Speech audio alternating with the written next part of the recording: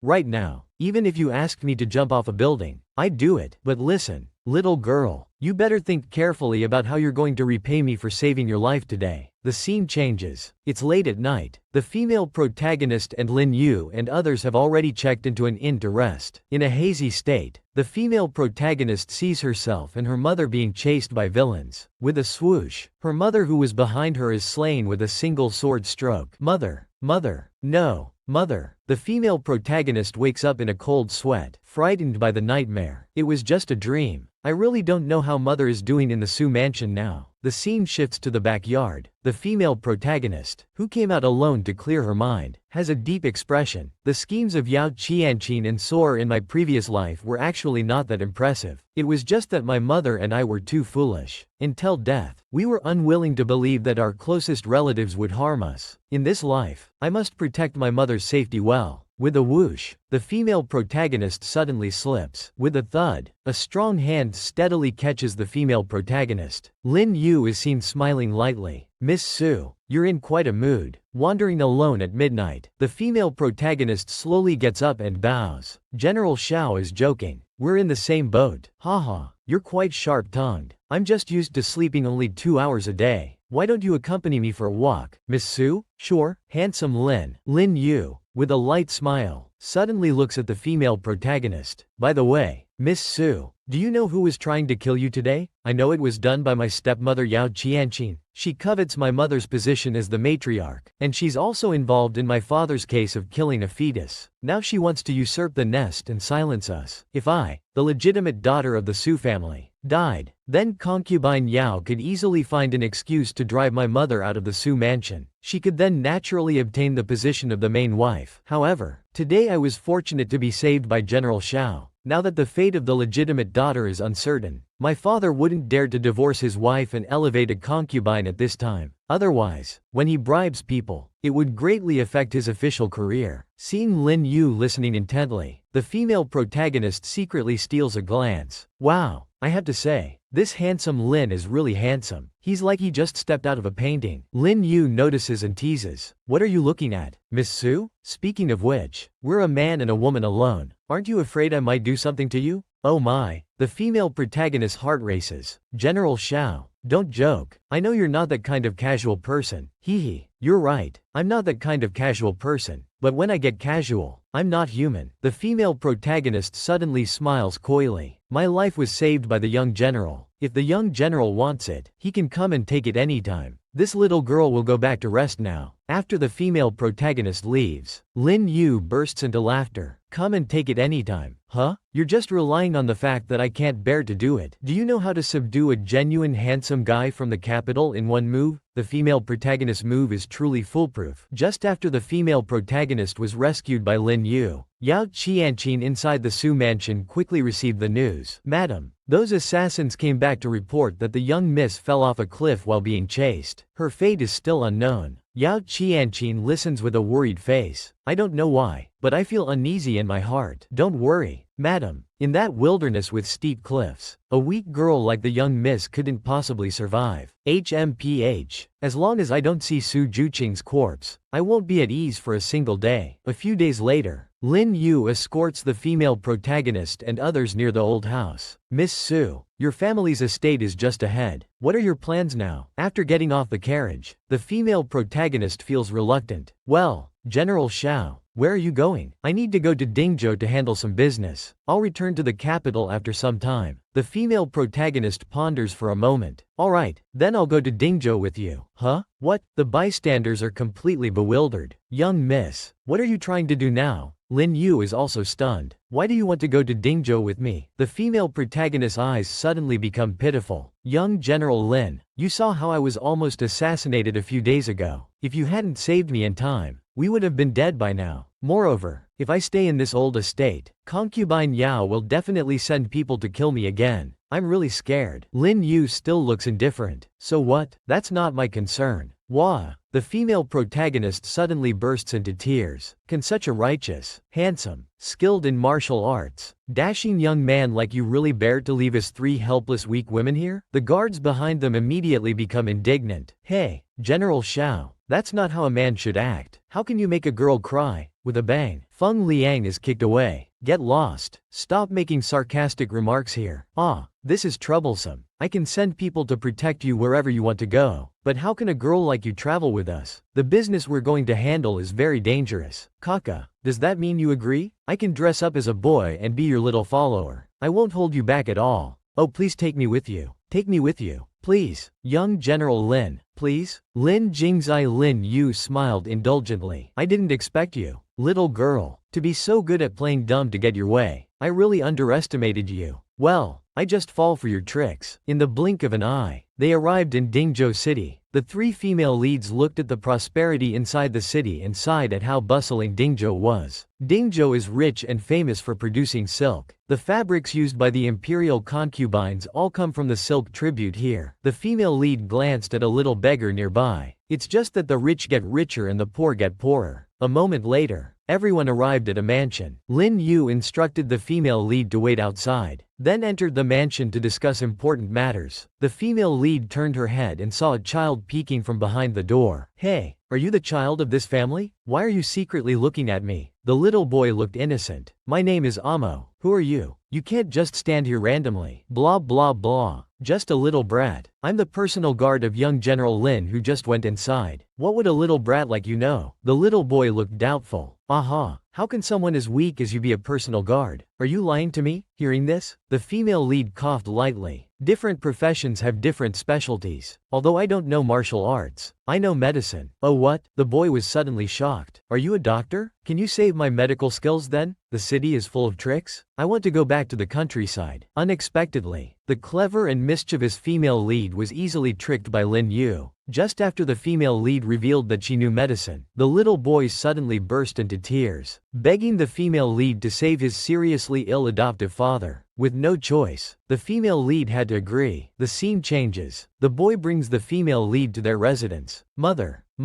I brought a doctor to see my adoptive father. The boy's mother appeared with a worried face. At this point, which doctor would be willing to come and treat our family? The female lead behind her smiled slightly. Let me try. Although I only know some basic medical skills. In a moment, they arrived at the sickbed. The female lead checked the pulse and asked questions. After feeling the pulse, she was suddenly shocked. Who did this? It's so ruthless. This brother's meridians are all broken. It's a miracle he's still alive. It's hard to imagine how strong his will is. With a cry, the mother and son hugged each other and wept. We encountered bandits on the road. My husband became like this because of us. I'm sorry, little brother. I'm at a loss now too. Just as the female lead was about to leave, she unexpectedly found Lin Yu waiting outside the door. Seeing the female lead's furrowed brow, Lin Yu felt uneasy too. That boy's father is the personal guard of Prince Shu. As a guard, he should have already come to terms with life and death. You don't need to be too sad. However, the circumstances of his injury are very suspicious. I don't know who did this. If only he could wake up. At this moment, the female lead, who had been silent for a long time, finally spoke. Actually, I can wake this brother up. But after waking up, he would only have 3 days to live instead of the original 15 days. What should I do? They say a doctor should be compassionate. But if I do this, what kind of doctor am I? Just as the female lead was deeply troubled, Lin Yu suddenly held her hand. Actually, you're not wrong. This decision is not up to you. Let's leave it to Mrs. Zhang. But if it were me, even if I only had 3 days to live, I would rather see my loved ones before I die than die with regrets. The female lead's heart suddenly raced. For some reason, being by Lin Yu's side always made her feel at ease. At this moment, Mrs. Zhang inside the room suddenly spoke. Su Dai, I've made up my mind. Please wake my husband up. A moment later, after the female lead's treatment, Zhang Cheng, who had been in a coma, finally woke up. The Zhang family was overjoyed. Unexpectedly, Zhang Cheng's first words were to find General Xiao Lin Yu, which confused everyone present. In a blink, Lin Yu came into the room. After everyone else left, Lin Yu slowly spoke. Zhang Cheng, now you can speak. What exactly is Amo's identity? Why did you risk your life to protect her? And who tried to assassinate Amo? The scene changes. It's already late at night. At this time, Zhang Cheng is enjoying his last moments with his wife and child. Standing behind them, the female lead is full of self-blame. If only my medical skills were better. If my master were here, this brother might still have a chance to live. Hearing this, Lin Yu's heart trembled. What master? Oh, I'm just thinking nonsense. At least Amo is enjoying family time now. At this moment, Amo, who was riding a horse, waved to the female lead, Dr. Su. Come over and join us. As the female lead was hurriedly running over, Lin Yu behind Su Yang shouted, Aha! Why are you calling me? Damn, I've been exposed. Lin Yu approached with a mischievous smile. So you're Su Yang, the closed-door disciple of the Dream Divine Doctor. It really took me quite a search to find you. Have you ever seen a female lead who can act so coquettishly? She really has this young General Lin wrapped around her finger. Just after the female lead treated Zhang Zhen Shi Zhen, she accidentally revealed that she had a master's birthday banquet. The always alert Lin Yu discovered the clue. Hee. So you're Su Yang, the closed-door disciple of the Dream Divine Doctor. It really took me quite a search to find you. The female lead, whose identity was exposed, looked embarrassed. Haha, you only said you were looking for my master, not for me. Su Yang, how was I supposed to know you were looking for me? Is that so? You little fox, you're really cunning. Even now, you're still quibbling. Chirp chirp, how about that? Come on, bite me. Ling Lai chuckled. I'm not teasing you anymore. So, lovely Miss Su Yang, may I ask where Meng Huchen is now? Actually, I don't know either. Master only stayed in Suzhou for half a year, then went traveling again. I don't know my master's whereabouts now. Lin Yu suddenly smiled mischievously. Since Meng Huchen is gone, I'll take you, his little disciple, back to lead. In a few days, you'll return to the capital with me and stay at my mansion. Damn, the female lead was suddenly shocked. You old pervert, how can you let me, an unmarried girl, stay at your home? Beast, why are you so excited? I didn't ask you to share a bed with me. Besides, haven't I not forced you these past few days? But I don't know who's always been eagerly following behind me. I haven't. You're talking nonsense. Seeing the female lead's face turn red with embarrassment, Lin Yu stopped teasing. Actually, asking you to return to the capital with me is just to treat my father's illness. If you really have the ability to cure my father, I will definitely reward you handsomely. Oops, reward you handsomely. The female lead took note of his words. So young Master Lin is asking for my help. Well, that's easy to talk about. Come here.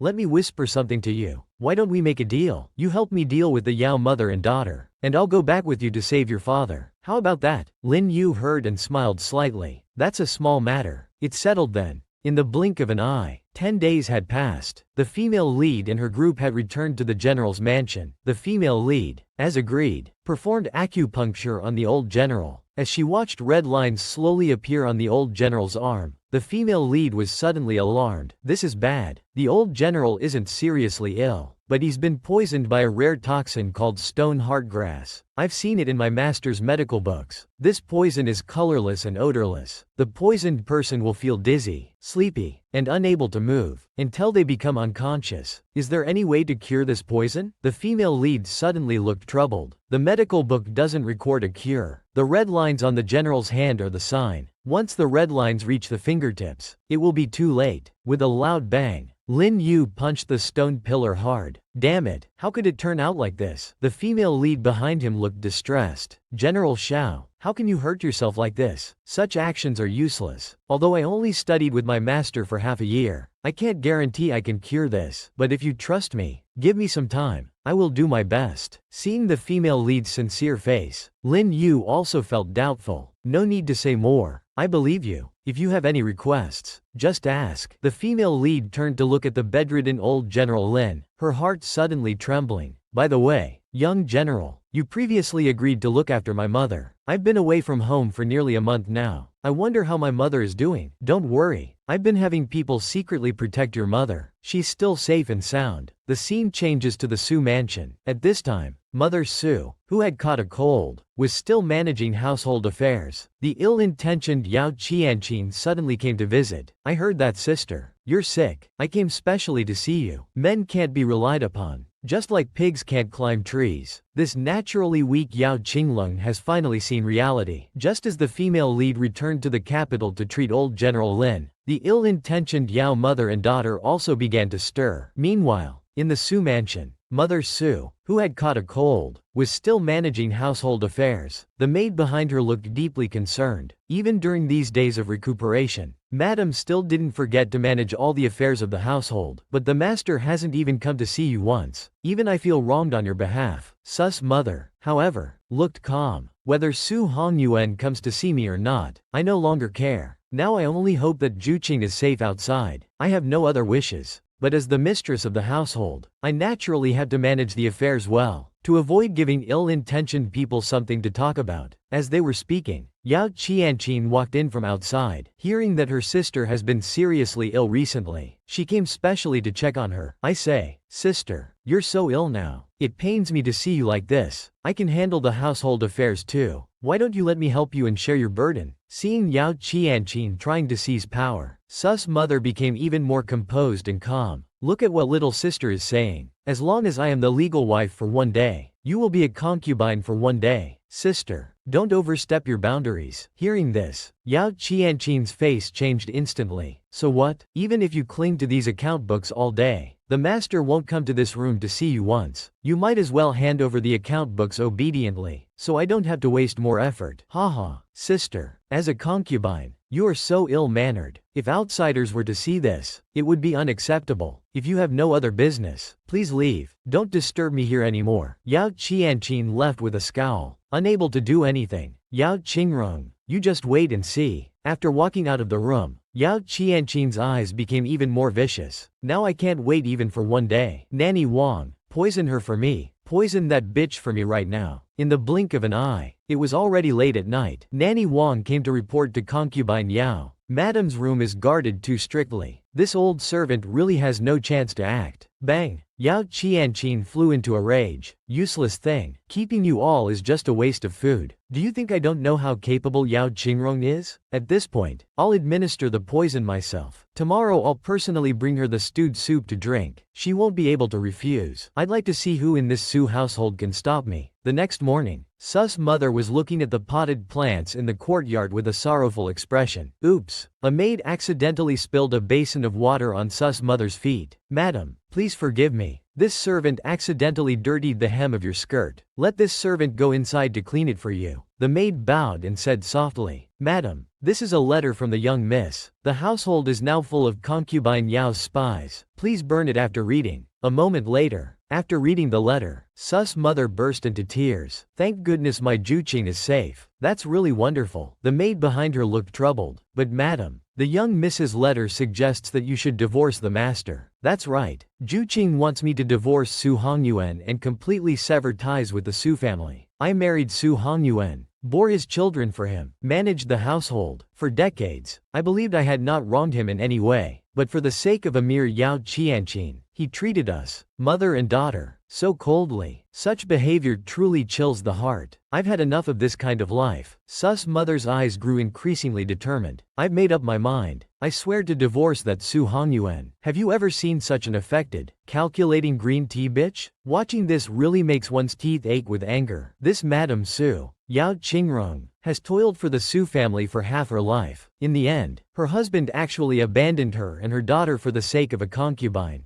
The naturally gentle Yao Qingrong finally made up her mind. I swear to divorce that Su Hongyuan and completely sever ties with the Su family from now on. Meanwhile, at the general's mansion, the female lead was busy treating old General Lin, working herself to exhaustion. Lin Yu suddenly appeared behind the female lead. Wipe your face, you little kitten. I'm like this because I'm working on the antidote for General Lin, and you're still teasing me. Seeing the female lead's adorable appearance, Lin Yu's face immediately softened with affection. Well, thank you very much then, my Dr. Su. At this moment, a servant came forward to report to Dr. Su. Madam Su has sent you a reply. The female lead opened the letter with a joyful expression. That's great. Mother is indeed stronger and more decisive than I imagined. She really agreed to my plan. Thank you, young General Lin. It's really great to have your support. Back at the Su mansion, the ill-intentioned Yao mother and daughter were carrying poisoned bird's nest soup to Su's mother's room. Sister, you're so tired from managing household affairs. I specially made some bird's nest soup to nourish you. Su's mother, clear-eyed, responded coldly. Sister, you've been in this household for so long but never came to pay your respects to me. What act are you putting on now? Oh my dear sister, we are blood sisters. As they say, blood is thicker than water. You won't blame me for not paying my respects, will you? Haha. Yao Qianqing, I see you've become overconfident. I am the legal wife. A concubine not paying respects to me is indeed your fault. Bullshit. Yao Qianqin, stung by the truth, cursed at Yao Qingrong. You bitch. Don't be so smug. Don't think I can't deal with you just because you're the first wife. Mother is right. What does it matter if you're the first wife? Father doesn't even see you as a person. Hearing this, Sus mother gave Sor a look of pity for the mentally challenged. You poor child. It's hard to tell if you're stupid or clever. You're full of schemes, yet you always act foolishly. It doesn't matter whether the master sees me or not. What matters is, as long as I'm his wife, your mother can only be a concubine, and you, Su Wanner, will forever be just a lowly illegitimate daughter in the Su household. What's all this commotion about? Su Hongyuan's voice suddenly came from outside the door. Yao Qianqin's face fell. She rushed forward, cooing, Qian baby, I'm really wronged. I saw sister come in tired, so I specially made bird's nest soup to nourish her. But not only was she ungrateful, she also scolded me for not knowing proper etiquette. Su Hongyuan's face immediately darkened with displeasure. We're all family. Why do you always have to give Qianqin a hard time? Hearing this, Sus mother smiled lightly. Master, you misunderstand. I also care for the concubine. I just wanted to share the bird's nest soup with her. Concubine Yao, please don't be polite. Let's share this bird's nest soup among the three of us. Yao Qianqin's face immediately turned sour. That bitch Yao Qingrong. How did she suddenly become so assertive? In the side courtyard, Sor said with a face full of resentment. Mother, what should we do? I don't want to be an illegitimate daughter anymore. Don't worry, Wanner. Since Yao Qingrong looks down on me, how can I let her have her way? Tomorrow, I'll have a way to make the master drive her out of the Su household. Have you ever seen such a dog of a man who pampers his concubine and abuses his wife? After watching this, I really want to punch his dog head. Yet, for the malicious Yao mother and daughter, in order to seize the position of the Su household's mistress, they actually planned to poison the legitimate wife Yao Qingrong. Unexpectedly, they were countered by Yao Qingrong in one move. In the garden, the maid looked at Madame Su with concern. Madam, you already know concubine Yao's ill intentions. Why did you still argue with her just now? Hearing this, Madame Su's face turned solemn. Yao Qianqin and her mother are narrow-minded, arrogant, and suspicious. To gain the position of the main wife, she will certainly use any means to drive me out of the Su household. Rather than waiting passively, it's better to take the initiative. This time, I used reverse psychology to provoke Yao Qianqin. She will definitely cry and complain to the master. At that time, I will go along with it and propose a divorce, which will allow me to leave the Su household legitimately. Now that the bait has been cast, we just need to wait for the fish to bite. It was already midnight. Yao Qianqin was crying her eyes out in front of Su Hongyuan. Master, you saw it today. Sister scolded me harshly as soon as she saw me. Sister,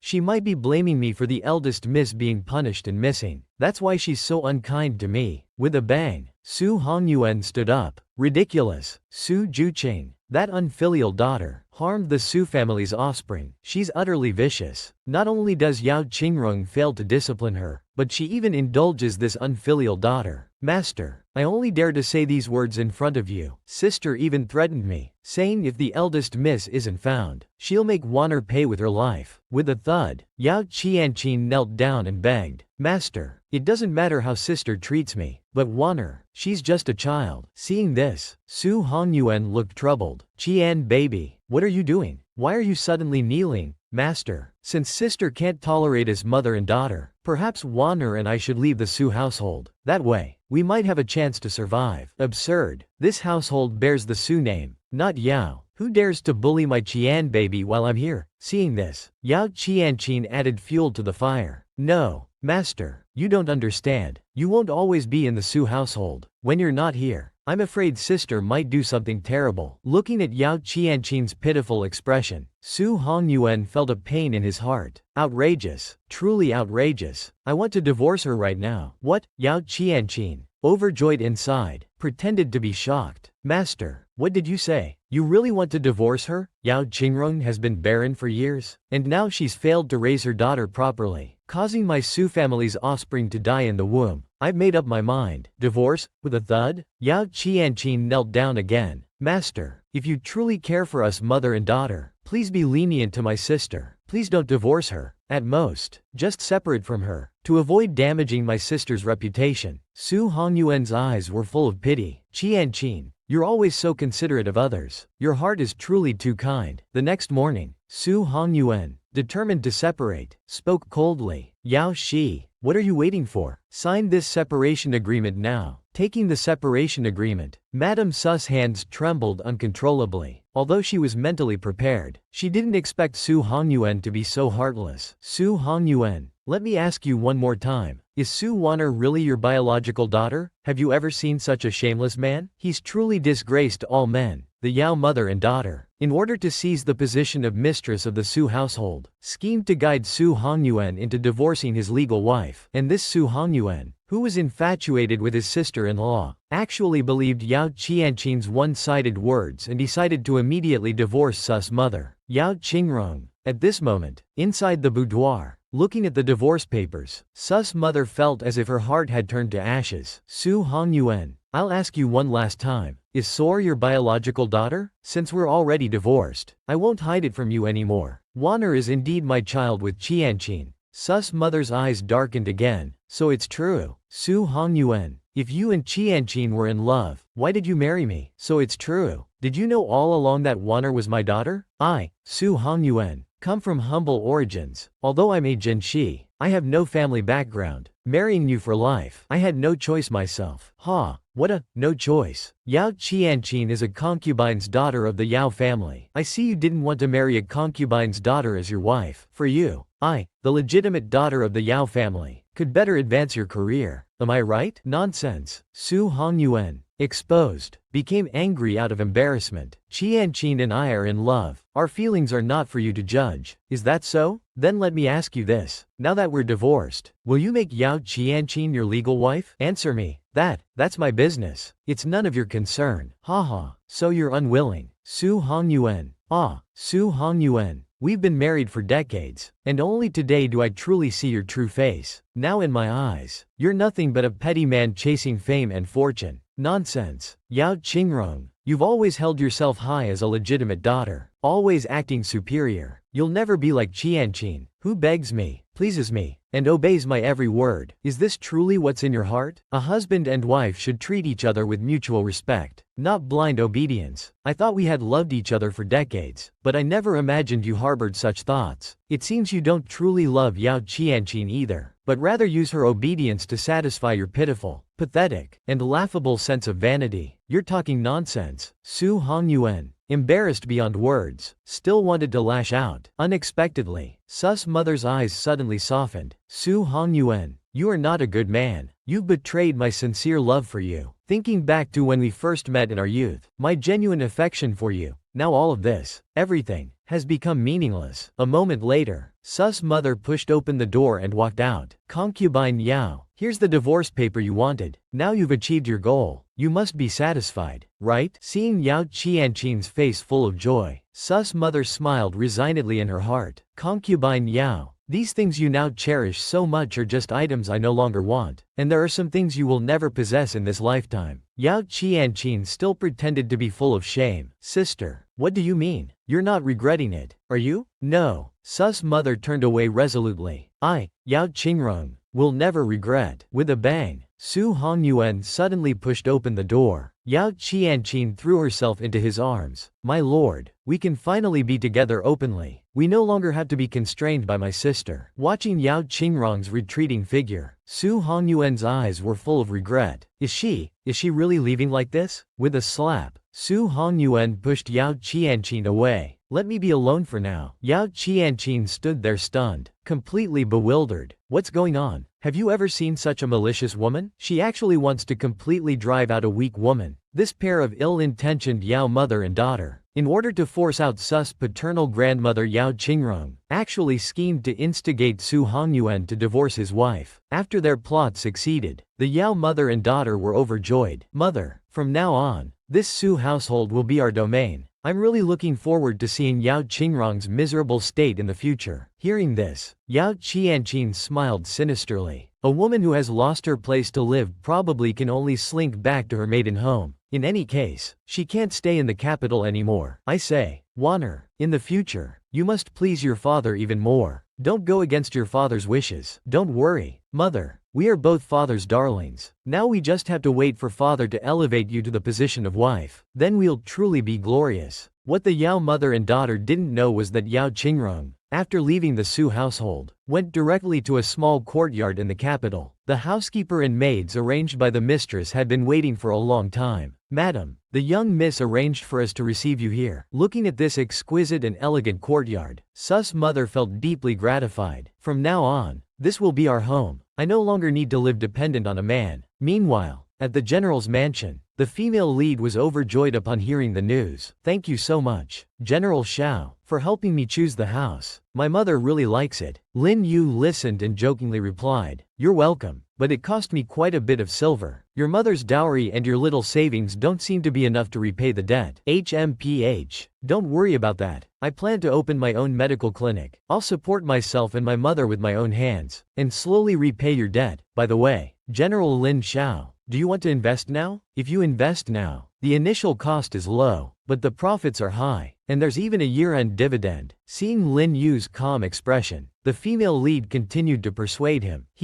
Actually, opening a clinic isn't just for making money, it's also for General Lin's benefit. Once the clinic becomes famous, drug merchants will surely come to cooperate with me. You know, these merchants often have rare and precious medicines. Perhaps we might find a miraculous cure for the old general's new poison. Lin Yu suddenly chuckled. Miss Su, are you really treating me like a fish to be caught? If you need any herbs, I can just send people to find them. Why go through all this trouble? Lin Yu's eyes suddenly turned gentle. But still, thank you, Dr. Su. I understand your intentions. Oh, it's nothing. I'm doing this for myself too. The female lead turned away with a blushing face. What's up with this guy? Why did he suddenly become so gentle? The scene shifts to the Su mansion. Yao Qianqin, upon hearing the news, was shocked. What did you say? Yao Qingrong bought a house in the east of the city? Yes, madam, but you needn't worry. She's just a woman who's been kicked out. She can't stir up much trouble. I really underestimated that bitch. I didn't expect she still had a backup plan. At this moment, a servant suddenly came to report. Madam, the corpse we bought earlier has been discovered by the authorities. I went to check personally, but I didn't see the young miss's body. What do you mean you didn't see it? What are Su Juqing's people doing? Yao Qianqin suddenly panicked. No sign of her alive or dead. Could someone have rescued Su Juqing? The nanny Wang beside her looked terrified. Madam, we must nip this in the bud. If the young miss returns to the Su family alive and accuses you of hiring assassins, it would be disastrous. Don't panic. There's no evidence now. Without proof, it will just be treated as nonsense. Calming down, Yao Qianqin hatched a plan. Spread rumors, say that the young miss, without informing the master, ran away with a strange man on her way to the old house in Dingzhou. Su Juqing, even if you hide from sight, I'll use these rumors to completely ruin you. What's it like to run into your future mother-in-law while on a date with your girlfriend? This handsome Lin fellow is somewhat embarrassed. These Yao mother and daughter, in order to eliminate the female lead completely, secretly hired assassins to kill her on her way to Dingzhou. After learning that the female lead escaped, Yao Qianqin came up with another plan. Now,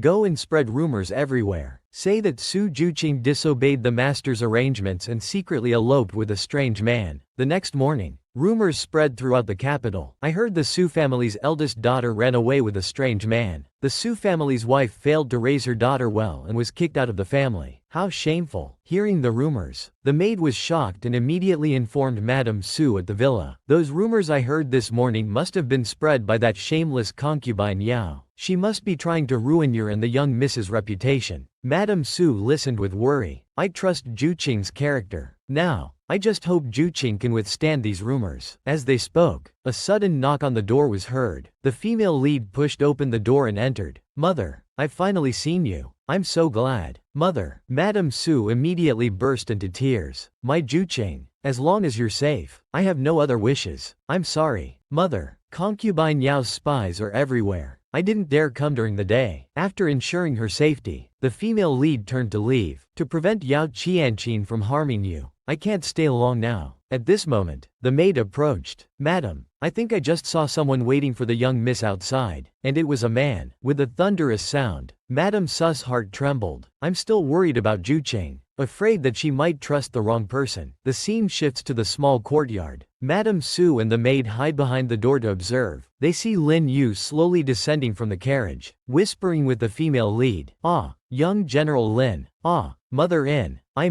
Madame Su." Seeing their identities exposed, Madame Su simply invited Lin Yu into the house. The female lead turned to Lin Yu. "I need to talk to my mother for a moment. General, please wait here." "Oh, Jucheng, don't be rude. How can you speak to General Xiao like that?" Lin Yu's eyes were full of doting affection. "It's alright. I'm already used to it." After reaching the boudoir, the female lead revealed all her recent experiences. "What, you say you were ambushed on your way to the estate? Could it be Yao Qianqin's doing?" "Yes, mother. Who else could it be but her? Fortunately, I was saved by General Lin. Otherwise, the consequences would have been unthinkable. That's why I'm now helping General Lin. Damn it, that vicious Yao Qianqin dared to lay hands on my daughter. How hateful, truly hateful. No, I'm going to report this to the authorities right now. I won't let this matter rest." Seeing this, the female lead quickly grabbed Madame Su. "Mother, the assassins are already dead, leaving no evidence. Reporting to the authorities would be useless. Trust me, mother. I will definitely make that mother-daughter pair pay the price." A moment later, the calmed-down Madame Su took out all her savings. "Jucheng, since you want to open a medical clinic, take all this money. General Lin is a good person, but as a young lady, you shouldn't rely solely on his money." After receiving the money box, the female lead felt guilty. "Mother, will you be upset that I'm out in public opening a clinic?" "Silly child. I don't want you to follow my old path. Of course I'm proud that you can carve out your own place in the world." "Thank you, mother. You truly are the best mother in the world. By the way, mother, you're really biased. How do you know General Xiao is so good?" With a thump, Madame Su lightly tapped the female lead's forehead. "Silly girl. A person's eyes don't lie. Do you really think General Xiao is good to you just because of your medical skills?" The lifelong single female lead was confused. "Isn't that the case? Have you ever seen such a woman who turns black into white?" His words truly leave one dumbfounded. After reporting her safety to her mother, the female lead and General Xiao hurriedly returned to the general's mansion. In the carriage on the way back, the female lead always had a deep expression. Suddenly, Ling Yue spoke up. "Jucheng, you've been in a daze since just now. What are you thinking about?" The female lead mumbled. "I'm thinking about opening the clinic. It can't be delayed any longer." "Is that so? Why are you in such a hurry to open the clinic?" "Of course I'm in a hurry. Perhaps my master will come when he hears about it. Then he could treat your father's illness." Seeing the female lead's serious face, Lin Yu suddenly smiled mischievously. "Well, thank you very much, Su Yangdai. You're so considerate of me." Feeling Lin Yu's breath approaching, the female lead's heart started racing. "It's not for you at all. I just want to make money to pay off my debt." In an instant, Madame Su's voice echoed in her ears. "Silly girl. Do you really think General Xiao is good to you just because of your medical skills? Haha.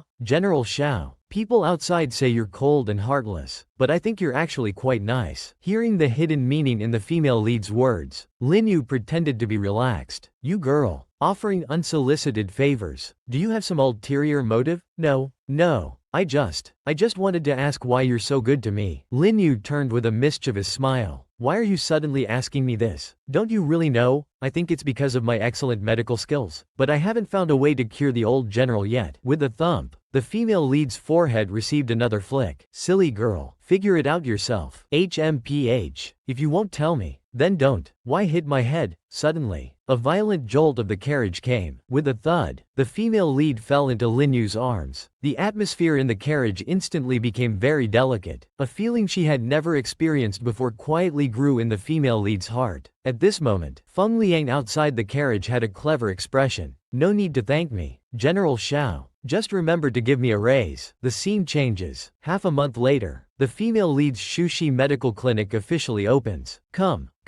Our clinic opens today. Free consultations, 50% off on medicines. Whether you're sick or not, come in and have a look. Passers-by, upon seeing this, rushed into the store to frantically buy various tonics. Stuck in the crowd, Nanny Wang secretly calculated, "I must quickly let concubine Yao know about the young Mrs. return." The scene shifts to the Su mansion. With a bang, Su Hongyuan suddenly slammed the table. That unfilial daughter actually disobeyed orders, returned to the capital without permission, and even dared to open a medical clinic in the city. Yes, master. This old servant saw it clearly. It was undoubtedly the young miss. Seeing this, Yao Qianqin continued to add fuel to the fire. Juqing, this child is really something. She's in the capital but doesn't come home to see us, making us worry so much. You're right. This unfilial daughter even dares to show her face in public. She's completely disgracing our Su family. Oh my, master. Juqing is still young. She's probably just trying to defy you. Master, don't let such a small matter damage your father-daughter relationship. At this point, we should take the initiative to humble ourselves and go to the clinic to bring the young miss back. Nonsense. I have to go and invite her back? I think she doesn't even respect me as her father at all. That unfilial daughter. If she doesn't want to come back, then she should never come back. Yao Qianqin was overjoyed to hear this. Since the young miss despises the Su family, why don't you remove her from the family registry? That would fulfill the young miss's wishes. Su father, who had spoken too harshly, looked troubled. This doesn't seem right. And master, I just wanted to let the young miss, who's out in public now, not have to worry about the Su family's reputation anymore. Have you ever seen such a handsome guy with such strong boyfriend energy? He's practically the dream lover of countless young girls. This female led, in order to be an independent woman of the new generation and carve out her own path, resolutely decided to open a clothing shop. Unexpectedly, after just one day, the shop was deserted. Seeing this, Ling Yu felt mischievous. Wake up, you lazy pig. Hey, what are you doing? Why are you bothering me for no reason?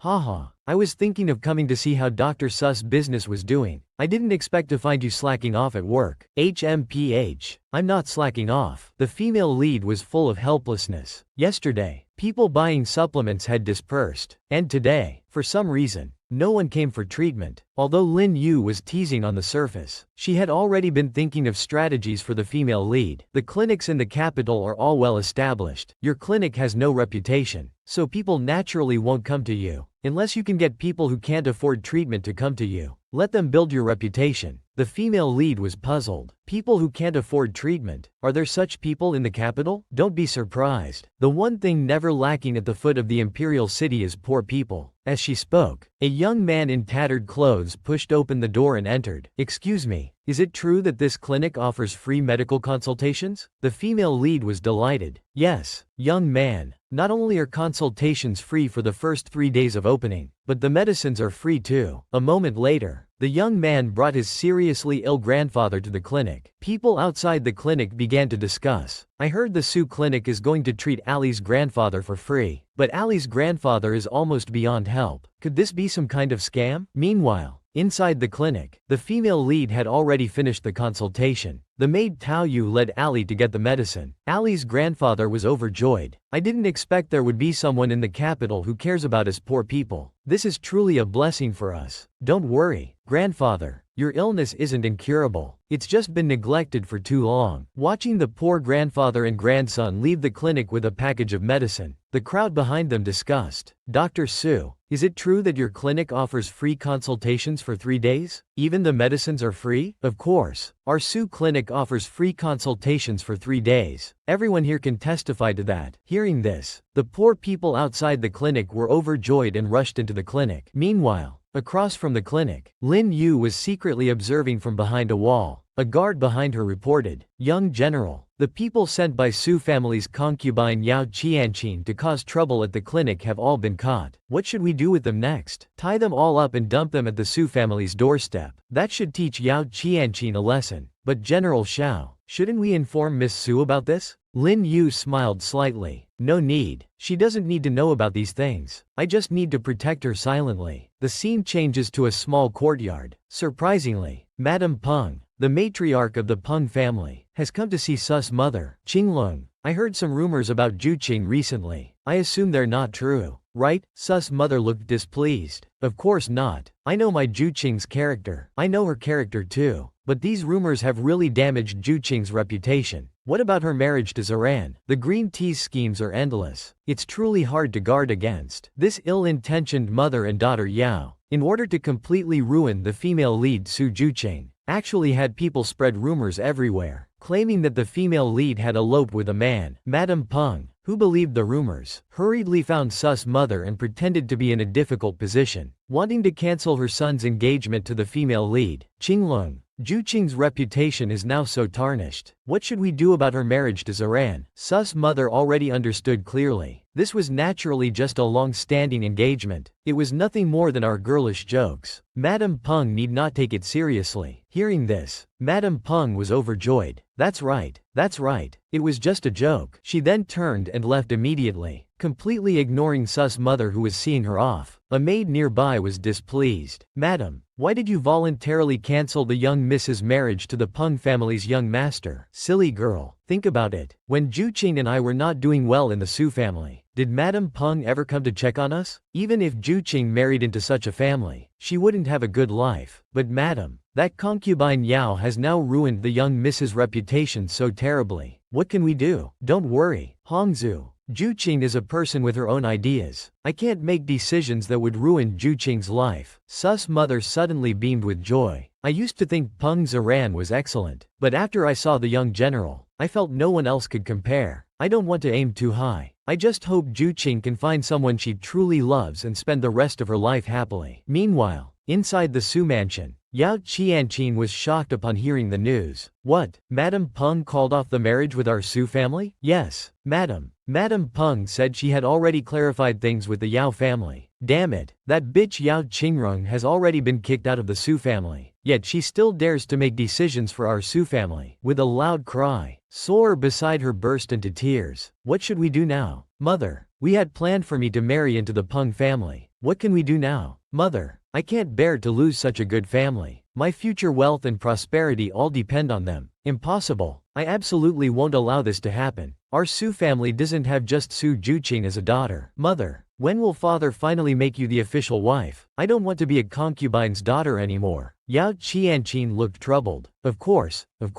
He should bring me into the family with a grand wedding procession. Then I'll talk to Madame Peng about your marriage to Peng Zaran. She can't possibly refuse. But mother, what if that little bitch Su Juqing comes to cause trouble? What should we do? Such an immoral girl. I will use my authority as the Su family's madam to capture her and drown her in a pig cage. The scene shifts to the medical clinic, where the female lead hands a package of herbs to Lin Yu. These are rare medicinal herbs sold by a traveling merchant at my shop. They're perfect for nourishing the old general's health. Lin Yu looked at her with tender eyes. Thank you so much for your thoughtfulness, Dr. Su. At this moment, the maid Tao Yu came forward to hug the young miss. Young miss, Miss Lu and Miss Tang have come to see you. The female lead was overjoyed. Yingying and Yu Zhao are both here? Then she looked up at Lin Yu. Oh no. We can't let them know you're here. Have you ever seen someone actively trying to warm up to someone who's cold towards them? This mother-daughter pair of the Yao family is truly laughable. Just as the female lead was chatting idly with young General Lin, the maid Tao Yu suddenly reported, Young Miss, Miss Tang and Miss Lu have come to see you. The female lead was suddenly alarmed. Oh no. We can't let them know Lin Yu is here, especially Yingying. That boy crazy girl. She might sell me out. Quick, go. They're about to come. You need to hide. Lin Yu grabbed the female lead's hand. Why should I hide? Do you think I'm not presentable? Oh my. You don't understand a girl's thoughts at all. How can I explain your presence here to them? Seeing the female lead getting angry, Lin Yu, who was caught in a dilemma, could only reluctantly agree. A moment later, Tang Yuzhao and Lu Ying arrived at the clinic. Lu Ying was full of joy. Juqing, you're really not considerate. You opened a clinic without telling us. Tang Yuzhao spoke up directly. Someone, buy all the herbs in the clinic. We want to support you properly. Haha. No.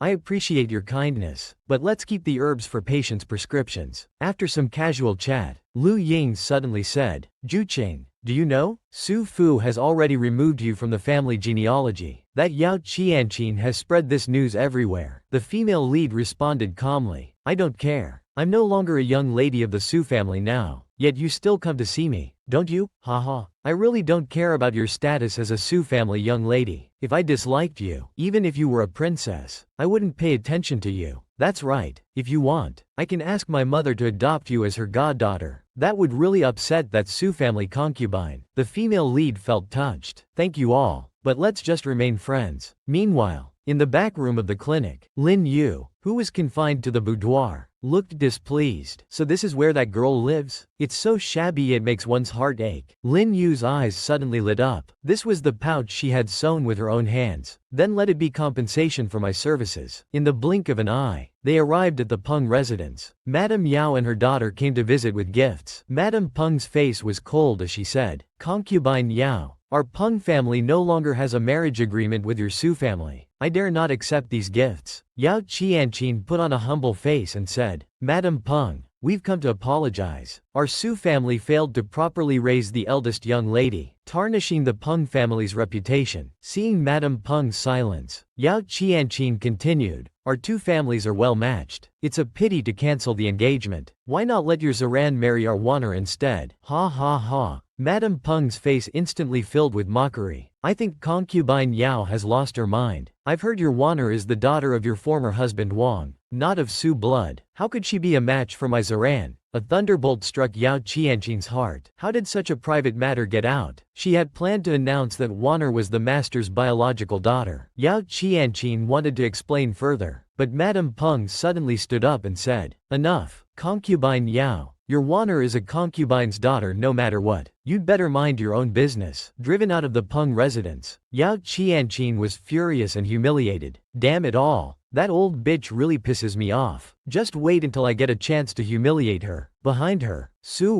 also cursed. Damn it, is that bitch messing with me? I think she's really sick in the head. Second Miss Su. Peng Zaran's voice suddenly came from behind. "Aha, greetings, young Master Peng. This humble girl pays her respects. A scheming green tea bitch with many tricks up her sleeve." These morally corrupt Yao mother and daughter were finally making their move on the Peng family's young master. To ruin the female lead, they spread rumors and slandered her reputation everywhere. Just as the female lead cancelled her engagement with young Master Peng due to constant rumors, the Yao mother and daughter seized the opportunity, intending to have Su replace the female lead in marrying into the Peng family. Unexpectedly, they were met with mockery from Madame Peng. Just as the humiliated Yao mother and daughter were about to leave, Peng Zaran suddenly appeared behind them. "Concubine Su and second Miss Su, are you leaving already?" Seeing this, Yao Qianqin's heart leapt. "Yes, young Master Peng. We had a delightful chat with your mother. We even discussed your marriage to Waner." Hearing this, Peng Zaran's face turned red with embarrassment. "Then, I'll go see my mother now." Watching the half-excited DNA in Peng Zaran's body, the Yao mother and daughter behind him smiled sinisterly. "Listen, Waner, as long as you firmly grasp Peng Zaran's heart, you'll have the chance to marry into the Peng family." The scene shifts to the medical clinic. The female lead, having received the news, was puzzled. "You say Yao Qianqin went to the Peng family with gifts and had a pleasant conversation with Madame Peng?" "Yes. Yao Qianqin is telling everyone about it. It's already spreading like wildfire outside." "I see. Yao Qianqin wants to use public opinion to pressure the Peng family. Well, I'll add fuel to their fire. Feng Liang, send people to spread the news that Peng Zaran and Su Waner are in love and have secretly agreed to marry." "I see. Miss Su, you want to provoke Madame Peng's anger." "That's right. Hee hee. The more the Peng family resists marrying into the Su family, the more I'll push for it. I want to see what Yao Qianqin will do then." A moment later, the young man Ali came to the clinic. "Dr. Su, you told me to come back for medicine after 3 days. My grandfather has improved a lot after taking your medicine, but I don't have money to buy more now." The female lead was delighted to hear this. "It's good that your grandfather is getting better. As it happens, I'm short-handed at the clinic. Why don't you work here from now on? I'll cover all your grandfather's future medicine costs." The next morning, Lin Yu watched Ali busy in the shop and asked curiously, "Don't you find it inconvenient to have a man working in the shop?" What a strange thing to say. It would be odd not to have a man in the shop. Besides, Feng Liang and Lei Xin often come to help too. Haha. Speaking of Feng Liang, I heard you ordered him to matchmake between the Su and Peng families. You're really kind-hearted. By the way, why don't you want to marry into the Peng family? They're a scholarly family. The female lead looked disdainful. "My sister Waner wants to marry into the Peng family. Isn't that a good thing? Besides, the Peng family doesn't treat me well. I don't want to marry there and have to bow and scrape." Lin Yu listened with a gentle expression. "You said before that I treat you well, but I've never seen you bow and scrape to me." Bang! The female lead's heart suddenly trembled. In her past life, she was killed by Peng Zaran and Su Waner. After General Lin Shao became the new emperor's favored minister, he married a noble lady from the Jin family, having no connection with her at all. A sudden pain gripped her heart. If she cured old General Lin, there would be no more connection between them. What are you doing? Lin Yu looked at the dazed female lead with confusion. Why are you spacing out again? The female lead gently wiped the tears from the corners of her eyes. I'm fine. I'm just not used to the days ahead. Don't worry, silly girl. You can come to me for anything. I'm still here. Do you understand the pain that men can't lift? It's enough to make many handsome and strong men cry. This female-led, Su Jucheng, hung up a sign specializing in treating difficult and complicated diseases to make her medical clinic famous. Passers-by on the street were discussing, this sus medical clinic really has medical skills to treat difficult and complicated diseases. This news quickly reached the ears of a rich merchant in the city. Sus medical clinic, is it? I must meet them properly. In the blink of an eye, it was already dusk. The female lead was organizing medicines in the clinic. The disguised rich merchant suddenly pushed the door open and entered. Excuse me, is this Dr. Su who specializes in treating difficult and complicated diseases? Yes, it is. May I ask if you're feeling unwell? Young master, Dao Yu stood beside with a puzzled face. I'm going to see a doctor. Why do I need to dress up like this? The rich merchant slowly took off his bamboo hat and looked at the female lead with a troubled expression. Dr. Su, actually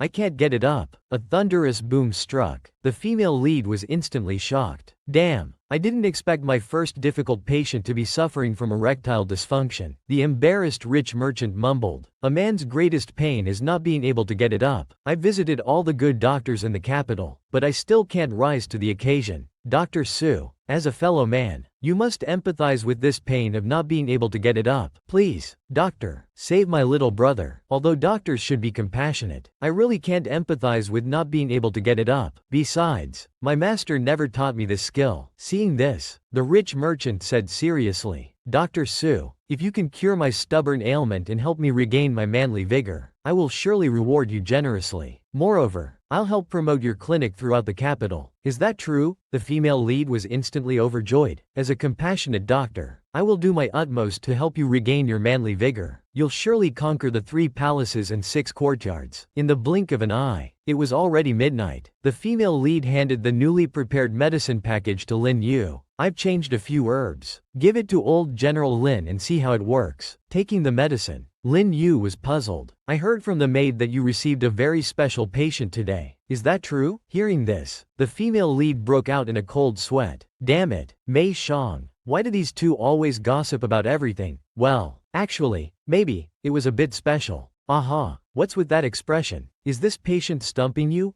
No, it's not an incurable disease. It's just, a bit. You know. Seeing the female lead's embarrassed face, Lin Yu became more curious. You little girl, are you hiding something? Quick, tell me what disease this patient has. At this point, the female lead had completely broken down. No, it's not a big deal. It's just that the old master can't get it up. With a thunderous boom, Lin Yu was stunned on the spot. Damn it, you, how can you, a young girl, treat someone for this kind of disease? How am I supposed to live with this, to prevent her future husband from not being able to get it up? This female lead really went all out. To make a name for herself, she specifically hung up a sign specializing in treating difficult and complicated diseases. Unexpectedly, the first patient who came was seeking treatment for erectile dysfunction. This result really shocked the female lead. Upon hearing the news, her future boyfriend flew into a rage. How can you, a young girl, treat someone for this kind of disease? It's not a big deal. I'm just taking his pulse and asking questions. I don't need to do anything else. I don't approve. You must send that person away tomorrow. You must not treat him. Hearing this, the female lead also became angry. What if you don't approve? There's no distinction between men and women before a doctor. Since I've chosen this path, I'm not afraid of others' gossip. Besides, do you know that if I cure this patient, my clinic's reputation will be established? This is what I've been dreaming of. Jucheng, do you think I care about these things? Lin Yu's love was hard to express. Seeing the female lead's stubborn expression, he could only forcefully suppress his anger. It's so frustrating. Fine. If you want to treat him, then do it. But little girl, I'm warning you, you're only allowed to prepare medicine. You're not allowed to do anything else. Do you understand? I got it, the female lead said, her face red with anger. But looking at Lin Yu's dejected back, he felt a twinge of reluctance in his heart. Old Wei, wait a moment. Lin Yu, why were you so angry just now? Actually, treating this condition has many benefits for you too. Lin Yu's eyes suddenly flashed with murderous intent. Ah, so please tell me, Dr. Su, how does this concern me? The female lead's eyes instantly filled with expectation. Kaka, you should know. General Xiao, you're also a man. If you can't get it up in the future, I can give you a free consultation. I'm accumulating experience now. If General Xiao needs it in the future, I guarantee immediate results. What, Dr. Su, do you know that you can eat carelessly, but you can't speak carelessly? Oh my, I'm sorry.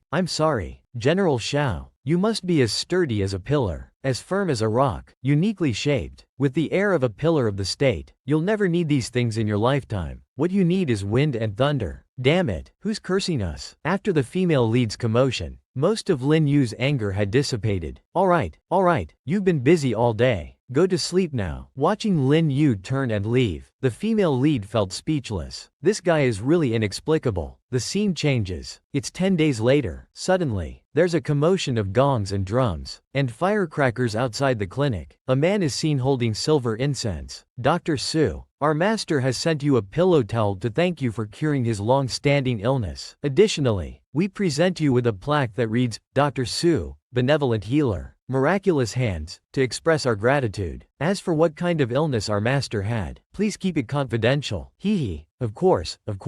The scene shifts to the back door of the Su residence. Soar, wearing a cloak, secretly meets with Peng Zaran. They passionately embrace and kiss upon meeting, showing that Peng Zaran has been completely captivated by Soar. Zaran, why haven't you come to see Wanner for so long? Wanner thought you had fallen for someone else. Peng Zaran looks deeply affectionate. How could that be? Wanner, you're the only one in my heart forever. Su Wanner seizes the opportunity. Then, Zaran, when will you come to my house to propose to my father? Wanner is really looking forward to it. Have you ever seen such a vicious mother and daughter? It's truly infuriating. The scheming green tea bitch Yao Qianqin, in order to let her daughter marry into a wealthy family and enjoy luxury, secretly had her daughter Soar seduce the Peng family's son, Peng Zaran. On a dark and windy night, Soar and Peng Zaran meet in secret. Such a scene is truly romantic. Soar seizes the opportunity to speak. Zaran, when will you come to my house to propose to my father? Wanner is really looking forward to it. Hearing this, Peng Zaran breaks out in a cold sweat, frozen in place and unable to speak. With a wail, Su Wanner bursts into tears. Now everyone is saying our two families are going to be united. If you don't marry me, my reputation will be ruined. Actually, my mother is angry about this. It's strange. I don't know why everyone is spreading rumors about us getting married. Suddenly, Su Wanner realizes something's not right. This Peng Zaran has no intention of marrying me at all. Then, with tears in her eyes, Zaran, do you look down on me because I'm a concubine's daughter? How could that be? Wanner, I truly love you. In this life, I will marry no one but you. Seeing Su Wanner crying like rain, Peng Zaran feels helpless. Wanner, I'll go back home now and think of a solution.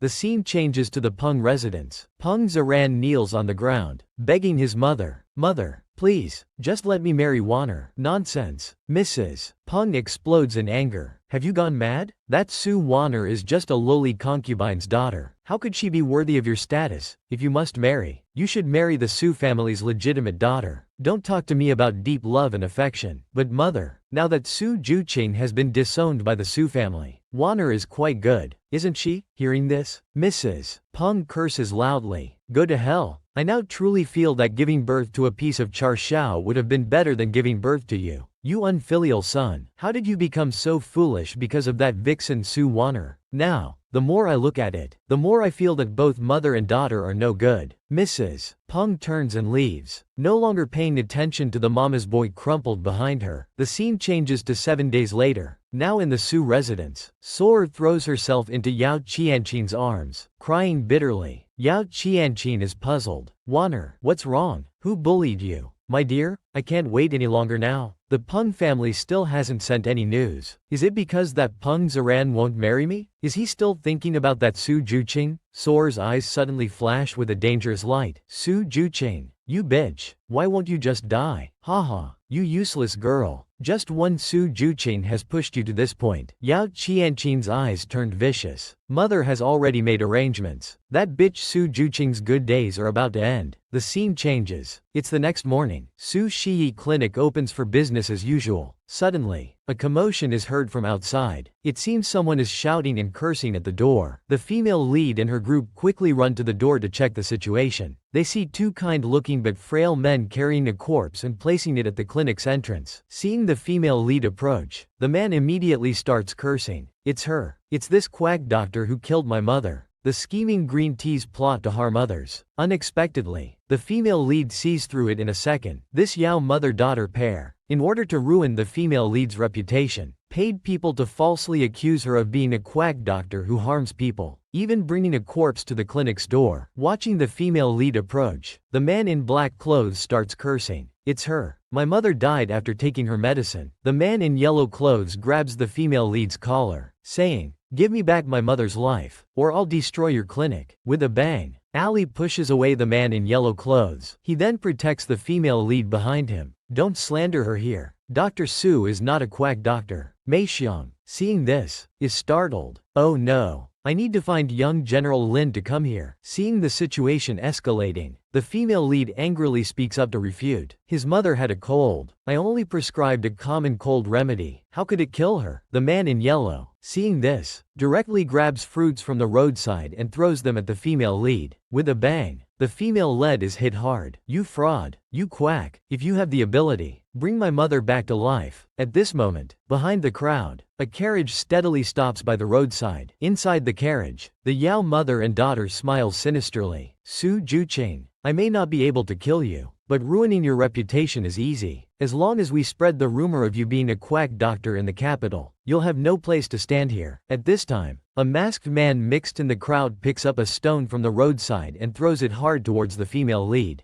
Dr. Su, watch out. At this critical moment, with a bang, the stone hits Lin Yu's forehead. Lin Yu, who just arrived, pushes the female lead down to protect her. Dr. Su, are you alright? The shocked female lead stands there, only able to shake her head dumbly. Seeing this, Lin Yu's eyes flash coldly. Who dares to cause trouble here? You keep saying a quack doctor harmed people. Why are you making a scene here instead of reporting to the authorities? The men, feeling uneasy, say, of course we'll report to the authorities. We just came here first to demand an explanation. Who are you anyway? Why are you speaking for this quack doctor? Haha. I am General Zan Yin. Lin Yu, you dare to misbehave in front of me? I dare to vouch with my position that Dr. Su is absolutely not a quack doctor. You two are slandering her. Hearing this, the troublemakers break out in cold sweat. Oh no. It's actually General Zan Yin from the capital. The Yao mother and daughter in the carriage are dumbfounded. We didn't expect the one backing Su Juqing was actually General Lin Xiao. So that's it. This bitch has already hooked up with General Lin Xiao. She's truly shameless. At this moment, Lei Xin comes forward to report. General Xiao, Jin Zhaoyan has been brought here. We can investigate the case at any time. Magistrate Zhang, these two keep saying our Dr. Su caused someone's death. I've come to ask you to preside over this case. Magistrate Zhang shakes his head internally. These fools, daring to provoke the Lin family. They must be tired of living. They really have a death wish. The female lead suddenly speaks up. Magistrate Zhang, may this commoner examine the old lady's body? It would help determine the exact cause of death. Haha, please do. You're the expert here. Whatever you say goes. A moment later, the female lead is clear in her mind. This old lady indeed died of poisoning. I told you. It must be your incompetence that killed my mother. Hearing this, the female lead smirks. The poison the old lady ingested is luju. Once boiled, this medicine has no toxicity. The cold remedy I prescribed doesn't contain this medicine. Even if it did, after boiling, it wouldn't cause poisoning. Seeing the situation turn unfavorable, the man in black quickly fled. It's just a misunderstanding. I'll take my mother back for burial first. Hee. It's not that easy. In the capital, there are very few pharmacies selling Lu wine. By checking them one by one, we can trace the culprit. Have you ever seen such a cunning woman? This Yao mother and daughter pair can truly be considered model green tea bitches. These scheming Yao mother and daughter, in order to ruin the female lead's reputation, deliberately slandered the female lead, accusing her of harming people with her clothes. Unexpectedly, they were exposed by the female lead in an instant. The poison this old lady ingested was from Lu wine. In the capital, there are very few pharmacies selling Lu wine. By checking them one by one, we can trace the culprit. Hearing this, the troublemaking man was shocked and tried to slip away quietly. Hee, it's not that easy to leave. At Ling Yu's command, the Yamen runners swarmed in and apprehended the troublemaker. Nearby, official Zhang bowed and retreated. General Xiao, this subordinate will take them back for questioning first. We will definitely give General Xiao an explanation. After everyone left, the female lead looked at the wound on Ling Yu's forehead with concern. General Xiao, you're hurt. Let me clean your wound first. Meanwhile, inside the carriage, Sora was scratching the wooden board, making a hissing sound. Why? I'm 100,000 times better than that bitch Su Juchain. Why doesn't General Xiao ever look at me? In the blink of an eye, they arrived at the clinic. The female lead looked at Lin Yu with a gentle expression. General Xiao, how could you be so impulsive just now? What if your eye had been injured? Silly girl, if I hadn't protected you, it would have been your face scarred. By the way, do you know who those troublemakers were? The female lead immediately snorted coldly. Who else could it be but the Yao mother and daughter? When they were causing trouble, Dao Yu saw the Su family's carriage at the street corner. But Yao Qianqin and her mother only have these few tricks. How could they possibly match our General Xiao? Hearing this, Lin Yu felt secretly pleased. This is the first time you've praised me. Do you need me to help you settle this once and for all? Never mind. If we act now, others might say we're bullying them with our power. It's better to bide our time. When the moment is right, I'll deliver a fatal blow. The female lead gently stroked Lin Yu's forehead. Young general, does your forehead still hurt? Unexpectedly, Lin Yu took the opportunity to hold the female lead's hand, his eyes full of love. As their eyes met tenderly, the female lead's cheeks instantly turned red, and her heart began to race uncontrollably. With a whoosh, the female lead immediately retreated tactically. Young general, you should rest well first. I'll be leaving now. Bye-bye. After running outside, the female lead's inner voice screamed, Aiya, why am I being so shy? Inside the room, the young general flipped his hair. Ah, my cursed good looks and charm. They truly trouble me so. Meanwhile, in the Su residence, Sora was crying loudly in Yao Qianqin's arms. Mother, I can't accept this. I'm such a perfect woman. Why did General Xiao choose that bitch Su Juqing instead? Yao Qianqin also looked puzzled. I really underestimated her. Seeing how Lin Yu protects her, could it be that he likes that little bitch? Pa, shameless vixen, slut, bitch, wainer, I'm telling you, you're not as seductive as her, so naturally you can't compete with her. But there are countless noble ladies who like Lin Yu. You should know that women can't stand rivals in their eyes. Have you ever seen such a terrifying love rival? This Princess Baoyang really makes one's hair stand on end. After Lin Yu stepped forward to help the female lead deal with the troublemakers, this news quickly spread throughout the capital. Upon hearing the news, Lu Ying was shocked. What? General Lin Xiao stepped in to help Su Shi Clothing resolve the situation? Quick, let's go to Su Shi Clothing right away. In the blink of an eye, they arrived at the clothing shop. Upon seeing the female lead, Lu Ying loudly questioned, Juchain, tell me quickly, what exactly is your relationship with General Lin Xiao? Hearing this, the female lead looked embarrassed. I'm sorry, Ying. General Xiao and I have known each other for a long time. I shouldn't have kept it from you. Are you still my best friend? How could you keep such a thing from me? With a wah, Lu Ying immediately became starry-eyed. Does this mean that from now on, as long as I come here, I can see my dream man? Quickly tell me, does General Lin like you? I can't believe it. The man I admire has fallen in love with my close friend, secretly protecting, helping out of righteousness, marriage and children. This is the kind of story you only see in operas. Seeing Lu Ying completely lost in her fantasies, the female lead behind her looks completely bewildered. This silly girl must be a bit crazy. Oh my, no.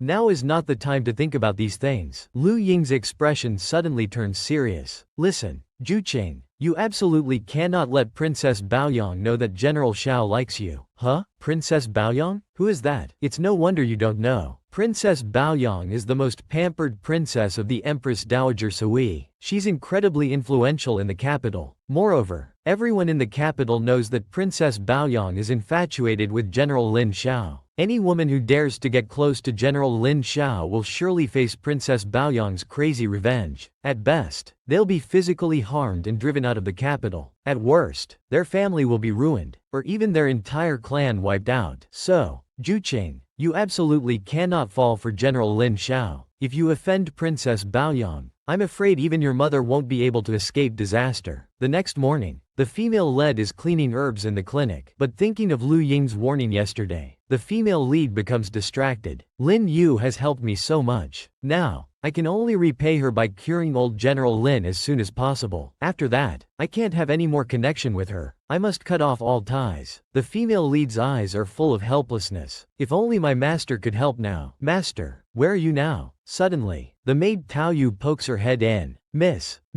General Lin Yu is here to see you. Oh, she's here.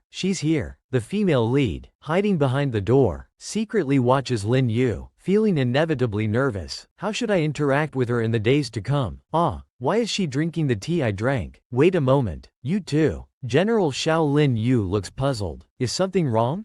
Gee, this tea has gotten a bit cold. Let me have Tao Yu bring you a fresh cup. No need. Lin Yu tilts her head back and drinks it all. Oh, it's so sweet. I came to tell you that we haven't caught the mastermind behind yesterday's incident. The 2 men who were arrested have already committed suicide in prison. This isn't surprising. Yao Qianqin has some connections in the capital. Buying 2 lives isn't a problem for her. Lin Yu suddenly switches to flirting mode. Silly girl. I've told you. As long as I'm here, you don't need to worry about so much. The female lead's heart suddenly starts racing. Lu Ying's warning suddenly echoes in the female lead's ears. If you fall for General Xiao, I'm afraid your mother won't be able to escape disaster. Oh no. Don't come any closer. The strongest love rival finally appears. What should the female lead do? This female lead and General Lin Yu have developed feelings for each other. But unexpectedly, they encounter Princess Baoyang, who is infatuated with the general. For her mother's safety, the female lead has no choice but to hide her feelings and cruelly reject General Lin. Men and women shouldn't be in close contact. Don't come any closer. General, please return to your mansion. Lin Yu then turns to leave. You're such a strange girl. But I have some urgent matters at home, so I'll head back now. After the general leaves, the female lead looks at her scarred hands. I need to quickly develop the antidote and part ways with Lin Yu as soon as possible. The next morning, the female lead is organizing herbs in the clinic. Suddenly, the maid Tao Yu comes to report. Miss, there are many people outside. What, are they here to cause trouble again? Let's go take a look. At this moment, outside the clinic, a carriage is stopping at the entrance. A noble lady slowly descends from the carriage. This is Princess Baoyang, who strikes fear into the hearts of noble ladies in the capital. The female lead steps forward and bows. May I ask if this lady has come for medical treatment? How dare you? A maid scolds loudly. Are you blind? You don't even recognize Princess Baoyang. What, this is Princess Baoyang? Princess Baoyang laughs lightly. I heard you and Lin Yu are good friends, so I came to visit and bring some small gifts. This is a small token from me. Dr. Su, please accept it. Su Yang thanks the princess for her kindness. But I'm afraid I cannot accept these things. You ungrateful commoner. How dare you be so unappreciative? As the maid is about to scold further, the female lead steps forward to explain. Your Highness, I merely happened to meet General Lin Xiao by chance. We are not close friends. I hope you can understand. Princess Baoyang snorted coldly. What this princess has given out, there's no reason to take back. Then she turned and left directly. Please take care. Dr. Su. After Princess Baoyang left, the female lead stood there stunned, her face full of jealousy. Lin Yu felt awkward. The princess's way of addressing him was indeed intimate. In the blink of an eye, it was already midnight. Lin Yu was handling affairs in his residence. Lei Xin came to report. Young General, Princess Baoyang went to Sus medical shop today. What did you say? What did Baoyang go there for? The princess didn't do much. Just sent Dr. Su 2 boxes of gifts. Lin Yu felt vaguely uneasy. Let's go to the medical shop now. Meanwhile, in the medical shop, the female lead was still sorting herbs. But whenever she thought of Princess Baoyang's intimate way of addressing Lin Yu, she felt very upset. Damn it, I haven't even called him husband yet, and you dare to call him Lin Yu. It's infuriating. With a cry of pain, the female lead's hand was suddenly cut by an herb. Blood immediately began to flow. Ali, who was behind her, took out some medicine.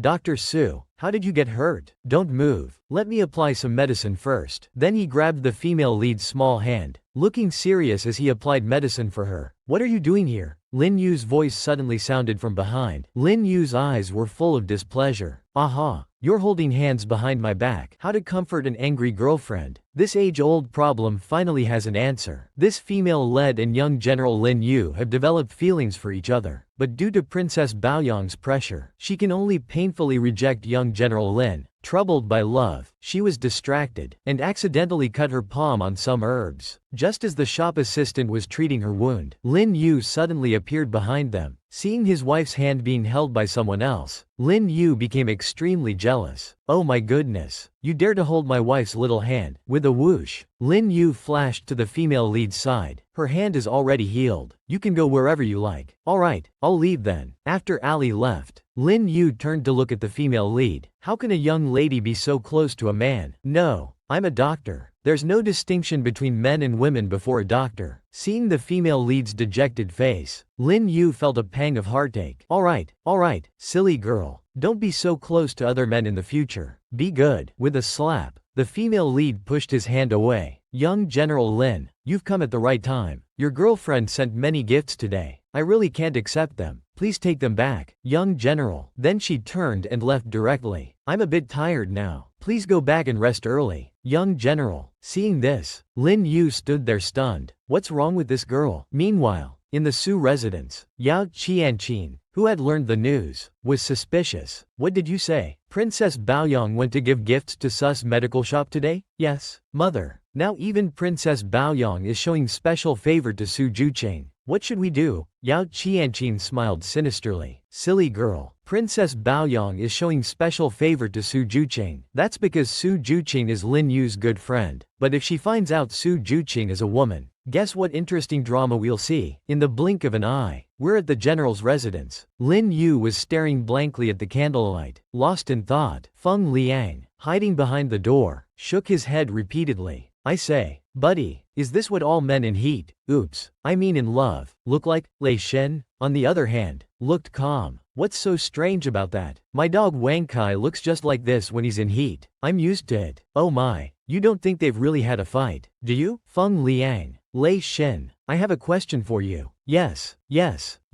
The two fools were startled. General Xiao, we were discussing breeding and postpartum care issues, not talking about your being in heat. Hey, cut the nonsense. I'm asking you. A friend of mine has an angry girlfriend. How should my friend please her? Boss, I have a question. Is this friend of yours? You shut up. Hurry up and answer the question. Feng Liang suddenly looked smug. Hee, you single dog wouldn't understand. It's obviously bags, clothes, and lipstick. They say bags cure all ailments, and lipstick solves 1,000 worries. This trick works every time. I disagree. Lei Shen interjected from the side. Dr. Su doesn't care about those things. I think for a foodie like Dr. Su, various delicious foods are the way to go. Lin Yu pondered thoughtfully. That makes sense. After all, can raising pigs make you rich? Lei Shen, tomorrow go to Fenggold Tower and order a table of fine cuisine. Add some special delicacies. Lin Yu's face suddenly turned red with embarrassment. Who told you two that I was talking about Su Jucheng? Right. We were just guessing. The two fools thought disdainfully. They say men and women in heat have 0 IQ. And it seems to be true. Have you ever seen such an adorable foodie? Her reaction to delicious food is so genuine. This handsome Lin fellow decided to take the female lead to the best restaurant in the capital for a feast to please her. In the blink of an eye, they arrived at the clinic. The female lead was prescribing and preparing medicine. Lin Yu suddenly appeared before her. Little girl, let's go out for a stroll today. The female lead shook her head, wanting to refuse. Unexpectedly, Lin Yu grabbed her hand and rushed out the door. Hee, you don't have a choice today. In a flash, they arrived at Lefeng Tower. Various delicacies were served on the table. Lin Yu's face suddenly turned red. I noticed you've been down these past few days, so I thought I'd treat you to some good food. No, I don't want to eat, the female lead said, but her body was honest. Resist. Oh no, I can't. It smells so good. Fine, I'll eat. It'd be a waste not to. Unable to resist the temptation, the female lead picked up a piece of roasted meat. As she put it in her mouth, this taste is too good. I've never had such delicious food before. Wow. Delicious. Watching the female lead eat heartily, Lin Yu was also full of joy. It seems that food can indeed conquer this silly girl. The female lead suddenly paused. Speaking of which, was Princess Baoyang, who was deeply in love with Lin Yu, really his wife in her previous life? General Lin, there's actually something I've been wanting to ask you. About Princess Baoyang. General Lin, a couple suddenly interrupted their conversation. Lin Yu stood up and bowed. Greetings, Prince Yu. Greetings, Princess Yu. The female lead behind him quickly stood up and bowed as well. So this is Prince Yu. Prince Yu is the current emperor's half-brother, son of concubine Chen. I remember in my previous life, Prince Yu was a devoted man. There was no one else in his back courtyard except for the princess. Unfortunately, after the princess married into the family, she remained childless. Concubine Chen was very resentful. Later, concubine Chen arranged for Prince Yu to take a concubine. Soon after, Princess Yu passed away in depression. A year later, Prince Yu followed her in death. Now they're standing right in front of me. It feels like a dream. After exchanging pleasantries, Prince Yu turned to leave. The female lead watched their figures with a deep expression. General Lin, is Princess Yu infertile? Infertile? How do you know? I'm a doctor. Of course I know. The female lead started to devour her food again. The princess's fate is so similar to mine in my previous life. I must help her escape this misfortune. Lin Yu suddenly spoke up. Hey, silly girl, why are you angry? Huh? Am I angry? The female lead's heart skipped a beat. Could it be that I'm feeling upset because of Princess Baoyang? No way. Could it be? Am I jealous of Princess Baoyang? Oh no. No, I'm not. This absolutely cannot happen. The scene changes to the next morning. The female lead and Lin Yu arrive at Prince Yu's mansion. Lin Yu was puzzled. Why are you so insistent on examining Princess Yu? Infertility can be devastating for a woman in ancient times. The female lead's experience might explain everything. This female led, in order to cure Princess Yu's infertility, specifically asked the young general to arrange for her to visit Prince Yu's mansion. After arriving at Prince Yu's mansion, Lin Yu was still confused. Tell me, why do you insist on examining Princess Yu? Oh, it's a girl's little secret. Don't ask so many questions. The female lead's heart sank as she turned her head. In my previous life, I was poisoned by Sor, which caused me to be infertile after marrying into the Peng family. I then suffered all kinds of abuse in the Peng household. Even now, thinking about it still chills me to the bone. Now, a Princess Yu with a similar fate stands before me. How can I not help her? At this moment, a maid came forward to report that General Lin was waiting. The Jade Prince's consort was already waiting in the room. Now, Dr. Su was invited to go and take her pulse. In an instant, they arrived in the boudoir. After taking the Jade Prince's consort's pulse, the female protagonist's mind was as clear as a mirror. Don't worry, Your Highness. Your infertility can be treated. You will definitely be able to have a little prince. A moment later, the female protagonist took out 2 prescriptions and handed them to the consort. Your Highness, this first prescription is for you. The second one is a medicinal diet for the Jade Prince. The Jade Prince's consort was stunned. A medicinal diet for the Jade Prince? What was this for? It's nothing. These are just some tonics to strengthen the body. The Jade Prince should take them daily. It will also be beneficial for Your Highness to conceive in the future. Soon, they were outside the Jade Prince's mansion. The Jade Prince and his consort came out to see them off. Ling Yu smiled lightly, saying there was no need to see them off. When the consort becomes pregnant, I will bring Dr. Su to claim a generous reward from Your Highness. Haha, of course.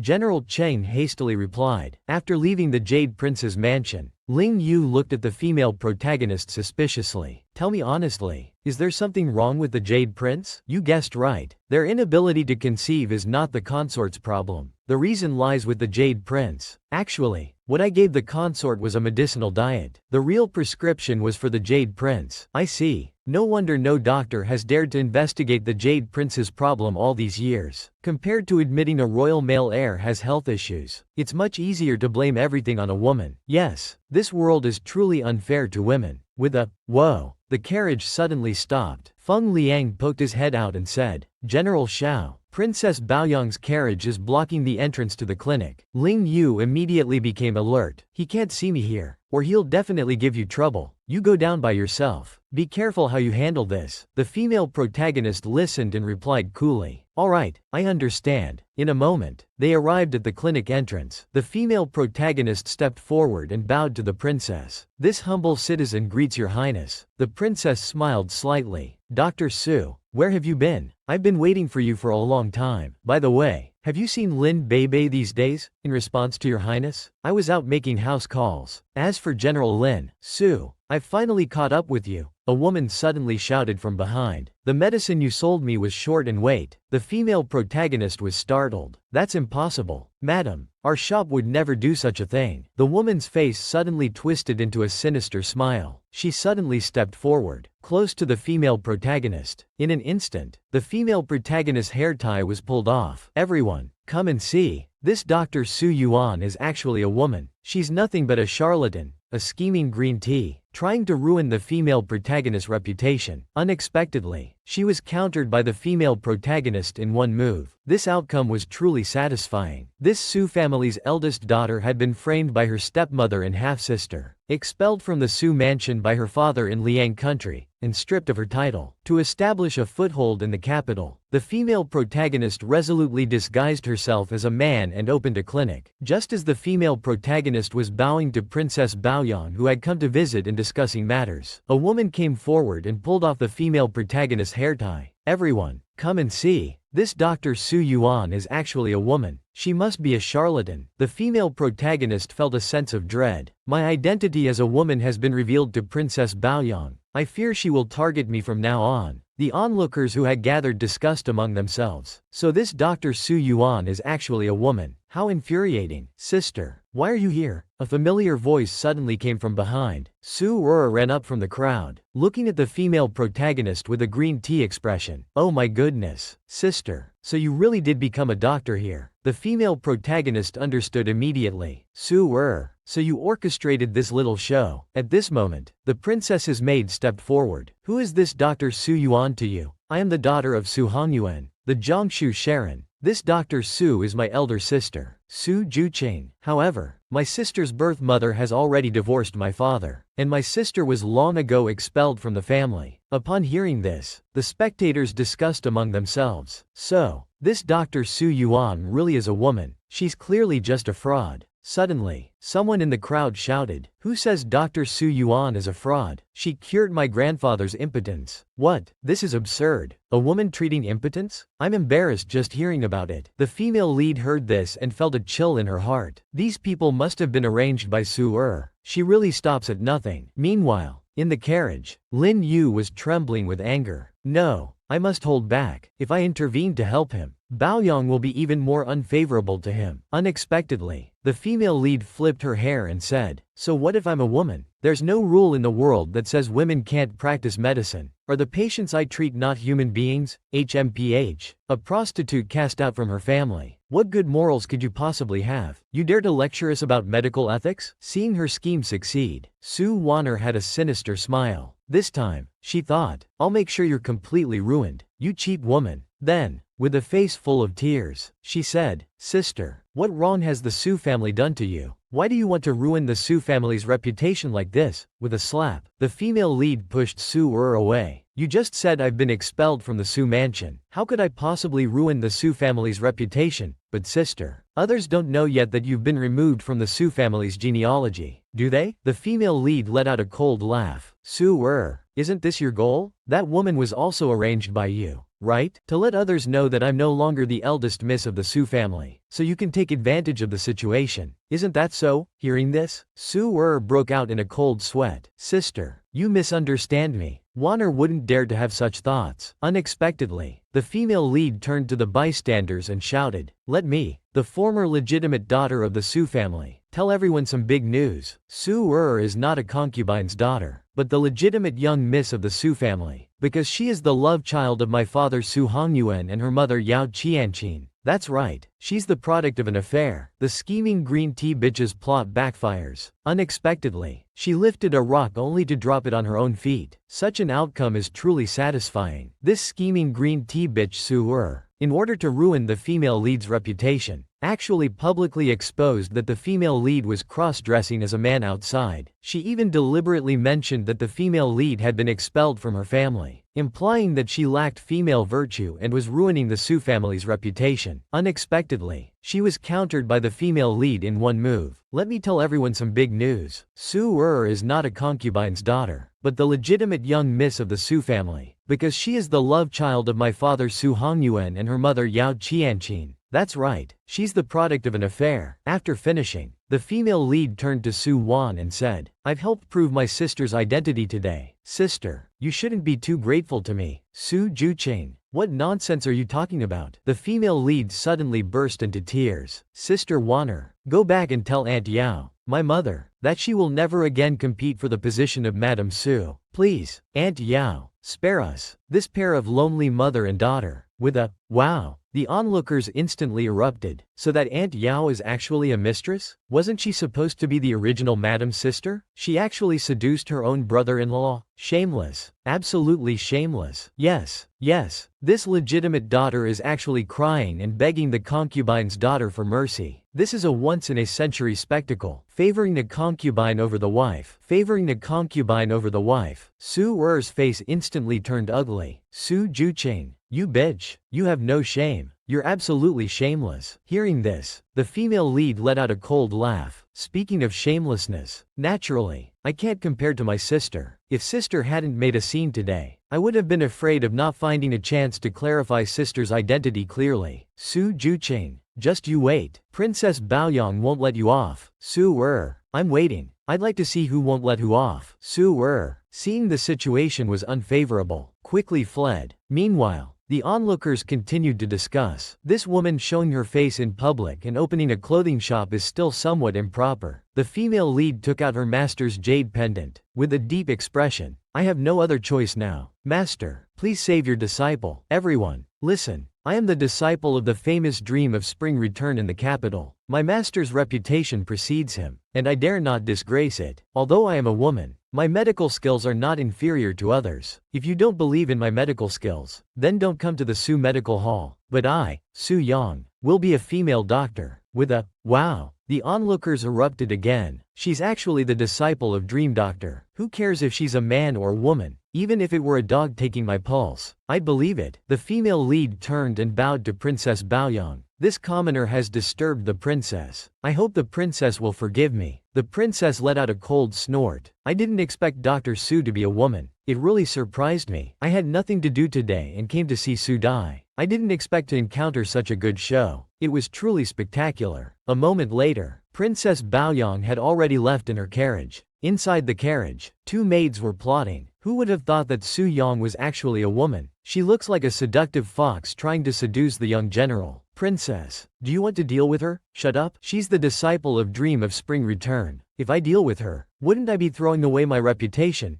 Go and call that woman who claims to be Su Yao's sister. I have some questions for her. Have you ever seen such an unjust man? Even a dog would shake its head in disapproval. This scheming green tea bitch Su Wanner, in order to ruin the female lead's reputation, publicly exposed that the female lead was cross-dressing as a man. She wants to use someone else to do the dirty work, using Princess Baoyang to eliminate the female lead. After learning the female lead's true identity, Princess Baoyang summoned Sword to question her. In the blink of an eye, they arrived at the temporary palace. Sword was already kneeling before the princess. The princess coldly snorted, Sword, tell me why that Su Juqing, instead of being content as the noble daughter of the Su family, insists on exposing herself in public? Your Highness, Su Juqing was expelled from the Su family due to her misconduct. My father has long severed ties with her. Misconduct? What do you mean? Sword feigned embarrassment. There were rumors before that Su Juqing eloped with a strange man. If I hadn't coincidentally met her at the medical hall today, I wouldn't have known that man was General Lin. Nonsense. Princess Baoyang suddenly erupted in anger. You're talking absolute rubbish. Brother Lin is definitely not that kind of man. With a thud, Sword instantly prostrated herself on the ground. No.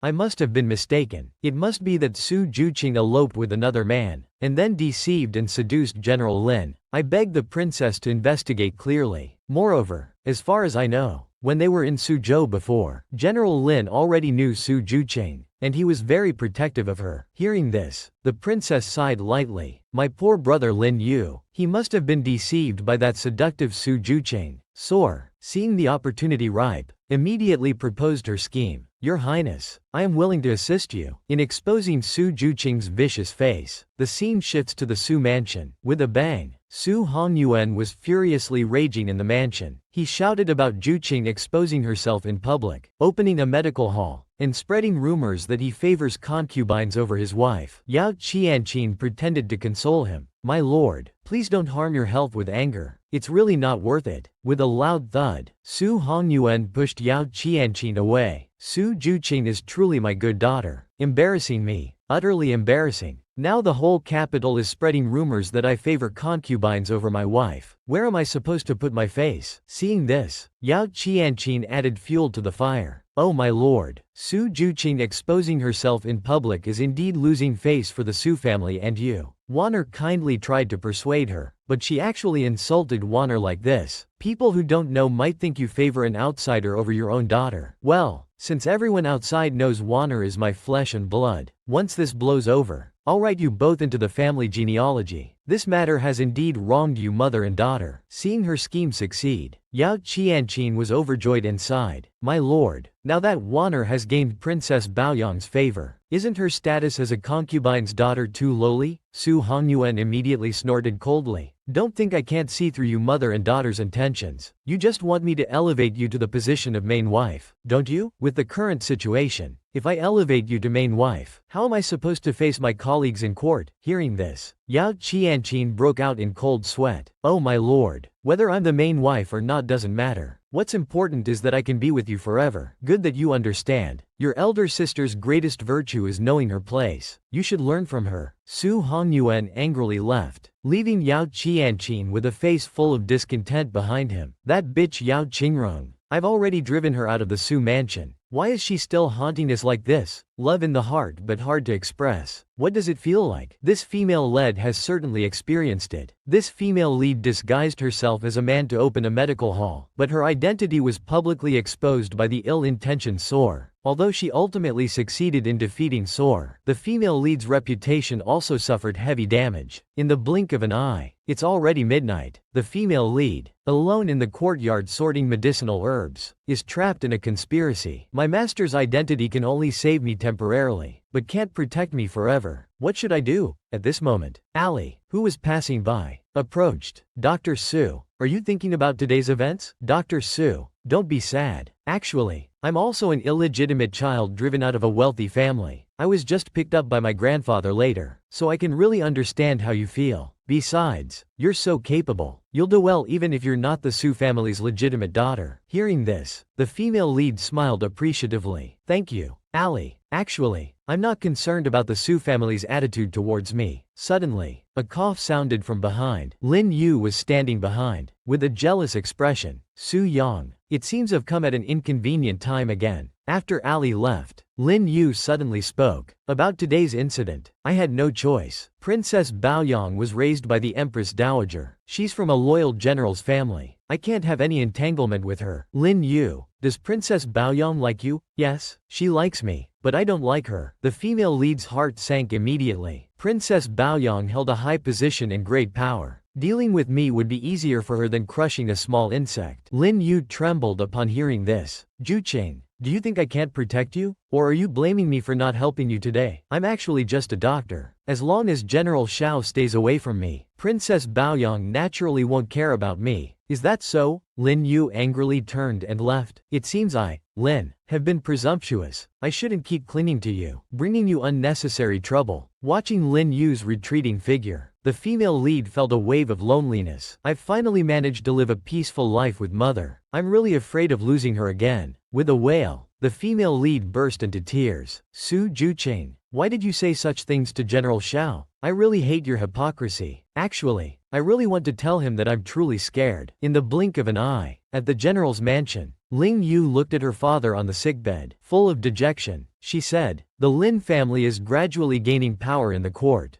Your child, must be cautious. If we confront the Empress Dowager's faction now, I still lack confidence. Only when I have enough strength can I protect those I want to protect. Soon, father, wait for your child. Meanwhile, at the Su mansion, Madame Yao and her daughter were full of smugness. Mother, You should have seen the princess's expression. She truly hates Su Jucheng. Haha, serves her right. Even if she gained Lin Yu's favor, she doesn't have the fortune to enjoy it. Mother is right. Your move of using others to do the dirty work is brilliant. It eliminates that bitch Su Jucheng without dirtying our hands. Hearing this, Yao Qianqin gave a cold laugh. This is just the beginning. The real show is about to start. The scheming and plotting officially begin. This Yao mother-daughter pair is about to cause trouble again. This ill-intentioned Yao mother-daughter pair, in order to eliminate the female lead, spread rumors everywhere, tarnishing her reputation. They even want to use Princess Baoyang's hand to completely eradicate the female lead. Seeing their plan about to succeed, the Yao mother-daughter pair were full of smugness. Mother, this move of using others is truly powerful. I saw the princess's eyes. She really hates Su Jucheng. Hearing this, Yao Qianqin gave a cold laugh. This is just the beginning. The real show is about to start. By the way, Warner, have you captured Peng Zaran's heart yet? Hearing this, Su Warner blushed and said, "Don't worry, mother. I've not only captured his heart, but also his kidney. Haha, truly worthy of being my daughter. Seductive enough. In a few days, when the master enters you into the family registry, I'll have him host a banquet and invite colleagues and their families to celebrate for you." Really? Mother? Father seemed very reluctant to enter me into the family registry. How would he agree to host a banquet for me? Yao Qianqin immediately had a sinister smile. If we can invite the princess to be your guest, the master won't be able to refuse even if he wants to. As long as we can trick Su Jucheng into coming, Princess Baoyang will naturally follow. Then the matter will be settled. Why invite her? She humiliated me just a few days ago. I don't want to see her now. You fool. Your father hates her extremely now. It's perfect to point out Su Jucheng's unfilial and rebellious behavior in front of all the nobles of the capital. This way, she will naturally become the laughingstock of the entire city. Such a good opportunity. Of course we should invite Princess Baoyang to watch. She gets to enjoy the show. You gain reputation. Why not do it? The scene shifts to the medical hall, where Dao Yu is seen hurrying in with a letter. Miss,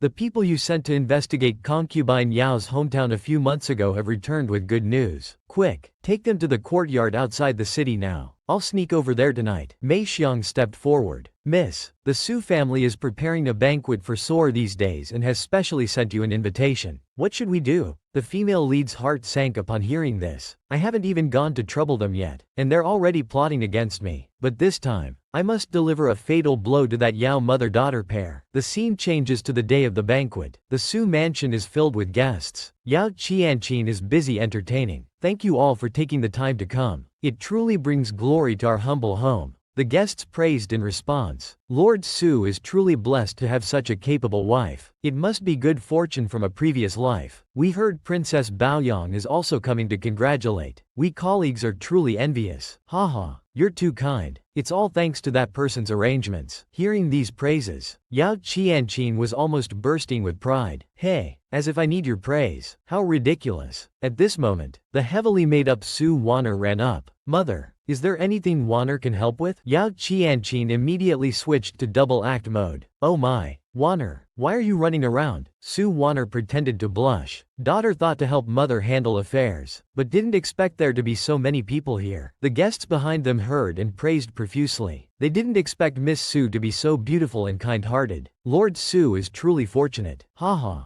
this little girl has offended the distinguished guests. I hope the lords will forgive her. Su Warner then took a seat nearby. Peng Zaran beside her was blushing. Warner, you look so beautiful today. Yao Qianqin's face suddenly darkened. Where is the princess? Don't worry, mother. She's already seated in the garden. When Su Jucheng arrives, the show will officially begin. Scheming green tea, full of tricks, using such a poisonous method to smear the female lead's reputation. This vicious mother-daughter pair, in order to leave the female lead with no place to stand in the capital, planned to ruin her reputation at the Su family banquet. Moreover, they invited Princess Baoyang, who is quite hostile towards the female lead, to watch the show. They want to use this to curry favor with the princess and climb the social ladder. Just as the guests were taking their seats, Yao Qianqin's eyes gleamed wickedly. Where is the princess? Su Warner smiled sinisterly. She's being well entertained in the garden. After Su Jucheng arrives, we'll invite the princess to come watch the show. As they spoke, A maid came to report from outside. Master, the eldest miss, she's back? What? Why is she back? The Yao mother and daughter exchanged smiles. The show was officially starting. The guests behind them whispered among themselves. Is the eldest miss the one who's unfilial and disobedient, who goes around openly practicing medicine? Moments later, the female lead entered the hall in plain clothes and light makeup, calm and composed. The guests' discussions grew louder. I heard this eldest miss ran away with a wild man. I can't believe she dared to come back. Yes.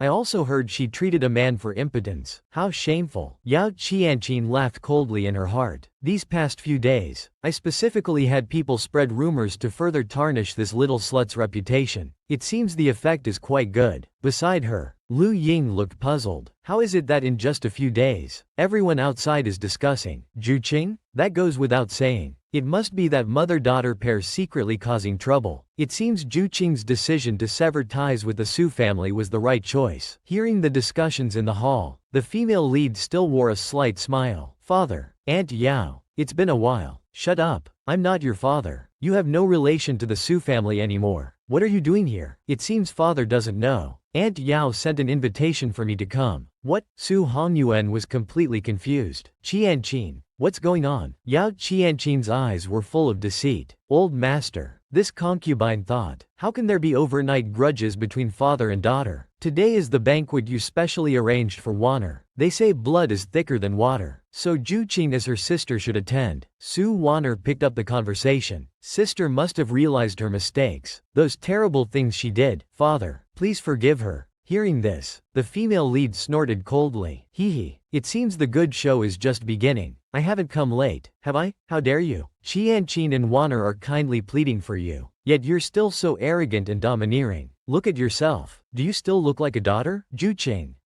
Just say something nice. Although you've been gallivanting outside and eloped with a man, the old master is still your father after all. What? So Su Juqing really did run off with a man? How shameless. At this point, Tang Yujiao was full of anger. This little Yao has such a vicious heart. On the surface, she seems to be mediating, but every sentence is smearing Juqing's reputation. After today, Juqing's reputation will be completely ruined. Lu Ying beside her was also full of anxiety. Where's General Xiao? Where's General Xiao? Why hasn't he come today? The scheming green tea's plot to harm others unexpectedly backfired. This show is truly satisfying. This ill-intentioned Yao mother and daughter set up this family banquet, intending to smear the female lead's reputation in front of everyone. After the female lead arrived, the Yao mother and daughter went even further, hiding needles in their words, indirectly accusing the female lead of lacking virtue and ruining her reputation. Tang Yujiao and Lu Ying listened with worry. This little Madame Yao's heart is truly too vicious. Why hasn't General Lin Xiao come today? Faced with the Yao mother and daughter's open and hidden attacks, the female lead still wore a slight smile. Aunt Yao, you can speak louder. Let everyone know that Wanner has a sister like me. Speaking of which, aren't you afraid that if the beam is not straight, the rafters will be crooked? Won't Soar learn from me and ruin her reputation too? Haha. Yao Qianqing laughed coldly. My daughter was raised outside from a young age. She's been well educated and kind-hearted since childhood. She naturally won't learn to be like you. Meanwhile, outside the hall, Princess Baoyang was listening with great interest. It seems today's visit wasn't in vain. This show is getting more and more exciting. Bang! Madame Wang suddenly slammed her hand on the table inside the hall. I really can't stand this anymore. Concubine Yao, your heart is too soft. Su Juqing is ruining the Su family's reputation outside. Why are you still treating her so well? Oh, Madame Wang, actually, as long as Juqing knows her mistakes and can change, she's still a good girl. If concubine Yao were to manage the Su family, how could there be a daughter who ruins the Su family's reputation like this? I think Master Su should wake up too. Bang! Another loud noise. Tang Yujiao angrily stood up. Madame Wang, regarding Su Juqing's lack of female virtue,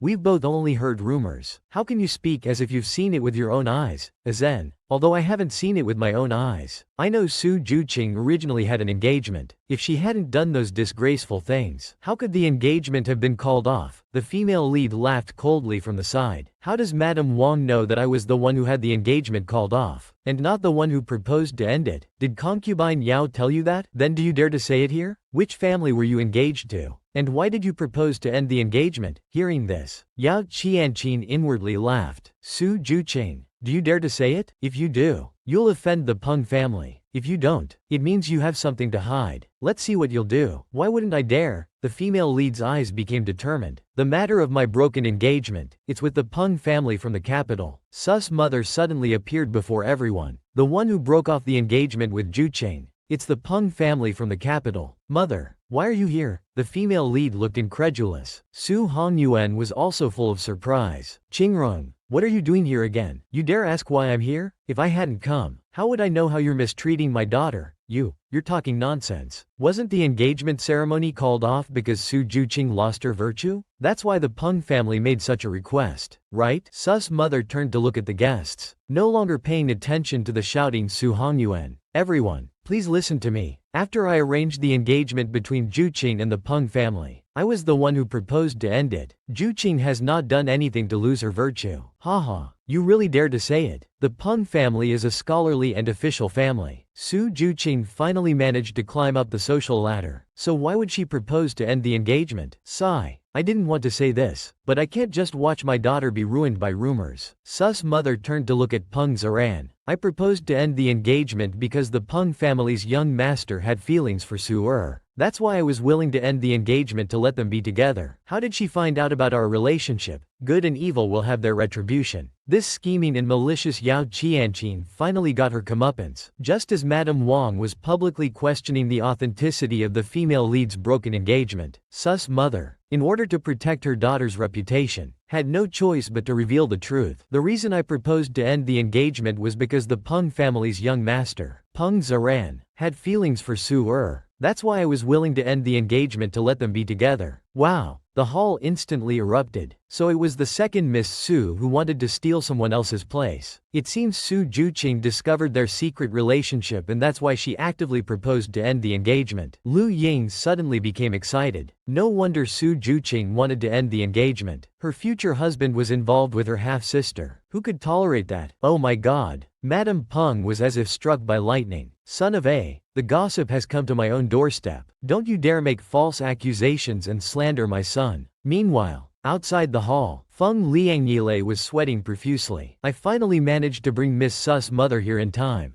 General Xiao, are you really not going in? Lin Yu turned his head to look at the female lead inside the hall, his eyes full of boundless love. I just want to stand silently behind her, letting her move forward without hesitation. If she wants to look back, she won't fear having no one to rely on. Back in the hall, the female lead suddenly spoke up. Peng Zaran, Su Weiner, do you dare to swear to heaven that there's nothing between you two? If you lie, may heaven strike you down with lightning and thunder. A thunderclap sounded. Peng Zaran and Su Weiner broke out in cold sweat. Su Juqing, how can you make us swear such a poisonous oath? Su Juqing, you actually cursed us. Madame Peng turned to look at Sus' mother. Yao Qingrong, is this how you taught your daughter? Seeing this, Peng Zaran quickly stopped her. Mother, please don't say any more. Then he bowed slightly. I indeed have feelings for the second Miss Su. I have wronged Miss Juqing. The broken engagement has nothing to do with the eldest Miss Su. The female lead turned to look at Peng Zaran. All sorts of past events flooded her mind. In her previous life, she thought she had found a good man to spend her life with, but in the end, it turned out to be betrayal and disgust. Peng Zaran, you and I have no entanglements now, and we'll have no more in the future. Madame Wang, who was keen on gossip, knew she was in the wrong but still wanted to save face, so she continued to nitpick. Even if we put aside the matter of the broken engagement, what about Su Juqing running away with a strange man? Surely that can't be a baseless rumor? Hearing this, the female lead laughed coldly. Madame Wang, since you're so keen on gossip, let me tell you a secret about concubine Yao in the Su household. Su Juqing, don't you dare spout nonsense. Seeing that the big melon was about to hit her, Yao Qianqing instantly panicked. The female lead remained calm and said, actually, Aunt Yao didn't remarry my father after becoming a widow. They had been having an affair for a long time. My mother was unwilling to tolerate it anymore, so she chose to divorce. Ah Jen, this is Su Darren's family matter. What does this have to do with you running away with a strange man? This is the key to the problem. The rumor about me running away with a man was actually spread by Aunt Yao. The reason is that after my parents divorced, I just wanted to leave the mansion to clear my mind. Who would have thought that I would accidentally learn about Aunt Yao's past affairs? Aunt Yao was afraid I would return and tell my father. so she hired assassins to chase and kill me. She also spread rumors everywhere that I had eloped with a man. That's why I didn't return. Su Ah Sao. Another big melon. The guests behind were shocked. What secret could be so terrible that it would lead to the assassination of the legitimate daughter? This rumor is too horrifying. Su Hongyuan was stunned, his head turning green. What secret of Qianqin's is it exactly? Yao Qianqin beside him panicked. My lord, don't listen to her nonsense. She's trying to frame your Qian baby. The female lead immediately let out a cold laugh. Aunt Yao, don't forget, you invited me here today, but I'm not here as a guest. I'm just here on someone's behalf. To bring someone to meet Aunt Yao. Bring someone to meet me? Yao Qianqin felt uneasy in her heart. It can't really be her, can it? At this moment, a down-and-out scholar walked in. The female lead immediately smiled mischievously. Aunt Yao, your old lover is here. With a bang, the teacup in Yao Qianqin's hand shattered. Wow, it really is her. How satisfying it feels to tear apart a green tea bitch. The female lead's move was simply brilliant. This Yao mother and daughter with ill intentions, plotting and scheming to frame the female lead, unexpectedly got countered at the last second by the female lead, just as Yao Qianqin was about to defend herself before the guests, continually slandering the female lead suddenly smiled coldly. Since you all love gossip and drama so much, let me satisfy you all at once. As she spoke, a down-and-out scholar slowly walked into the hall. The female lead's eyes immediately lit up. Aunt Yao, your old lover is here. With a thunderous crash, Yao Qianqin felt as if struck by lightning. Oh crap, it really is her. The scholar's face was full of excitement. Qianqin, I finally found you. Then he flashed to Yao Qianqin's side. Qian baby, you were so hard to find. Do you know how many times I've met you in my spring dreams? With a wow, the guests exploded again. Whoa, spring dreams? This melon is beyond imagination. Seeing this, Su Hongyuan's head glowed green. Who exactly are you? How dare you be so presumptuous here? Su Er also grabbed the scholar. Where did you come from? You lowborn? Let go of my mother at once. He. You want to know who I am? Why don't you ask my Qian baby yourself? By now, Yao Qianqin was completely flustered. Su Juqing, what exactly are you trying to do? Haha, I'm just bringing an old friend of yours to see you. What's wrong? Aunt Yao? Don't you recognize an old acquaintance anymore? What? Qianqin,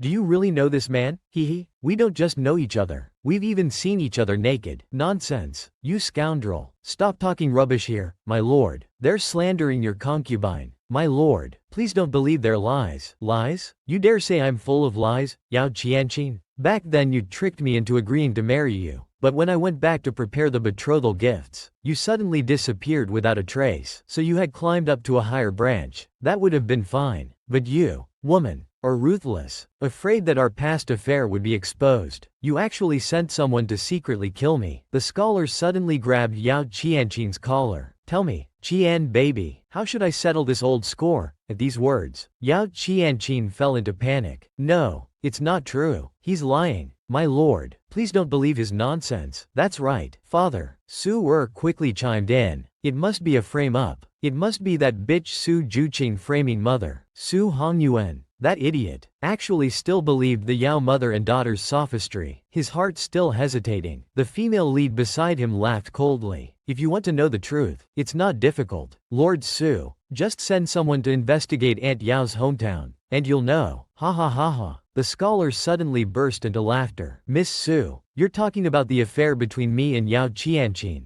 Back then, it was the talk of the town. Gossip for men and women, young and old, during their leisure time. Lord Su, why don't you go ask around? Then you'll know how many years you've been wearing that green hat on your head. By now, Yao Qianqin had fallen into complete despair. No, this is all untrue. Unexpectedly, the female lead went for the kill. She turned to look at Su Wan, who was stunned on the side. Ah Sao, why are you looking at me?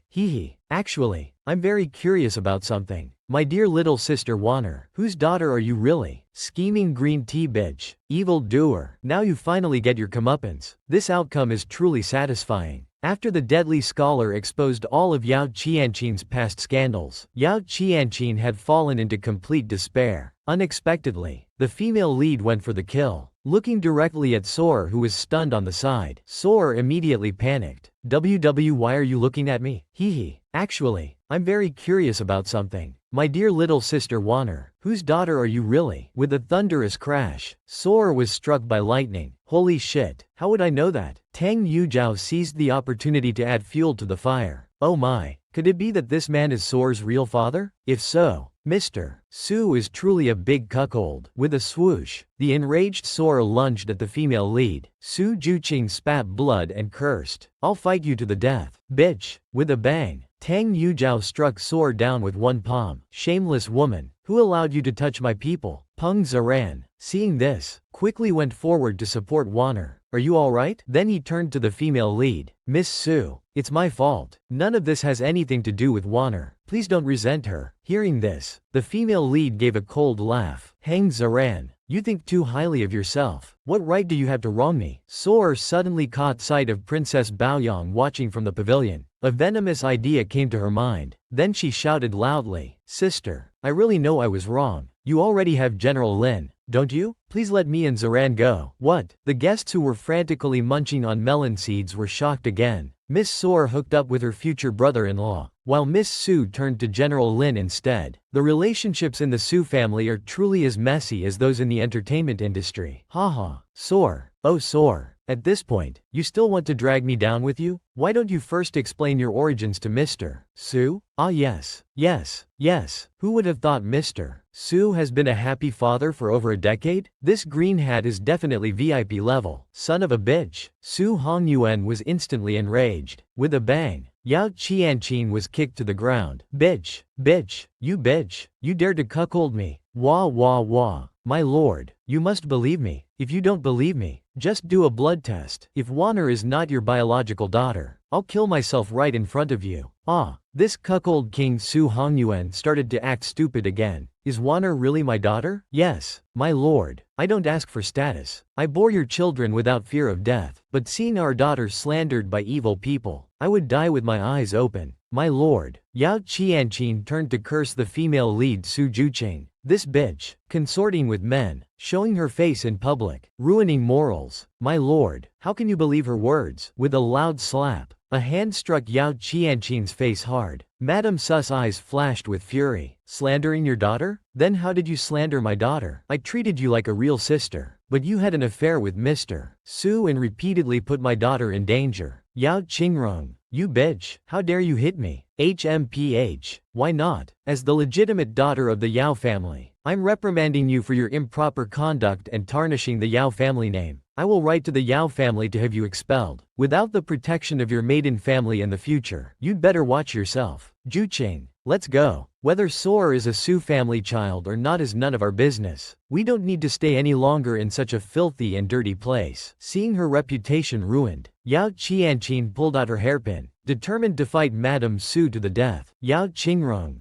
don't think you can ruin me. The scheming green tea bitch has harmed many. Now she finally gets her comeuppance. This outcome is truly satisfying. Just as Yao Qianqing saw herself completely ruined, in her shame and anger, she became murderous. She pulled out her hairpin and stabbed towards Madame Su. Yao Qingrong, don't think you can ruin me. Let's go to hell together. With a whoosh, the female lead jumped in front of Madame Su. The hairpin plunged deep into the female lead's abdomen. With a bang, Yao Qianqing was instantly kicked flying by Tang Yujiao. How dare concubine Yao of the Su family attempt murder in public? Su Juqing is a benefactor of our Tang family. If Su Juqing's life is endangered, I, the general's mansion, will force you to pay with your lives. That's right, your Su family is too overbearing. I'll go back right now and let my father deal with your Su family. The stabbed female protagonist's consciousness gradually became blurry. I'm really useless. In my previous life, I was framed to death. Now that I've come back, I've barely managed to protect my mother. In the haze, the female protagonist felt a pair of strong hands slowly lifting her up. Suddenly, Lin Yu appeared in front of everyone and embraced the female protagonist. Please, General Shao, I beg you to protect my mother. The female protagonist murmured softly. Lin Yu's eyes were full of concern. Don't worry, leave everything to me from now on. Moments later, Lin Yu was carrying the female protagonist to the entrance of the Su mansion. As everyone was preparing to leave, Princess Baoyang's maid suddenly blocked the way. Young General Lin, Princess Baoyang says that if you leave this door today, your affair with Miss Su will spread throughout the capital. Please, young general, keep your integrity. Don't be blinded by these women who cling to power and influence. It's best if you hand Miss Su over to the princess now. Lin Yu's eyes immediately flashed with anger. Get out of my way. In the blink of an eye, it was already midnight. The cuckold Su Hongyuan was raging in his room. That bitch Yao Qianqin. She has completely ruined my reputation today. It's infuriating. A servant approached to report. Old master, how should we handle concubine Yao's situation? Are you blind? You dare mention her in front of me now? Master, please calm down. Should we expel concubine Yao from the house now? Su Hongyuan's face darkened upon hearing this. No. Dealing with her at this time would be admitting that she cuckolded me. The more critical the moment, the more we must not act rashly. Su Hongyuan's heart suddenly trembled. If only Qingrong were still in the mansion. The first madam managed the household for years without such scandals. Ah, Qingrong, how I miss you. If only you would come back to me now. How wonderful that would be. The scene shifts to the woodshed. With a creak, the wooden door slowly opened. Soar hurriedly entered the room. Mother, are you all right? Yao Qianqin was seen beaten and bruised, curled up shivering in the corner. Seeing that it was Soar who entered the woodshed, Yao Qianqin dared to speak timidly. Wanner, why did you come here? Mother, how could you be beaten like this? How could father be so indifferent? Hearing this, Yao Qianqin's body trembled uncontrollably again. The memories from earlier flooded back. You unfaithful bitch, making me the laughingstock of my colleagues. Today, I'll let you taste my lightning 5-chain whip. No, Wanner, you must quickly escape from the Su mansion. This is no longer a place where you can stay. Why, mother? Why must I escape? Yao Qianqin's eyes suddenly dimmed. Your father is hypocritical and fickle. After Su Juqing's words today, he will surely despise you. Staying in the Su mansion will not end well for you. But mother, I am father's biological daughter. Besides, where can I escape to now? Hey, biological daughter? Su Juqing is also his biological daughter. What about her now? Yao Qianqin's eyes suddenly turned vicious again. The Peng family's young master truly likes you. You must find a way to marry into the Peng family at all costs. Remember, Wanner, now you can only save us, mother and daughter, by firmly grasping the Peng family's young master's heart. Also, I must have my revenge on those two bitches, Yao Qingrong and Su Juqing. One wave had not settled when another rose. The female protagonist, intent on saving her mother, unexpectedly fell into a political whirlpool. Just after the female protagonist took a knife for her mother, she fell into a coma, having been stabbed in the original grain silo. In the blink of an eye, Lin Yu had brought the female protagonist to the general's mansion and settled her in well. Seeing Su's mother sitting by the bed, tears streaming down her face, Lin Yu's heart was also filled with anger. Don't worry, mother in, ahem. Don't worry, Madam Yao. The imperial physician has already examined her. Shouqing was only stabbed in the boo, ahem. She only suffered some flesh wounds. She will wake up after sleeping for a few days. Su's mother's eyes were also full of regret. It's all because I, as a mother, am too useless. I've implicated my good daughter. Lin Yu wanted to comfort her, but unexpectedly, Su's mother stood up and bowed. Young General Lin, thank you for taking care of us, mother and daughter. These days, I know that Juqing is now working for you, so I think after your business is finished, I will take her back to our old home in Suzhou. What, you're really leaving? Yes, as a mother, I don't aspire to wealth and glory. I only hope that Juqing can live safely and peacefully. Lin Yu's eyes instantly dimmed. Her face couldn't hide the feeling of loneliness. In a blink, she arrived in the backyard. Lin Yu gazed at the starry sky, lost in thought. Juqing, if you really leave, what should I do? At this moment, Lei Xin came to report. Master, there's a palace carriage waiting for you over there. Is it Baoyong? Tell him to go back. I don't want to see him. Master, the one who wants to see you is not Princess Baoyong, but the fourth prince.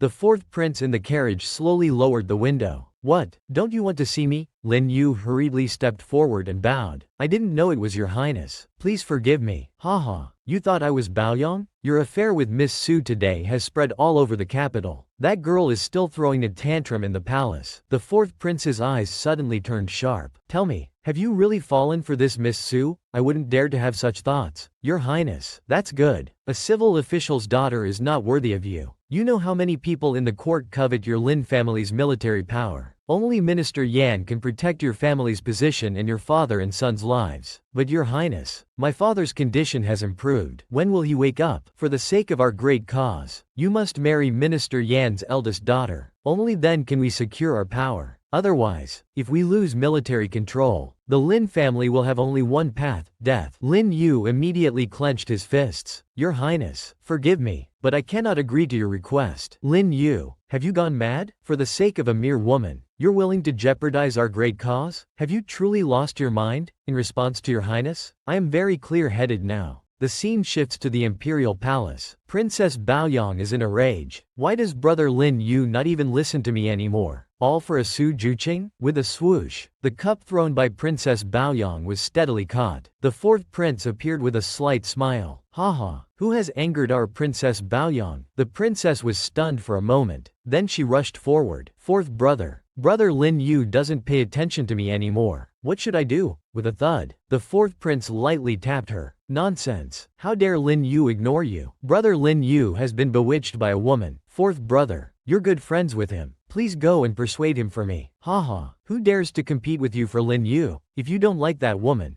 just make her stay away. Princess Baoyang's eyes suddenly turned fierce. Su Juqing is so annoying. I must make her suffer a miserable death. A hint of murderous intent flashed in the fourth prince's eyes. Indeed, for some reason, I also find that woman very irritating. Have you ever seen such a shameless, narcissistic old scumbag? This green-hatted king who lusts after his aunt and favors concubines over his wife is truly astonishing. 3 days after Lin Yu rescued the female lead from Su Shu, the female lead, whose injuries were not serious, returned to her mother's small courtyard to recuperate. Seeing her daughter's gradual recovery, Madame Su was also very happy. At this time, the maid Hongzhu came forward to report. Madam, there's a guest who wants to see you. The female lead and Madame Su were both puzzled. It's so late now. Who could be coming? Hongzhu looked troubled. It's Lord Su. A moment later, Su Hongyuan slowly walked into the main hall.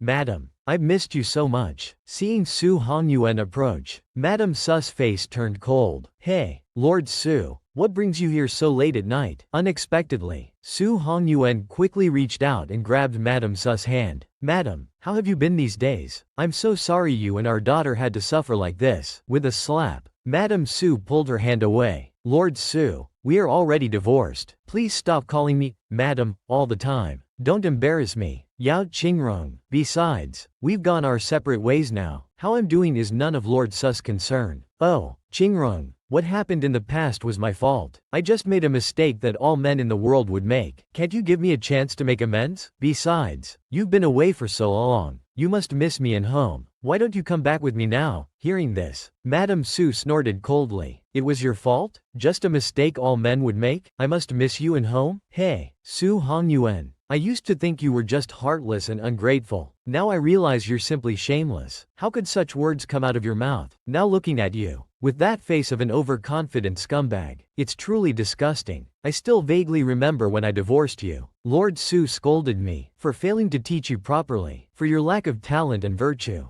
This can't be entirely my fault. I was deceived by Yao Qianqing's lies. Besides, I've already severely punished her. Moreover, putting aside the facts, are you and Juqing completely blameless? You clearly knew Qianqing and her mother had ill intentions, but you never told me. Wow, Sao, that's impressive. Lord Su, you've truly refreshed my worldview. Where did you learn all these scumbag phrases? If you can be deceived by concubine Yao today, how do we know you won't be deceived by concubine Li or concubine Zhao tomorrow? Su Hongyuan suddenly had a bitter smile. Qingrong, are you deliberately saying these things to anger me? I believe you must still love me in your heart. Hearing this, Su's mother was completely speechless. Haha, I used to be trapped in the courtyard of the Su mansion, feeling unhappy everywhere. Now that I've come out, I realize how vast the world is. Juqing and I are both very happy now. I will absolutely not return to Lord Su's harem. Nonsense. Su Hongyuan's face changed in an instant. Look at yourself. Where's your motherly demeanor? If you don't come back, are you going to let Juqing, a weak woman, continue to expose herself in public? Is that appropriate? Juqing has already been disowned by you from the Su family. Now, as Yao Qingrong's daughter, it's not your place as an outsider to lecture her. Bullshit. An abandoned daughter and an abandoned father. What good can come of that? Are you hoping to rely on that General Lin Xiao? Su Hongyuan suddenly had a smug look. Let me tell you the truth. I've heard that General Lin Xiao is about to be arranged for marriage. The kind are bullied, the gentle are ridden. This weak-natured Su's mother finally became strong. This overconfident old scumbag Su Hongyuan, after being cheated on by Yao Qianqin, in order to salvage what little face remained for the Su family, resolutely went to the small courtyard where his ex-wife Yao Qingrong lived, intending to persuade Yao Qingrong to return to the Su family. Unexpectedly, the usually gentle and refined Su's mother was so sharp-tongued this time, leaving Su Hongyuan utterly humiliated. In his anger and embarrassment, Su Hongyuan shouted loudly, "One of you is angry, the other is furious. What good can come of it? Don't even dream of marrying into the Lin family, because I've already heard that young General Lin is about to be arranged for marriage." With a thunderous sound, Su's mother's heart trembled. What? Young General Lin is to be arranged for marriage? Seeing this, Su Hongyuan had a smug look. Hee. You mother and daughter should just obediently return to the mansion with me. If you bow your heads and beg me, I might even talk to the Peng family about the wedding ceremony. It's not impossible. Bah, in the eyes of a social climber like you, what else is there besides benefits? I'm just heartbroken for Juqing's good marriage prospect. As for returning to the Su mansion, you can forget about it. I will never return to the Su family, nor do I want any connection with you. Su Hongyuan, you Yao woman. Are you really so heartless? Heartless? You dare speak to me about being heartless? Why don't you think about how you treated me and Juqing in the Su mansion? Su's mother turned angrily and left, no longer paying attention to the impotently raging Su Hongyuan behind her. The female lead and her maid, who were eavesdropping behind the wall, sighed in relief. Ah, mother has finally woken up. I was so scared just now. Now I can truly feel at ease about mother. The maid beside her had a worried look. But miss, didn't you know about General Lin Xiao's arranged marriage either? A hint of desolation flashed in the female lead's eyes. Actually, I didn't know either. A few days later, the female lead came to Wuxiang Temple to offer incense and pray for blessings. At this moment, a woman in blue brushed past the female lead. Oops, they accidentally bumped into each other. I'm so sorry, miss. It was my carelessness just now. Haha, it's alright. Thank you for your concern. Watching the blue-clad woman's retreating figure, the female lead felt puzzled. Why does this lady look so familiar? Have I seen her in my previous life? A jade pendant on the ground suddenly caught the female lead's attention. This must have been dropped by that lady just now, but she's already out of sight. Never mind. She'll probably go to the back hall for the vegetarian meal later. I'll look for her after I finish offering incense. The female lead knelt down. She sincerely prayed, first for her mother's safety and health, and second for Lingyu's success in all matters. A moment later, after finishing her prayers, the female lead instructed her maid to take the scriptures to the back hall of the temple, while she stayed to enjoy the scenery. At this moment, the blue-clad woman flashed past behind the female lead. Ah, it's that lady from earlier. I can return the jade pendant to her now. The female lead quickly chased after her, but unexpectedly witnessed a shocking scene. She saw the fourth prince holding the blue-clad woman in his arms, his eyes full of tender affection. With a swoosh, the female lead quickly hid. Whoa, I actually stumbled upon someone's wild encounter. This is a bit exciting, isn't it? Have you ever seen such a violently shaking scene? This is somewhat inappropriate. The female lead goes to Wuxiang Temple to offer incense and pray for blessings. She accidentally picks up a jade pendant belonging to a woman in blue. Later, she encounters the woman in blue in the temple's backyard. As the female lead approaches to return the pendant, she unexpectedly witnesses a shocking scene. She sees the fourth prince embracing the woman in blue, their eyes full of passionate love. With a swoosh, the female lead quickly hides and pretends to dig grass. Stumbling upon others' wild survival in broad daylight is quite thrilling. Speaking of which, I once encountered something similar during my night run.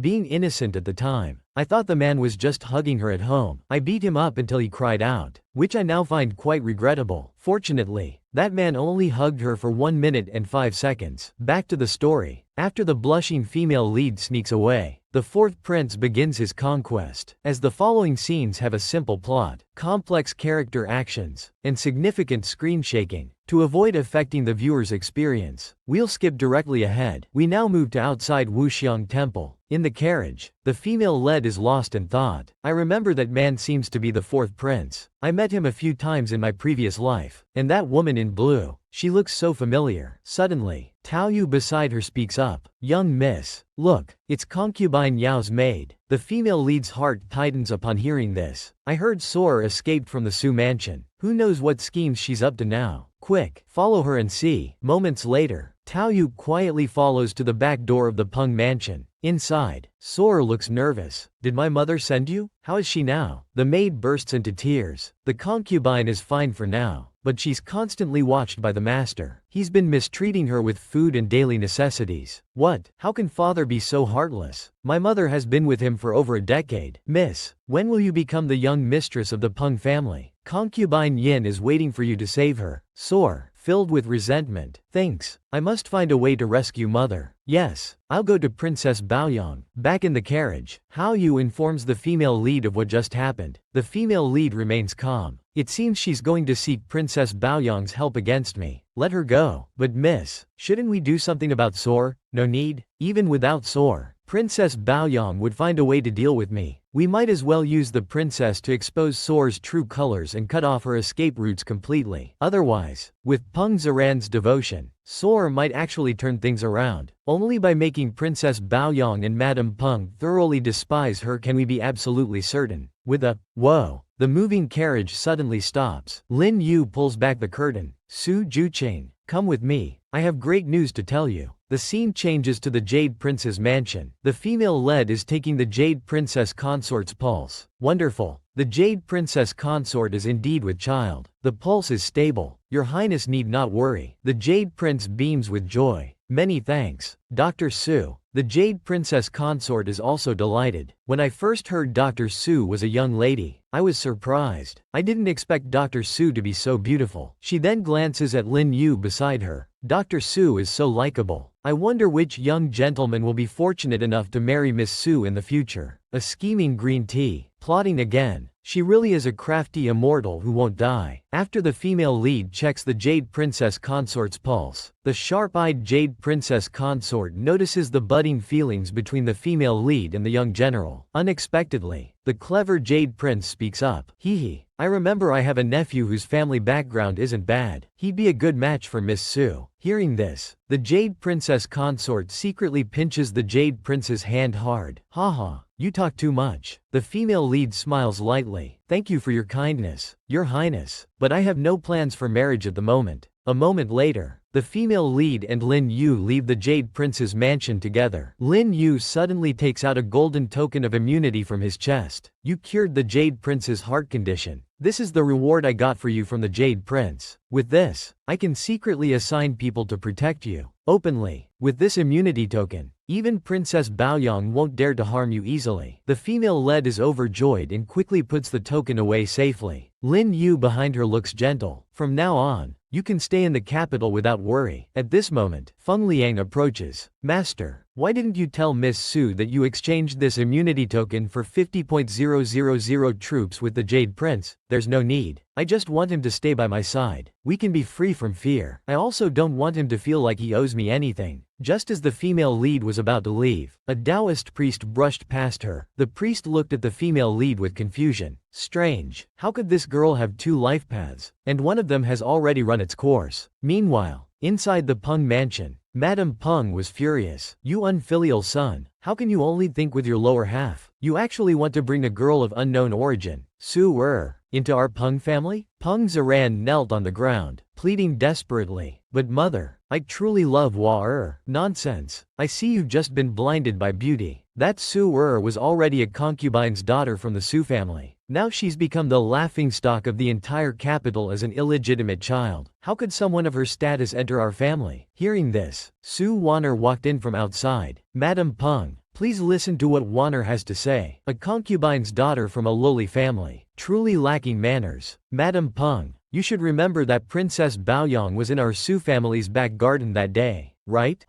If it weren't for Princess Baoyang's presence, I wouldn't have bothered attending your Su family's banquet. It's good that Madame Peng knows. When Su Juqing falsely accused my mother, the princess will surely prove our innocence. Moreover, the princess will summon me to the palace for a banquet in a few days. It will be to expose Su Juqing's hypocritical facade and clear our names. Madame Peng looked incredulous. At this time, is the princess still willing to see you? Of course. If Wanner can leave the Peng mansion to enter the palace, I will naturally speak well of Zaran before the princess. In that case, you can stay at the Peng mansion for now. The scene shifts to the medical hall. where the female lead is organizing herbs. Lin Yu suddenly appears behind the female lead. Ah, young General Lin, when did you arrive? You were so focused on your work. How would you know I came? I've come to tell you some bad news. Su Wanner has officially entered the Peng mansion, and her mother Yao Qianqin has been released. The female lead listened calmly. Su has gained Princess Baoyang's support. My father, for the sake of his reputation, refuses to admit being cuckolded by Yao Qianqin, so Yao Qianqin's release was only a matter of time. Haha, I didn't expect you to be so calm. But I also bring good news. This is an invitation from the palace. You cured the Jade Prince's wife of infertility, so Consort Chen has specially summoned you to the palace. There's a reward. The female lead took the invitation, looking pensive. Su is colluding with Princess Baoyang against me. I wonder what tactics they'll use tomorrow. The future boyfriend's fiancé and his male superior are in cahoots. This relationship has become quite complicated, by chance. This female lead cured the Jade Prince's wife of infertility, resolving years of the Jade Prince's inner turmoil. To thank the female lead for her miraculous healing, the Jade Prince's mother, Consort Chen, specially invited her to attend a palace banquet. The day of the palace banquet arrived. The female lead and Lin Yu came together to offer congratulations. Seeing the female lead in her finery, Lin Yu's eyes were full of love. At this moment, the fourth prince suddenly appeared beside them, slowly approaching to greet Lin Yu. The female lead and Lin Yu quickly bowed to greet His Highness the fourth prince. The blue-clad woman following the fourth prince suddenly spoke. Young General Lin, it's been a long time. Lin Yu's heart trembled. Miss Yan, when did you return to the capital? Ah, the female lead was also startled. Isn't this the girl who was with the fourth prince at the temple the other day, surviving in the wilderness? The fourth prince spoke with a clear expression. What's wrong, Lin Yu? Aren't you happy to see your fiancé Yan? The female lead felt as if struck by lightning. Damn, she's Lin Yu's fiancé? It seems Lin Yu's head might be a bit green. The scene shifts to the banquet hall, where guests have taken their seats. The female lead, however, seems distracted. How could that girl be Miss Yan, who was betrothed to Lin Yu? Now, should I tell Lin Yu about her relationship with the fourth prince? Suddenly, the emperor spoke. Today, we have specially granted amnesty. This banquet is to celebrate both the end of the county's flood and to congratulate the Jade Prince's wife on her pregnancy. It's truly a double blessing. The guests offered their congratulations, and the Jade Prince's wife blushed. Princess Baoyang was the first to bring up the topic. Baoyang heard that the one who cured sister-in-law's infertility was Dr. Su Yuan from the Sushi Medical Hall. Today, Dr. Su Yuan has also been invited to the palace banquet. Excellent, excellent. To think there's such a rare talent in the capital. Where is Dr. Su now? The female lead slowly stood up and bowed. Your subject Su Juqing greets your majesty. Everyone in the hall was surprised. They didn't expect this Dr. Su Yuan to be a woman. Haha, Father Emperor may not know, but this Miss Su was once the legitimate daughter of the Su family, who produced many imperial doctors. Su Hongyuan, sitting in the back row, suddenly looked embarrassed. This unfilial daughter always causes trouble for me. The emperor turned with a slight smile. Since she's Minister Su's legitimate daughter, then Minister Su should come forward to receive this reward together. The female protagonist suddenly spoke up to the emperor. This humble woman has already been removed from the Su family genealogy. I am no longer a young lady of the Su household. I am no longer Su Juqing, the legitimate daughter of the Su family, but Su Yang, the chief physician of the Su medical clinic. With a gasp, the ministers began to discuss among themselves. This Su Juqing is truly audacious,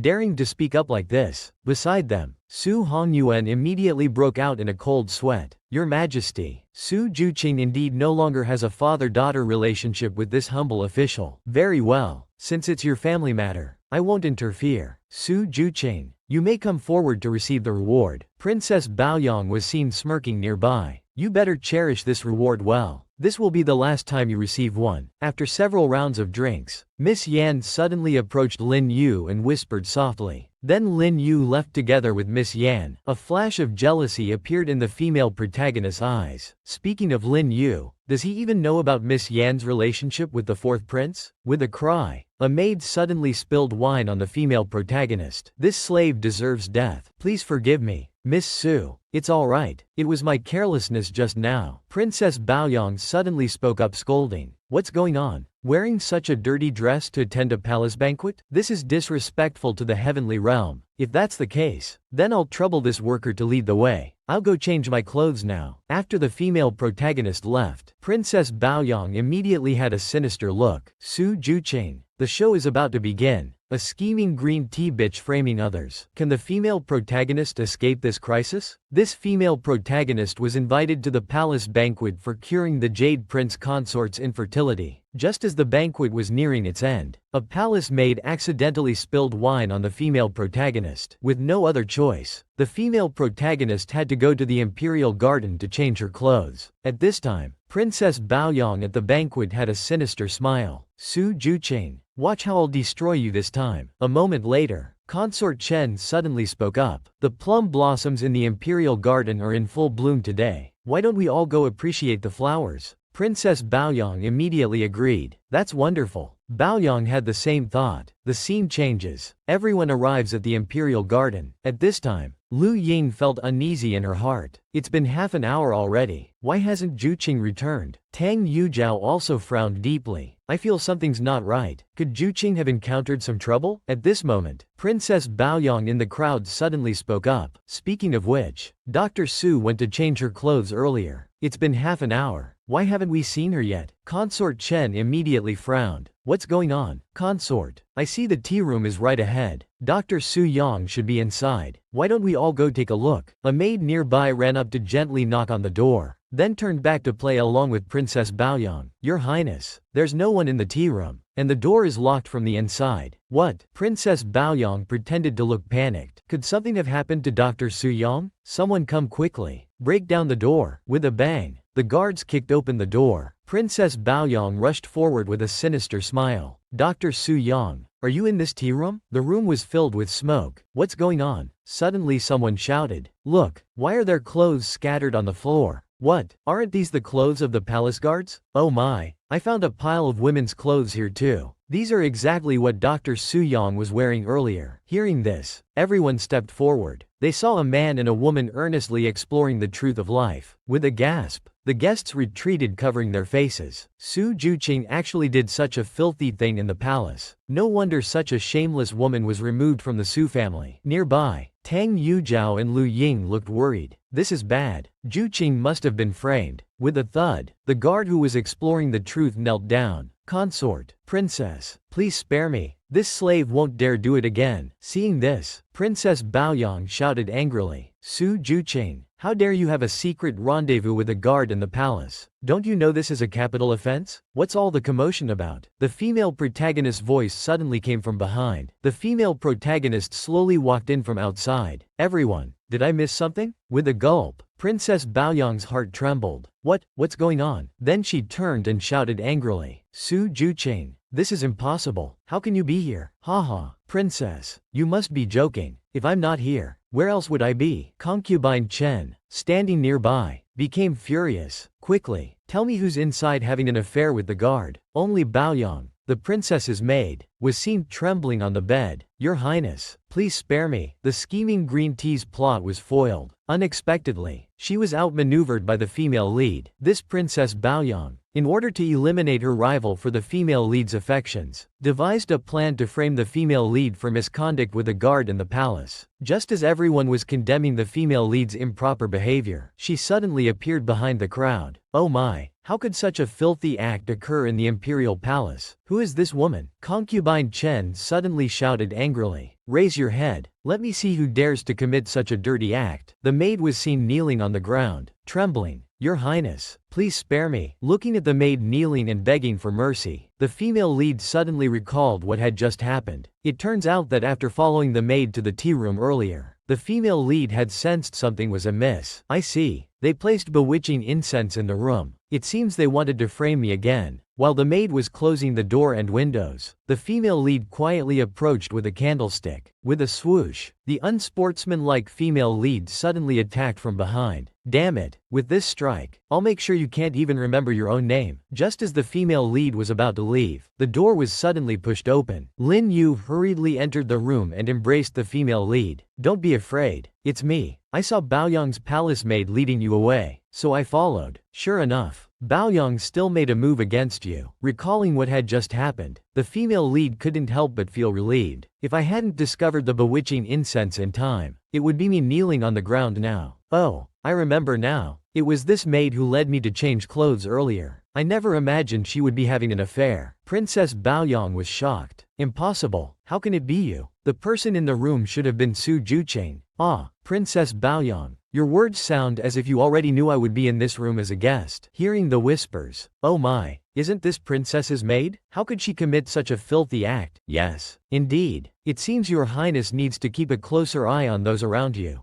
This maid's improper behavior could tarnish your highness's reputation. How dare you? Shut your mouth. You're just a lowly court lady. How dare you lecture me? Tang Yujiao coldly snorted. Princess, your highness's marriage to the crown prince of Yan is approaching. Your highness represents our dynasty's face, so those around you must be even more cautious in their words and actions. Don't talk nonsense. I will never marry that barbarian from Yan. Crown Princess Baoyang, hold your tongue. Concubine Chen suddenly scolded. This matter concerns the friendship between our two countries. How can you speak so carelessly? Princess Baoyang immediately cowered. Yes, Concubine Chen. I won't dare to speak like that again. Miss Su, where exactly did you go earlier? In response to Concubine Chen, after changing my clothes, I found the scenery outside quite beautiful, so I went for a walk alone. I didn't expect to hear the commotion from this tea room, which is why I hurried over. Enough. Guards, take these filthy things away that offend our eyes. The banquet ends here. Everyone, disperse. Seeing the female lead escape danger, Baoyang felt even more resentful. Su Jucheng, just you wait. I won't let this go so easily. Regarding the matter of her future husband being betrayed by his good friend, the female lead was now struggling with how to bring it up. After the female lead successfully foiled Princess Baoyang's scheme, Concubine Chen ordered the end of today's banquet.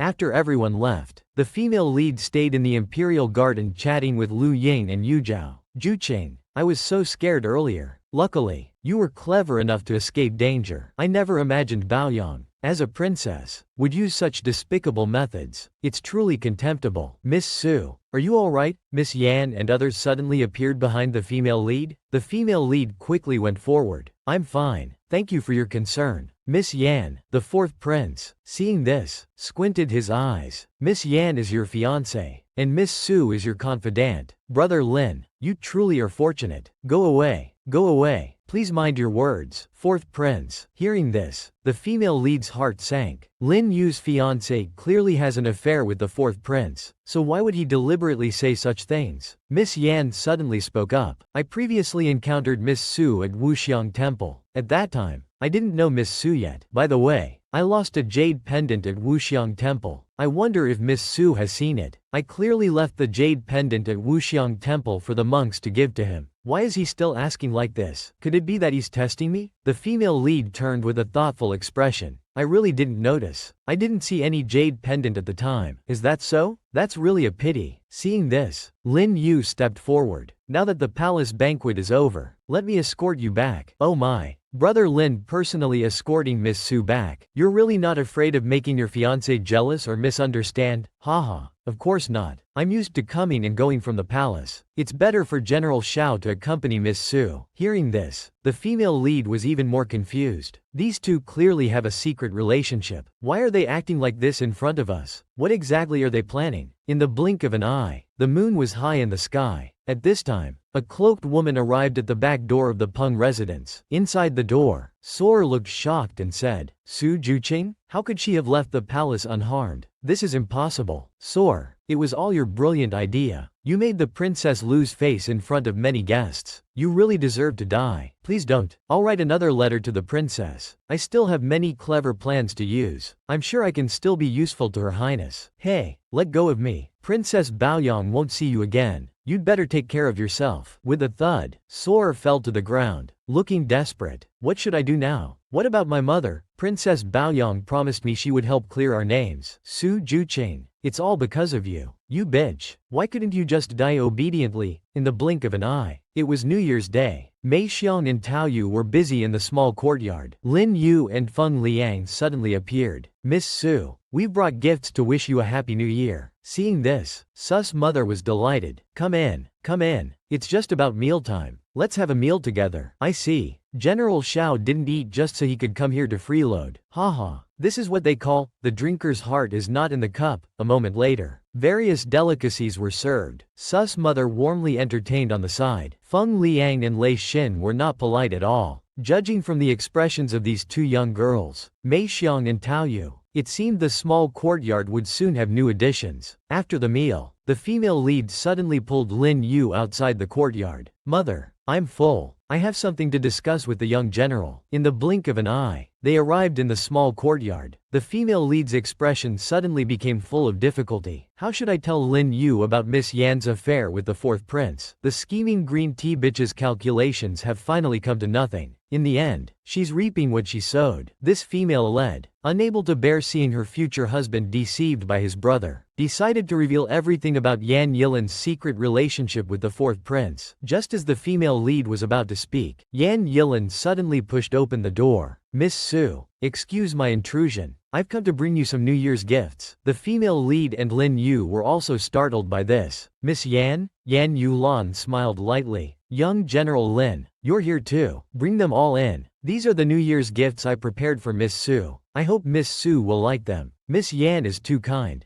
Juqing thanks you in advance. Yan Yulan suddenly stepped forward. Dr. Su, as a doctor, you have a kind heart. I sincerely want to be friends with you. Hearing this, the female lead's heart sank. What exactly is Yan Yulan's purpose? Miss Su, you must be careful. I heard from my father that Princess Baoyang has requested the Empress Dowager to have you treat the heart palpitations of Prime Minister Li's eldest grandson. What? Miss Yan, why are you telling me this? As I said, I just want to be friends with Miss Su. Now that I've delivered the message, Dr. Su should be careful in the future. Lin Yu suddenly spoke up beside her. If that's the case, we're truly grateful to Miss Yan. After Yan Yilin left, the female lead still stood there stunned. Yan Yilin clearly came prepared, but why would she help me? Moreover, how could a woman see her fiancé with another woman and still have no reaction? Seeing this, Lin Yu came closer. What's wrong? What are you daydreaming about? The female lead was even more confused. She had originally wanted to tell him about Yan Yilin and the fourth prince, but now that she helped me like this, I have no evidence and it wouldn't be right to speak ill of her. I say, young General Lin, why are you and the fourth prince so close? This is because when I was young, he saved my life. When I was 10 years old, all the princes and nobles were hunting in the royal hunting grounds. Later, I encountered a fierce tiger in the forest. At the critical moment, it was the fourth prince who saved me. We worked together to kill that tiger. The scar between his eyebrows was left when he saved me. So, the fourth prince has done you a favor, right? Ling Yu leaned forward again. Why are you so concerned about the fourth prince but don't ask anything about Yan Yulan? How should I explain this to him? Regarding Yan Yulan, I have already met with him privately, and I told him that I cannot fulfill the marriage contract with him. The scene shifts to the Peng mansion, where Su Wanner is kneeling in front of Madame Peng, retching desperately. Beside her, Peng Ziran looks anxious. Mother, Wanner is now pregnant. Please give us your blessing. Seeing this, Madame Peng snorts coldly. It's not that I'm being heartless. You know I've already arranged for you to marry the daughter of official Zhang. How can we let someone else into the family at this time? Seeing the situation unfavorable, Soer threatens with death. Madam, I'm already carrying Ziran's child. If Ziran abandons me, I'll write a suicide note and end my life. Haha,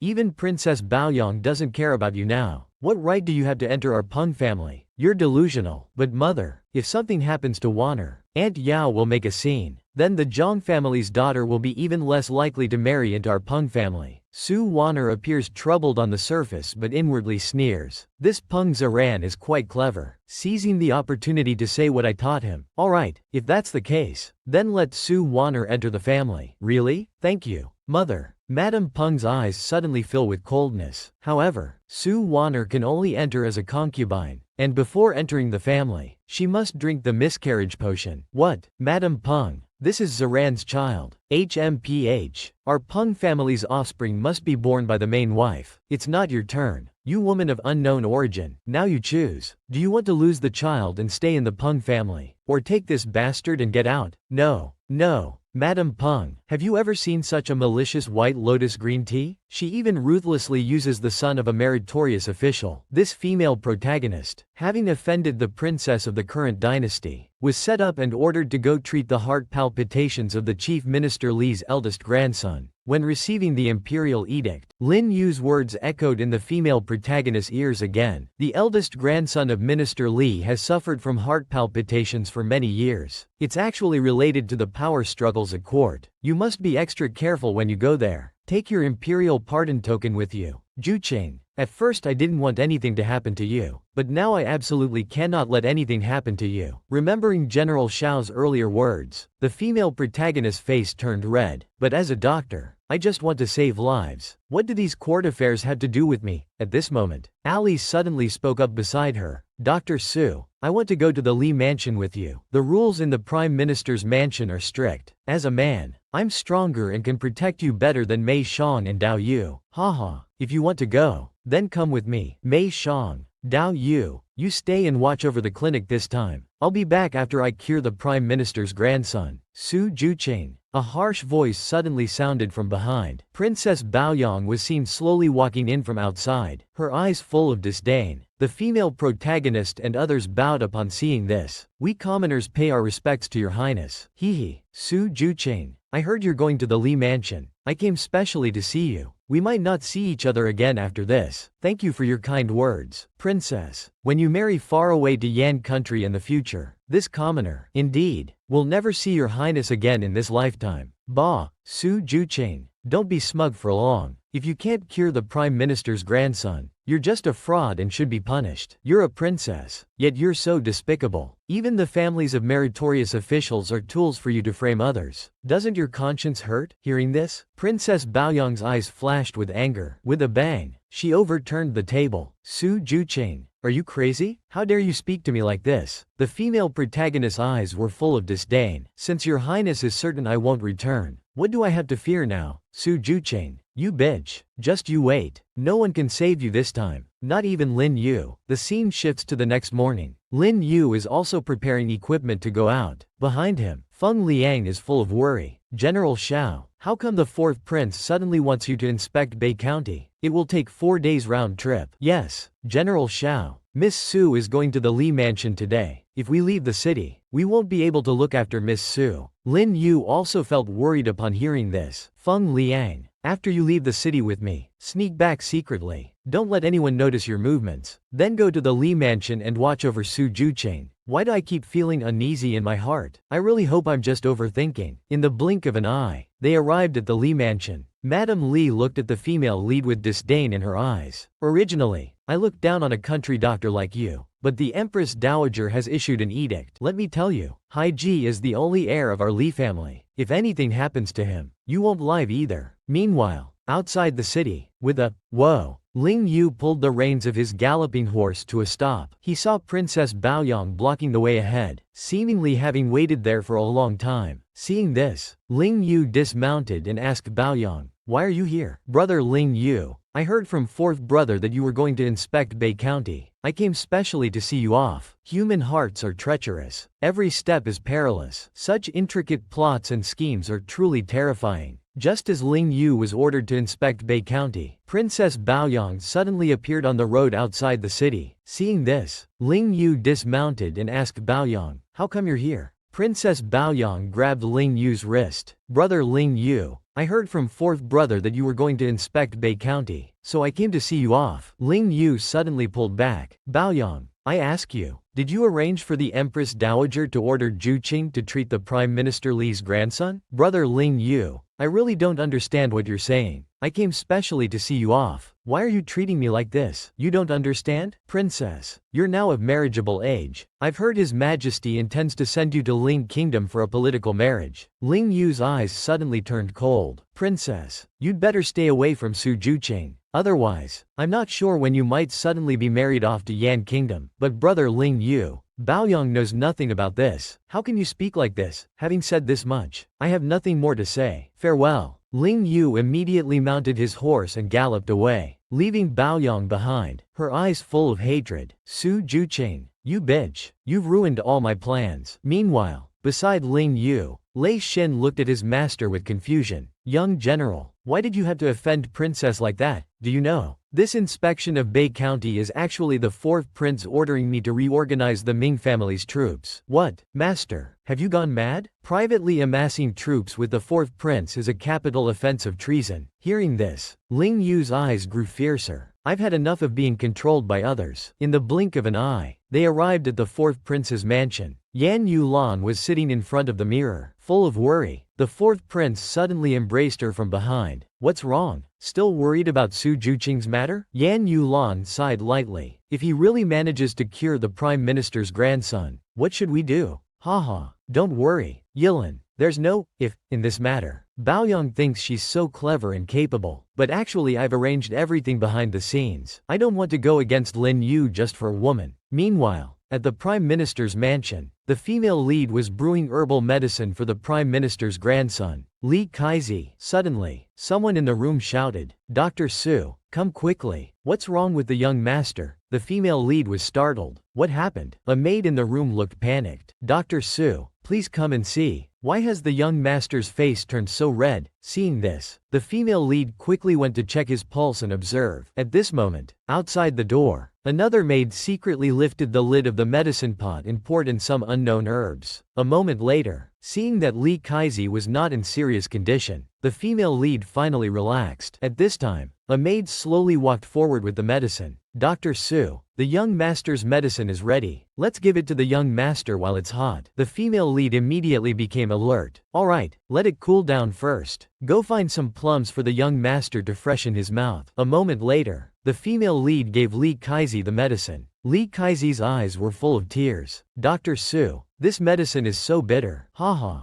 good medicine tastes bitter. How can a big boy complain about bitterness? At this moment, a maid came forward with a coal pot. Dr. Su, I brought the plums you asked for. Li Kaizi suddenly coughed beside her. Dr. Su, my body hurts so much. Young master, what's wrong? Where do you feel uncomfortable? With a wah sound, Li Kaizi spat out a mouthful of old blood, curling up on the bed and shaking uncontrollably. Oh my god, someone come quickly. Dr. Su has killed the young master. A woman's scheming is breathtaking. The female lead's trick of feigning injury is truly brilliant. This female lead was ordered to go to the chancellor's mansion to treat the chancellor's grandson Li Kaizi, who was suffering from anxiety. Unexpectedly, she was secretly framed by others who secretly replaced the medicinal soup she had prepared. With a wah sound, Li Kaizi immediately spat out fresh blood after drinking the medicinal soup. The maid beside him saw this and shouted loudly, "Someone come quickly. Dr. Su has killed the young master." A moment later, Madame Li hurriedly came from outside the courtyard. "Dr. Wang, tell me quickly, how is my grandson now?" "Madam, I am powerless. The young master is spitting blood, in critical condition. I'm afraid he won't make it through the night." "What?" Madame Li was suddenly enraged. "You quack doctor. Give me back my grandson's life." With a slap sound, a hard slap landed on the female lead's face. "I will make you accompany my grandson in death." Despite being slapped, the female lead's eyes remained determined. "I couldn't possibly have killed the young master. Please, madam, let me see the young master again." "You quack doctor. You want to harm him again? I won't let you near Kaizi anymore. Someone come. Beat this quack doctor to death. I want her to accompany Kaizi." As the clubs were about to strike, the female lead was still pinned to the ground, unable to move. With a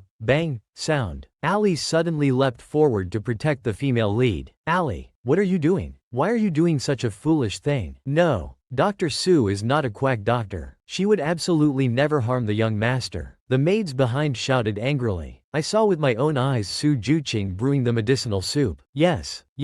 I also saw with my own eyes that the young master spat blood after drinking her medicinal soup." The female lead's eyes suddenly became sharp, understanding the whole truth in her heart. "Stop beating. Someone wants to kill the young master. Stop it. HMPH. You quack doctor still dare to quibble? Come, beat her hard." After a barrage of blows, Ali could barely hold on. "Stop. What's all this commotion about?" The current Chancellor Li Wan suddenly appeared behind everyone. Seeing this, Madame Li quickly stepped forward. "My lord, this woman wants to kill our Kaizi." Chancellor Li's eyes immediately flashed with anger. "You just said someone wants to kill my grandson. Since you're Meng Huchun's disciple, I'll hear you out. Tell me quickly, who wants to harm my Kaizi?" "It's him." The female lead pointed at Dr. Wang. "The one who wants to kill the young master is this quack doctor." "Dr. Wang, What? You have no evidence. Don't talk nonsense. How could I possibly harm the young? The female lead immediately snorted coldly. As a doctor, how could you not distinguish that what the young master spat out wasn't fresh blood at all, but red juice I smeared on the young master's lips? Squeezed from madder root? You can't even identify such a simple herb. Yet you rashly conclude that the young master is spitting blood and in critical condition. Dr. Wang immediately panicked. Don't talk nonsense. Chancellor Li suddenly spoke. Dr. Su, if it was herb juice, why didn't you argue earlier? And why did you smear juice on Kaizi's lips? In response to your excellency, this humble woman only wanted to see clearly who was conspiring to harm the young master's life. The female lead suddenly glanced at the maids behind her. They immediately trembled with fear. Nini, why are you looking at us? The city is full of schemes. I want to return to the countryside. This female lead's tactics were truly unexpected. This female lead was framed while following orders to treat the chancellor's grandson. After performing a trick of feigning injury, the female lead's lips curled up slightly. There is always only one truth. The female lead then pointed out that Dr. Wang was a quack who harmed people. Dr. Wang was left speechless. She then turned her gaze to the two maids behind her. The maids who were shouting loudly earlier suddenly panicked. Mimi, why are you looking at us? The female lead turned to Ali. Ali, are you alright? Can you still bring the medicinal soup? A moment later, Ali brought a bowl of medicinal soup. The young master didn't drink this bowl of medicine at all. The medicinal soup the young master drank earlier had actually been switched by me. The female lead turned to look at the maids. When the young master had an incident earlier, you immediately shouted that I had killed him. Such a major event occurred, yet you didn't rush to save the young master, but instead called for my punishment. Did you already know the young master wouldn't survive? With a thud sound, the two maids knelt down and pleaded innocence. Madam, we too have been loyal and devoted. We never had any intention of harming the young master. It must be this quack doctor framing us. With a clatter, a package of medicinal dregs was scattered in front of the two. These are the medicinal dregs I dug up from under the tree. Someone added a herb called Wugansao to this medicine. It's very similar to one of the herbs in the prescription, but it's this Wugansao that's the culprit behind the young master's prolonged illness. You're talking nonsense, the maid suddenly shouted. Wugansao is very similar to Fengqianyanren. How do you know you didn't make a mistake yourself? The female lead coldly snorted upon hearing this. I never said my prescription included Fengqianyanren. You're just a little maid. How would you know about medicine? What about the herbs you picked? You little bitch. How dare you talk back to me? With a slap, Madame Li's loving iron sand palm fell hard. Damn you, you bastard. You dare to harm your master. The female lead turned to look at Prime Minister Li. Prime Minister, it seems the truth has come to light. With these traitors in your household, how could the young master's illness improve? Seeing this, Prime Minister Li's eyes were full of guilt. Dr. Su, it's all because of my poor management that allowed criminals to take advantage. I've caused you trouble. As for the mastermind behind this, I will definitely investigate thoroughly and give Dr. Su an explanation. In the blink of an eye, they arrived in the back courtyard. The female lead was wiping Ali's wounds. Achoo! A chilly voice suddenly came from behind. They saw Feng Liang hiding in the bushes, shivering, clearly frozen like a dog. Seeing this, the female lead chuckled. Thank you, Feng Liang, for helping me keep an eye on those maids and digging up the buried medicinal dregs. Hee hee, no problem. Dr. Su, your trick of playing the victim was truly brilliant. It immediately exposed those cursed traitors. This is all thanks to you for bringing Mr. Li here in time. Otherwise, there would have been no one to watch this good show. Feng Liang also had a slight smile. Madame Li is known for being fierce and brainless. Only Mr. Li can control her. Guess who I had to find to be able to move Mr. Li to come? Hearing this, the female lead was stunned. Could it be General Lin Xiao? Another conspiracy foiled. How should these malicious schemers deal with this? Just as the female lead used a trick to expose the traitors in the Prime Minister's mansion, Ling Yue was also thanking the prince at the Royal Prince's mansion. Thank you, Your Highness, for pleading with Prime Minister Li on my behalf. It's nothing. Dr. Su is also a benefactor of my Royal Prince's mansion. Don't worry about such a small matter. By the way, it's a 4-day round trip to Bay County, but you came back in 2.5 days. How many horses did you exhaust? The Jade Prince suddenly sighed. Young General Lin, do you know that the Empress Dowager has issued an edict for Dr. Su to treat Prime Minister Li's eldest grandson? Someone in the palace wants him dead. Prime Minister Li's power is overwhelming. It would be best for the court if he had no heir. Lin Yu heard this and turned to leave. Even so, I must do my best to protect him. The Jade Prince suddenly spoke behind Lin Yu. My wife considers Dr. Su a friend, so I don't want to see him in danger either. If you truly love him, it would be better to stay away from him. If it weren't for your involvement, he wouldn't have encountered these things at all. After hearing this, Ling Yue resolutely turned around. Since he has already been implicated by me, then it is his, Su Juqing's fate to have me. Ling Yue, Ling Yue, will not let him be harmed again. Watching Ling Yue leave resolutely, the Jade Prince's heart was full of helplessness.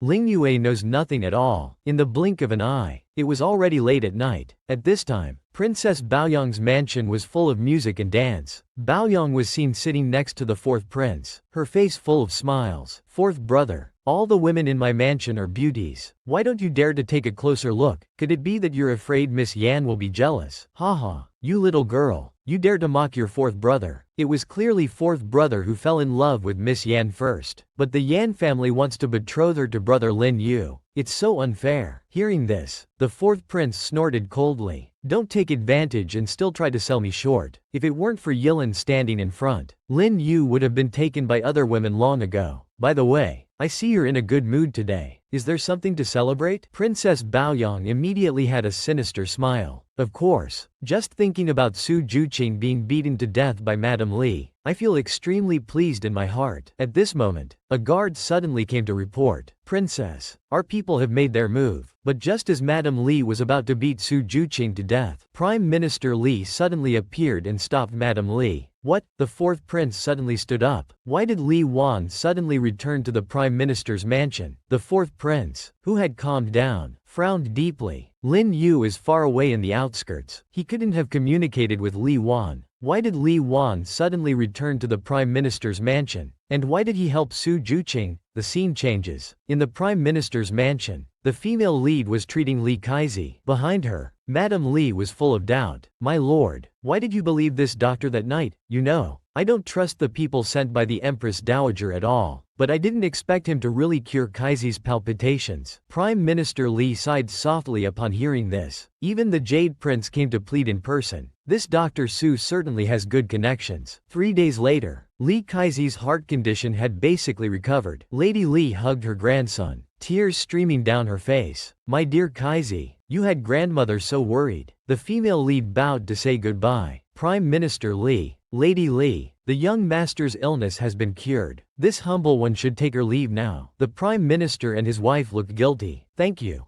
Dr. Su, for saving our grandson. The previous misunderstanding was entirely our fault. Ha ha, it's nothing. If you really want to apologize, you should apologize to my apprentice Ali. Ah ha ha. No need, no need. I'm fine. Prime Minister Li was suddenly stunned. You're an apprentice at the clinic? Why do I feel like you look very similar to a noble I know? Ali's eyes filled with sadness upon hearing this. No, that's not the case. Perhaps Lord Li has mistaken me for someone else. The woman I love most in this life can only enter the household as a concubine. You surely cannot understand this pain. After all, you don't even have a partner yet. After the female lead cured Prime Minister Li's grandson, she left the Li residence with Ali. Unexpectedly, Lei Shin had been waiting outside for a long time. Dr. Su, I'm here to escort you back to the inn. The female lead was overjoyed to see him. Lei Shin, you're here. Did Lin Yu come too? Lei Shin looked embarrassed. The master sent me to take you back to the inn. He had some business and couldn't come. Is that so? The female lead's eyes filled with disappointment. Then let's set off to return now. Watching the carriage disappear into the distance, Lin Yu, hiding behind a wall, also looked crestfallen. Feng Liang beside him was confused. General Xiao, you've already come here. Why not personally escort Dr. Su back? Lin Yu was also stunned. The Jade Prince's words echoed in his ears again. If you truly love her, then staying away from her is the best thing to do. Let's go. It's time to return to the palace and settle this account. Lin Yu's eyes suddenly turned sharp. Now that the troops have been inherited, I no longer need to have any reservations. The scene shifts to the imperial palace. With a loud bang, Princess Baoyang was in a fury. You actually let Su Juqing leave the Prime Minister's residence alive and even allowed him to cure the Prime Minister's grandson's heart condition? Useless? You're all useless. A bunch of good-for-nothings who can't even accomplish such a simple task. At that moment, a maid outside suddenly reported, Princess, General Lin has arrived. Baoyang's face lit up with joy as she went to greet him. Brother Lin Yu, You finally come to see me, unexpectedly? Lin Yu's expression was cold, his eyes piercing with a chilling light. With a loud bang, Lin Yu suddenly leapt forward and grabbed Baoyang by the throat. How dare you? Release the princess at once. Baoyang was also shocked. Lin Yu brother, have you gone mad, princess? I've already warned you not to touch Su Juqing again, but you just wouldn't listen. If I die, then he won't be able to live well either. With a thud, Lin Yu threw Baoyang to the ground. Baoyang, I ask you, was the incident at the Li residence you're doing? Baoyang, having regained her senses, looked aggrieved. Brother Lin Yu, you dared to treat me so harshly for the sake of a woman? HMPH. Princess, it seems you still don't understand. Let me warn you one last time, do not touch my woman. Hearing this, Baoyang completely broke down. Brother Lin Yu, what's so good about that Su Juqing? I am a high-born princess. Am I not better than some commoner woman? Your Highness, I've already told you, if you do this again, I will truly take your life. Ha ha ha. Baoyang suddenly burst into laughter. Brother Lin Yu, sending Su Juqing to the Prime Minister's residence was Grandmother Empress's idea. Now that Su Juqing has cured the Li family's young master's heart condition, it proves her medical skills are exceptional. Grandmother Empress intends to have her enter the Imperial Hospital as a female doctor. I'm afraid she's already at the medical pavilion by now. With a buzz, Lin Yu's heart trembled. What do you mean? Enter the palace as a female doctor? That's right, Brother Lin Yu. Since I can't have you, I won't let you two be together either. Now you can only marry Yan Yilong as your wife. Even if you forcibly marry Su Juqing, she can only be a lowly concubine. Have you ever seen someone willingly jump into a trap of conspiracy? This female lead's courage is truly admirable. This handsome general, in order to vent anger for his future girlfriend, actually threatened Princess Baoyang, who deeply loves him. The devastated Princess Baoyang suddenly burst into laughter. Su Juqing has already been summoned to enter the palace as a female doctor. You'll never be able to marry her as your wife in this lifetime. In the blink of an eye, we arrive at the medical clinic. The female lead is deep in thought. For General Lin's illness, there's still one rare medicinal herb missing. Master Baishi Root once said, the Imperial Hospital has this herb. Suddenly, a commotion outside the door interrupts the female lead's thoughts. A crowd can be seen gathering in front of the clinic. An eunuch shouts, Su Juqing of the Su Clinic, come receive the Imperial Edict. Meanwhile, Lin Yu is galloping towards the clinic on horseback. Su Juqing, don't accept the edict. Don't enter the palace. Even if you defy the order, you still have the golden token of immunity. At this moment, in front of the clinic, the eunuch has begun to read the imperial edict. The female lead, kneeling to receive it, has a deep look in her eyes. Starting with Minister Li's grandson, it seems someone has been targeting me, setting up a trap, all to get me into the palace. I fear the summons to enter the palace is false, and harming me in secret is the true intent. The mastermind behind all this appears to be Princess Baoyang. But Yan Yulan, you're the real puppet master, aren't you? This time, I'll go along with the flow. I'll enter the palace to obtain the Baishi root that can cure old General Lin. I can't let the Lin family's past tragedy repeat itself. I can't let young General Lin fall into danger. With a neigh, the horse's cry echoes through the sky. Lin Yu suddenly appears behind everyone. Seeing the female lead holding the imperial edict, Lin Yu's heart trembles. Juqing, have I still come too late? The scene shifts to Yan Yulan's residence. A maid comes to report. Miss, Dr. Su has accepted the imperial edict to enter the palace. Yan Yulan's face remains cold. That's good. Once inside the palace, it's up to the fourth prince's methods. The maid speaks. Miss, aren't you too concerned about this Dr. Su? No. The person who saw me with the fourth prince at Wuxiang Temple that day could very well be him. I can't hide. If he truly knows about my relationship with the fourth prince, then he must die. Moreover, this Dr. Su's skills are truly remarkable. He managed to escape from the Su family, open a clinic, and even make Lin Yu devoted to him. Such abilities are indeed admirable, and I always have this vague feeling that he will be a variable that hinders our plans, a variable that shouldn't exist. The maid beside her, seeing this, quickly comforts her. You needn't worry. Once Su Juqing enters the palace gates, he absolutely won't survive. That's right. Yan Yulan's eyes turn vicious. This time, even if the King of Hell comes, he won't be able to save him. The scene changes. It's already midnight. The female lead is nestled in her mother's arms, full of reluctance. Mother, after I enter the palace, the clinic will be temporarily in your care. Don't worry, Juqing. Mother won't cause you any trouble. It's just that you going to the imperial hospital alone. I'm very worried. Haha, it's fine, mother. I'm the disciple of a divine doctor. Who knows? I might even become a high official in the palace. Ha, you're so mischievous. A moment later, the female lead comes out to the courtyard alone to enjoy the moonlight. Suddenly, footsteps are heard from behind. The female lead smiles slightly. You've come. Lin Yu behind her, full of deep emotion. What? You knew I would come? Who says straight men can't flirt? This handsome Lin fellow is truly a master at flirting. To obtain the rare medicinal herb Baishi root, the female lead decides to risk entering the Imperial Palace's medical institute as a medical maid. On the night before her departure, the female lead comes to the courtyard alone to enjoy the moonlight. Young General Lin Yu suddenly appears behind her. The female lead smiles slightly. Young General, you've come. Lin Yu, unable to hide his deep emotions, asks, what? You knew I would come? Haha. After I enter the palace, I won't be able to treat old General Lin regularly. Even if just for old General Lin, you would come to see me, wouldn't you? What? You think I came to see you just for my father? Then for what? Could it be for me? Lin Yu is stunned for a moment. Then his gaze becomes more determined. Yes, the reason I came is you. Because I'm very worried about you. The female lead's face instantly turns red, at a loss for words. Ah, haha.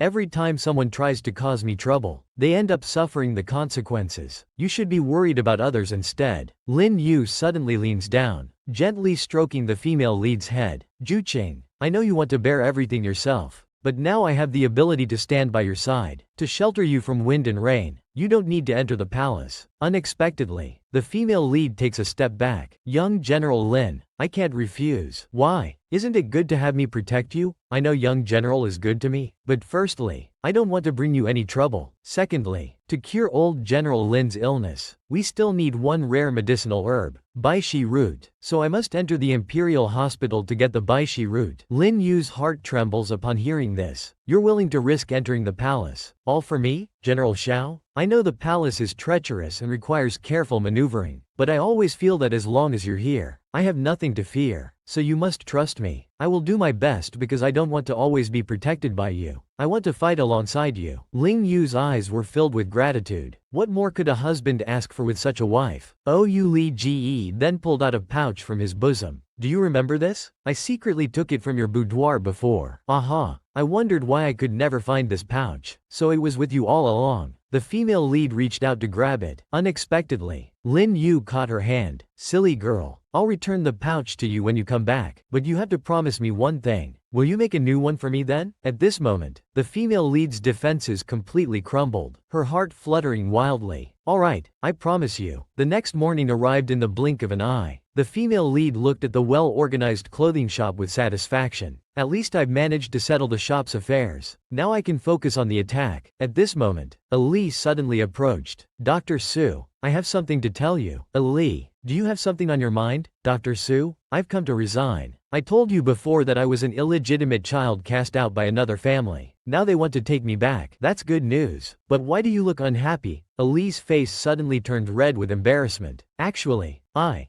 just can't bear to leave you. Haha, of course. And Mei Shang, Dao, and the others will miss you too. Anyway, thank you for your care all these days. Dr. Su, the female lead beside him smiled gently. What are you saying? The medical hall is your second home. You can always come back whenever you want. Ali listened with eyes full of emotion. Thank you, Dr. Su. Then he made a silent determination in his heart. I don't know if this decision is right or wrong, but I don't want to see Dr. Su get hurt in front of me anymore. The palace instance officially begins. Can the female lead overcome the challenges? This female lead, in order to obtain rare medicinal materials, goes along with the plan and enters the palace as a medical maid by imperial decree. Unexpectedly, on the first day in the palace, Chen Ming, the head of the Imperial Medical Academy, immediately gives her a hard time. Chen Ming leads the female lead to a dilapidated house. You're the only female doctor in the Imperial Medical Academy. As a woman, you'll have to make do living here. Upon entering the room, the female lead is taken aback by the rats, cockroaches, and cobwebs covering the floor. Hey, what kind of intimidation is this? Arranging such a place for me? You're deliberately trying to embarrass me, aren't you? Meanwhile, in the corridor, Chen Ming is loudly conspiring with Princess Baoyang's maid. Minister Chen, have you remembered what the princess instructed? Yes,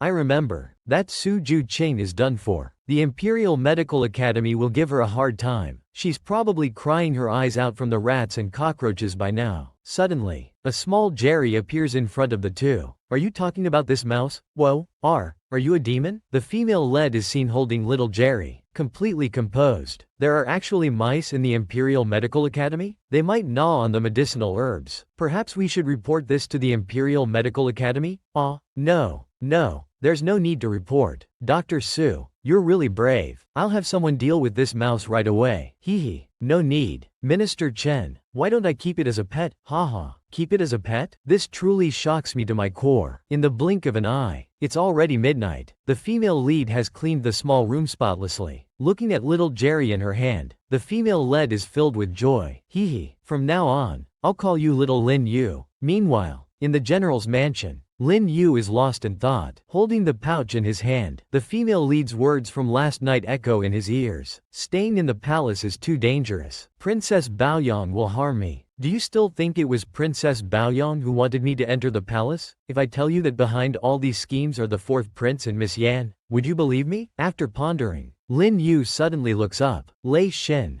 go to the Yan family now and keep an eye on Yan Yulan's every move. The next morning arrives in the blink of an eye. Just as the sky begins to lighten, someone frantically knocks on the female lead's door. Oh my goodness, it's so early. Who could understand the hardships of a working person? After leaving her room, she sees Li Tai with a look of disdain. New medicinal herbs have arrived in the back courtyard. Su Ying knew. Go quickly to inventory and categorize them. Upon seeing the medicinal herbs, the female lead is completely stunned. Oh my god, are you joking? Li Tai smirks maliciously. Who's joking with you? Dr. Su, just get to work. The female lead is full of displeasure but helpless. Now someone else is giving me a hard time. The medicinal herbs in the palace are all top grade. These materials look chaotically arranged, but it shouldn't be deliberately messed up just to make things difficult for me. However, this will cause the medicinal properties to become mixed up. It seems the Imperial Medical Academy has quite a few bad habits. In the blink of an eye, it's already sunset. The female lead suddenly raises her hand to report. It's already evening. I'm going to eat now. Su Juqing, you haven't finished your work and you're thinking about eating? What eating? Unexpectedly, the female lead has already finished organizing the medicinal herbs.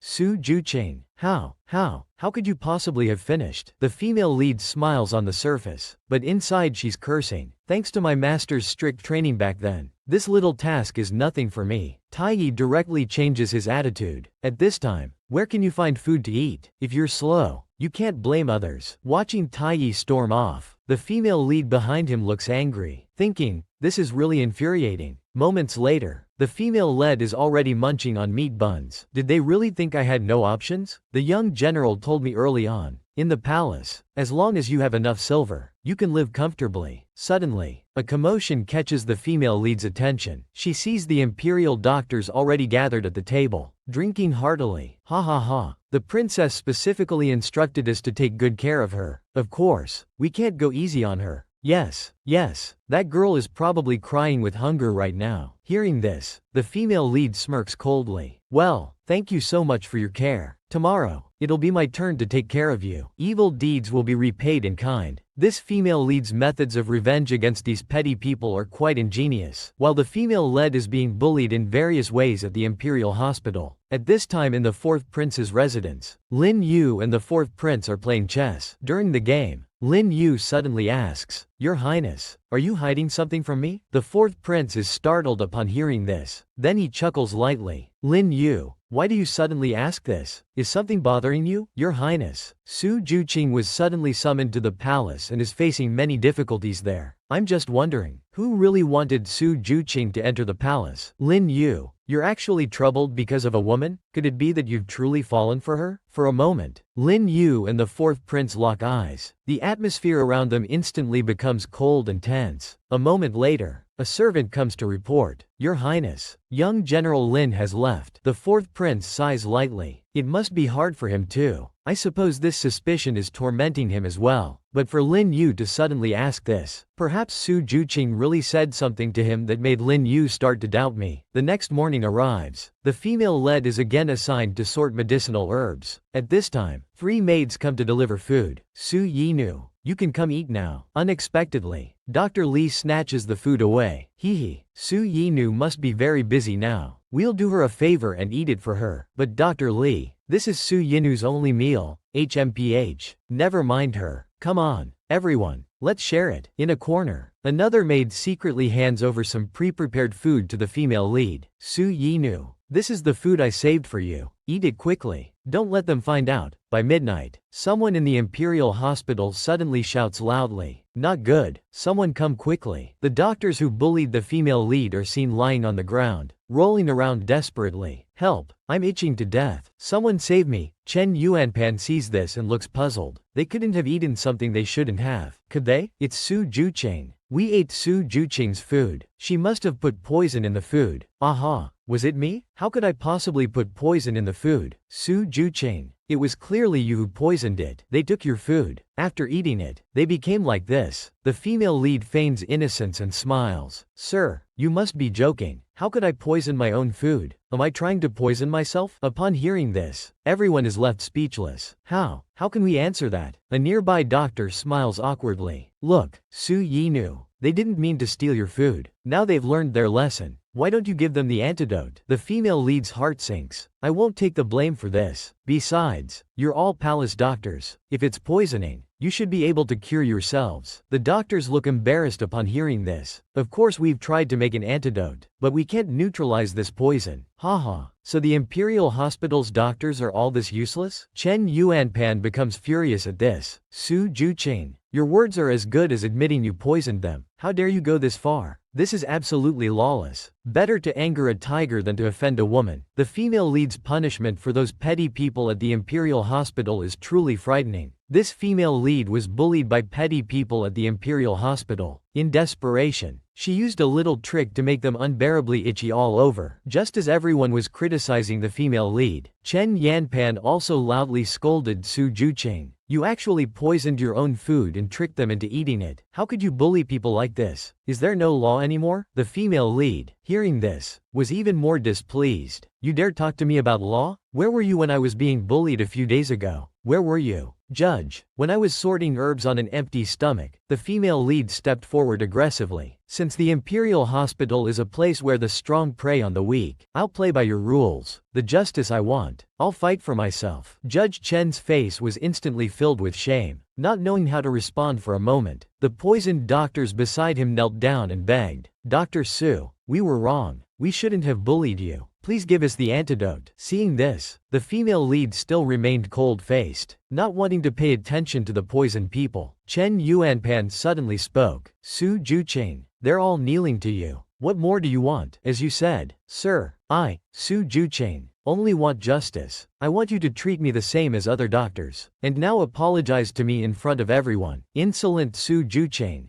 don't push your luck too far. Haha. Then Judge Chen, let's see what's harder, your mouth or their bones. Just as the female lead was punishing the petty people at the Imperial Hospital, Lin Yu was sitting alone at a table, full of worry. At this time, Feng Liang and Lei Xin brought in a child. Young general, we've brought back the person you wanted. The child looked at Ling Yu, terrified. Mimi, are you? Don't worry. Amo, it's me. You're safe now. A moment later, Amo had been arranged by servants to rest. Feng Liang and Lei Xin looked heartbroken. Amo seems to have been quite scared. After we left, there were constant assassin attacks at Amo's residence. If it weren't for the young general leaving troops to protect him secretly, he might not have survived. Do you know why Amo is always being hunted? Because he's the grandson of King Shu. What? Amo is actually King Shu's descendant. Lin Yu recalled his conversation with the loyal guard. Years ago, King Shu entrusted Amo to the loyal guard, hoping that the prince could live in anonymity. King Shu was executed with his entire family due to a corruption case. Someone switched Amo and saved him. King Shu did our Lin family a favor when he was alive, so I must protect Amo. Lei Xin listened and slowly spoke. General Shao has found out about the people hunting Amo. One group seems to be from the royal guards, while the other is from the fourth prince's residence. What? Lin Yu's heart trembled. The fourth prince's people are among those hunting Amo? Haha. The emperor and the fourth prince are so ruthless towards King Shu's grandson. What a scheme. Feng Liang, Lei Xin, it's not suitable for Amo to stay outside the city now. Bring him to the general's mansion immediately. Meanwhile, at the Imperial Hospital, The poisoned doctors were desperately kowtowing. I'm itching to death. Dr. Su, Miss Su, Grandaunt, please, save us. Haha, you're begging the wrong person. You should be begging the judge. Have you ever seen a woman with such skillful tactics? She's playing these old men like puppets in her hands. This female led, to avoid being bullied by colleagues anymore, used a small trick to make those who bullied her unbearably itchy all over. The unbearable gentleman knelt and begged, Miss Su, Grandaunt, please save us. Hearing this, the female lead sneered, Gentlemen, I'm afraid you're begging the wrong person. You should be begging the judge. The gentleman turned to plead, Judge, please save us. Please apologize to Dr. Su. The female lead chuckled softly. It will be dawn soon. The medicinal meals for the nobles in the palace haven't been prepared yet. If something goes wrong, the one who will be held responsible in the end is you. Judge. Judge Chen's face instantly filled with anger. Damn you, Su Jucheng. Your methods are truly vicious. Haha.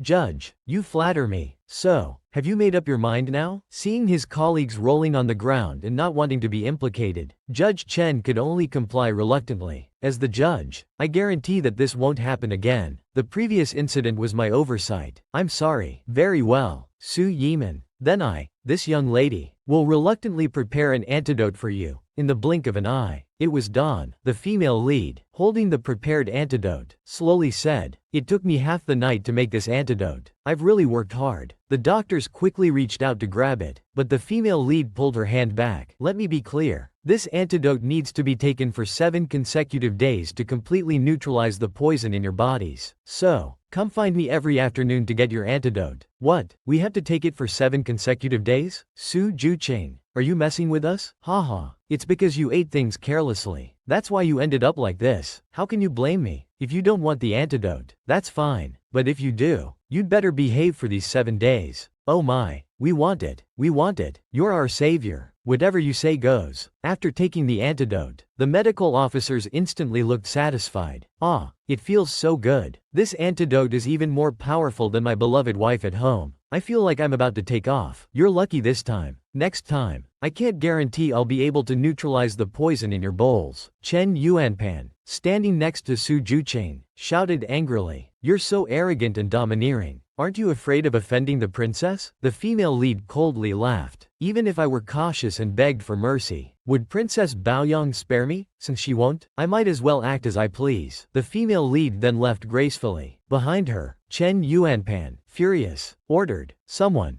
go report this to the princess immediately. The scene quickly shifts to the princess's residence. With a bang, Princess Baoyang exploded in anger. Bunch of useless fools. You can't even handle this small matter. The entire imperial hospital, manipulated by that bitch. Dr. Li, kneeling on the ground trembling, said, Your Highness, it's just that Su Jucheng is too cunning. Why don't we just eliminate her directly? Another loud bang. Princess Baoyang launched a remote attack. Nonsense. Her antidote needs 7 days. If I act now, how will I explain to the emperor about you in the imperial hospital? At this moment, the 4th prince emerged from the side. I say, Baoyang, you really should change that temper of yours. What goes around comes around. Heaven spares no one. This evil doing, scheming green tea bitch finally got her comeuppance. This ill-intentioned Princess Baoyang wanted to use the imperial hospital to eliminate her love rival, the female lead. Unexpectedly, the doctors of the imperial hospital were easily manipulated by the female lead. With no choice left, Princess Baoyang could only vent her anger on her subordinates. At this moment, the 4th prince suddenly spoke up. I say, Baoyang, you're about to get married. You really should change that temper of yours. Baoyang was stunned upon hearing this. About to get married? 4th brother, what do you mean? Today when I went to the palace, I heard father say your marriage to the Yan Kingdom's crown prince has been moved up by half a year. Since you're going to marry into the Yan Kingdom, you should stop fighting with Su Jucheng. With a thunderous shock, Princess Baoyang's heart trembled. This can't be. How could the political marriage be moved up? Could it be brother Ling Yue? Remembering Ling Yue's previous threat, Baoyang burst into tears. It must be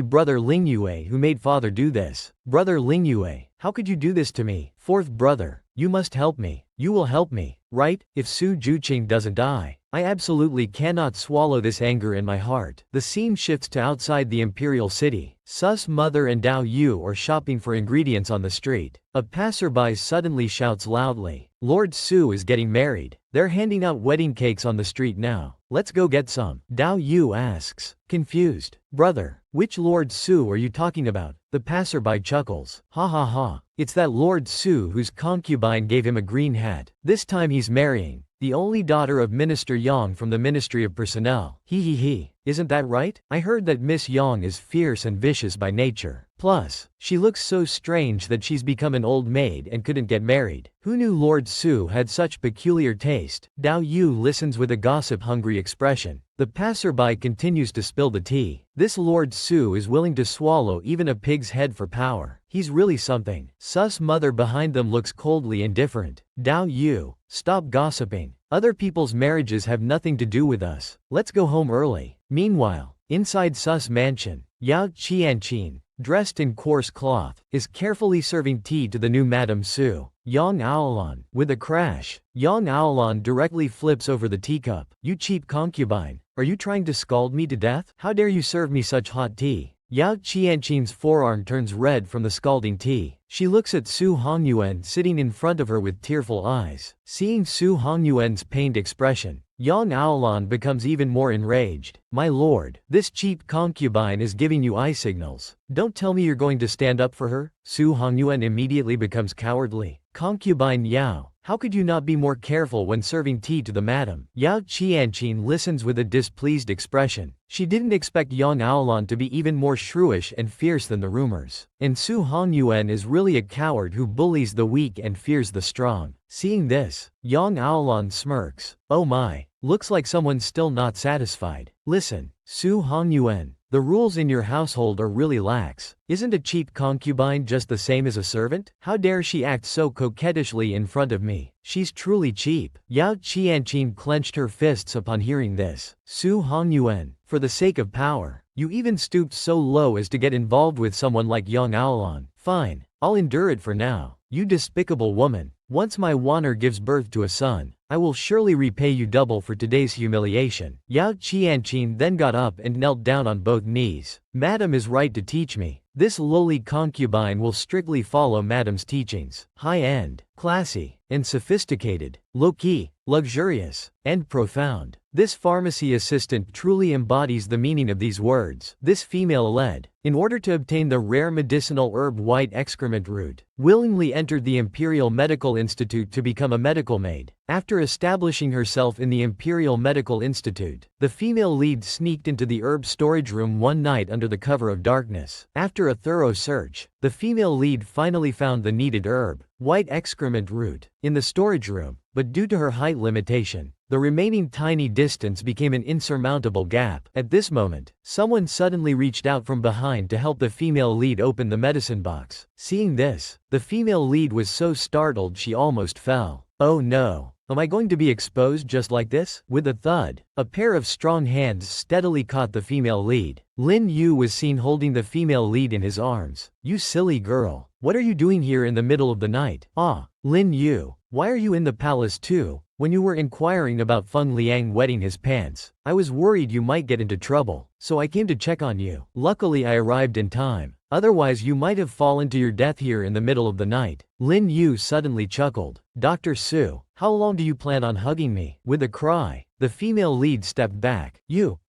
Do you have a conscience? Who am I doing all this for? Enduring humiliation in the Imperial Medical Institute every day. Who's there in the medicine room? Suddenly, the voice of a guard came from outside. The female lead immediately sensed danger. She pulled Lin Yu and quickly fled. This is not the place to talk. Let's leave quickly. We need to leave now. Lin Yu behind her had a blushing face. Oh my. This little girl is holding someone's hand for the first time. In the blink of an eye, they were outside the palace and in the bustling market. The female lead looked excited. Finally out of the palace for once. I was almost suffocating in there. But is it really okay for us to run out like this? Don't worry. I left Feng Liang to keep an eye on things. Nothing will happen. If you like it, I can take you out of the palace to play more often in the future. As they spoke, the female lead had already started wandering around. Suddenly, a familiar figure caught the female lead's eye. It was Ali, who was in coarse clothing just a few days ago, now appeared as a wealthy young master. His neat attire made him look even more handsome. refined, and sharp. Seeing this, she approached. Isn't that the assistant from your pharmacy? I didn't expect him to be the young master of Lord Qi, the deputy commissioner of Yanyan Department. At this time, Ali had reverted to his real name, Qi Hongfei. Ali was seen slowly bowing to his father. Son will take his leave now, not to disturb father any further. Watching his son's retreating figure, Lord Qi's eyes were full of helplessness. Sigh. I didn't expect Ali and I to become so estranged. My lord, you needn't worry too much. The young master is just upset for now. He'll be fine in a few days. Back then, when his mother refused to acknowledge his identity and angrily drove him out of the house, I searched for him for so many years. I didn't expect him to be in the capital all along, just hiding from me. Lord Qi let out a soft sigh. After all, I've failed him. It's already good that he's willing to come back now. Seeing this, the female lead gently tugged on Lin Yu's sleeve. Let's go. Why? Don't you want to say hello? No need. If Ali knows I'm being mistreated in the Imperial Medical Institute, he'll surely try to help. I'd better not let him get involved with his family affairs. You've seen young girls in love many times, but have you ever seen a married woman in love? Is this gentle and virtuous Yao Qingrong about to encounter a second spring of love? A few days after the female lead's chance encounter with Ali in the market, the female lead's mother and maid Dao Yu came to the temple to pray for her. Madame Su looked worried. I wonder how Zhu Qing is doing in the palace. I hope she's adapting well. Dao Yu had a relaxed expression. Madam, don't worry. The young miss is so clever. She'll surely be eating and sleeping well. With a thud, a scroll suddenly fell down the steps. Madame Su picked up the scroll, looking puzzled. The man chasing after it looked apologetic. I'm so sorry. That's my scroll. Seeing this, Madame Su turned with a smile and handed the scroll back to the man. Here, this is your scroll. The man's heart suddenly skipped a beat. Ah, Miss Yao? Madame Su was also startled upon hearing this. Are you Mr. Shen? Mr. Shen's face lit up with joy. I just returned to the capital. I didn't expect Miss Yao to be in the capital as well. Madame Su also looked happy. Yes, what a coincidence indeed. Mr. Shen in the blink of an eye. It was already midnight. Dao Yu was combing Madame Su's hair. Dao Yu looked utterly confused. My lady, how do you know that Mr. Shen? He seems so refined and elegant. Su's mother's eyes suddenly dimmed. Various memories flooded her mind. Back then, in the prime of youth, Mr. Shen was forced by circumstances to sell family heirlooms. Su's mother happened to encounter Mr. Shen in a disheveled state. Feeling sympathetic, she spent a large sum to buy the ancient book. Young sir, my lady will buy your ancient book. Seeing this, Mr. Shen waved his hands repeatedly. This is far too much. Haha, you jest. Just take it. Thank you, miss, for your generous help. I am Shen Wei, a teacher. This was my family heirloom. If possible in the future, I hope to buy it back. Su's mother smiled gently. Let's go, Quihong. We should return home quickly. Wait, miss, you haven't taken your ancient book. Haha, since it's your family heirloom, I'll leave it in your care for now. Please keep it safe for me. After Su's mother left, Mr. Shen stood there, stunned. Yes, this is the taste of love. After the reminiscence, Su's mother sighed softly. How time flies. Fate plays such tricks. Dao Yu beside her still wore a gossipy expression. So, Madam and Mr. Shen have such a connection. Yes, I wonder which private school in the capital he's teaching at now. Meanwhile, in the princess's palace, Baoyang secretly summoned the female lead. The female lead looked puzzled. I wonder why your highness has summoned me so late. Haha, I don't want to marry for alliance. You must find a way to diagnose me with an illness that the imperial physicians can't detect as fake. But your highness, why should I help you? Bang! Baoyang suddenly stood up. If I have to go for this marriage alliance, I'll definitely make brother Lingyue the envoy.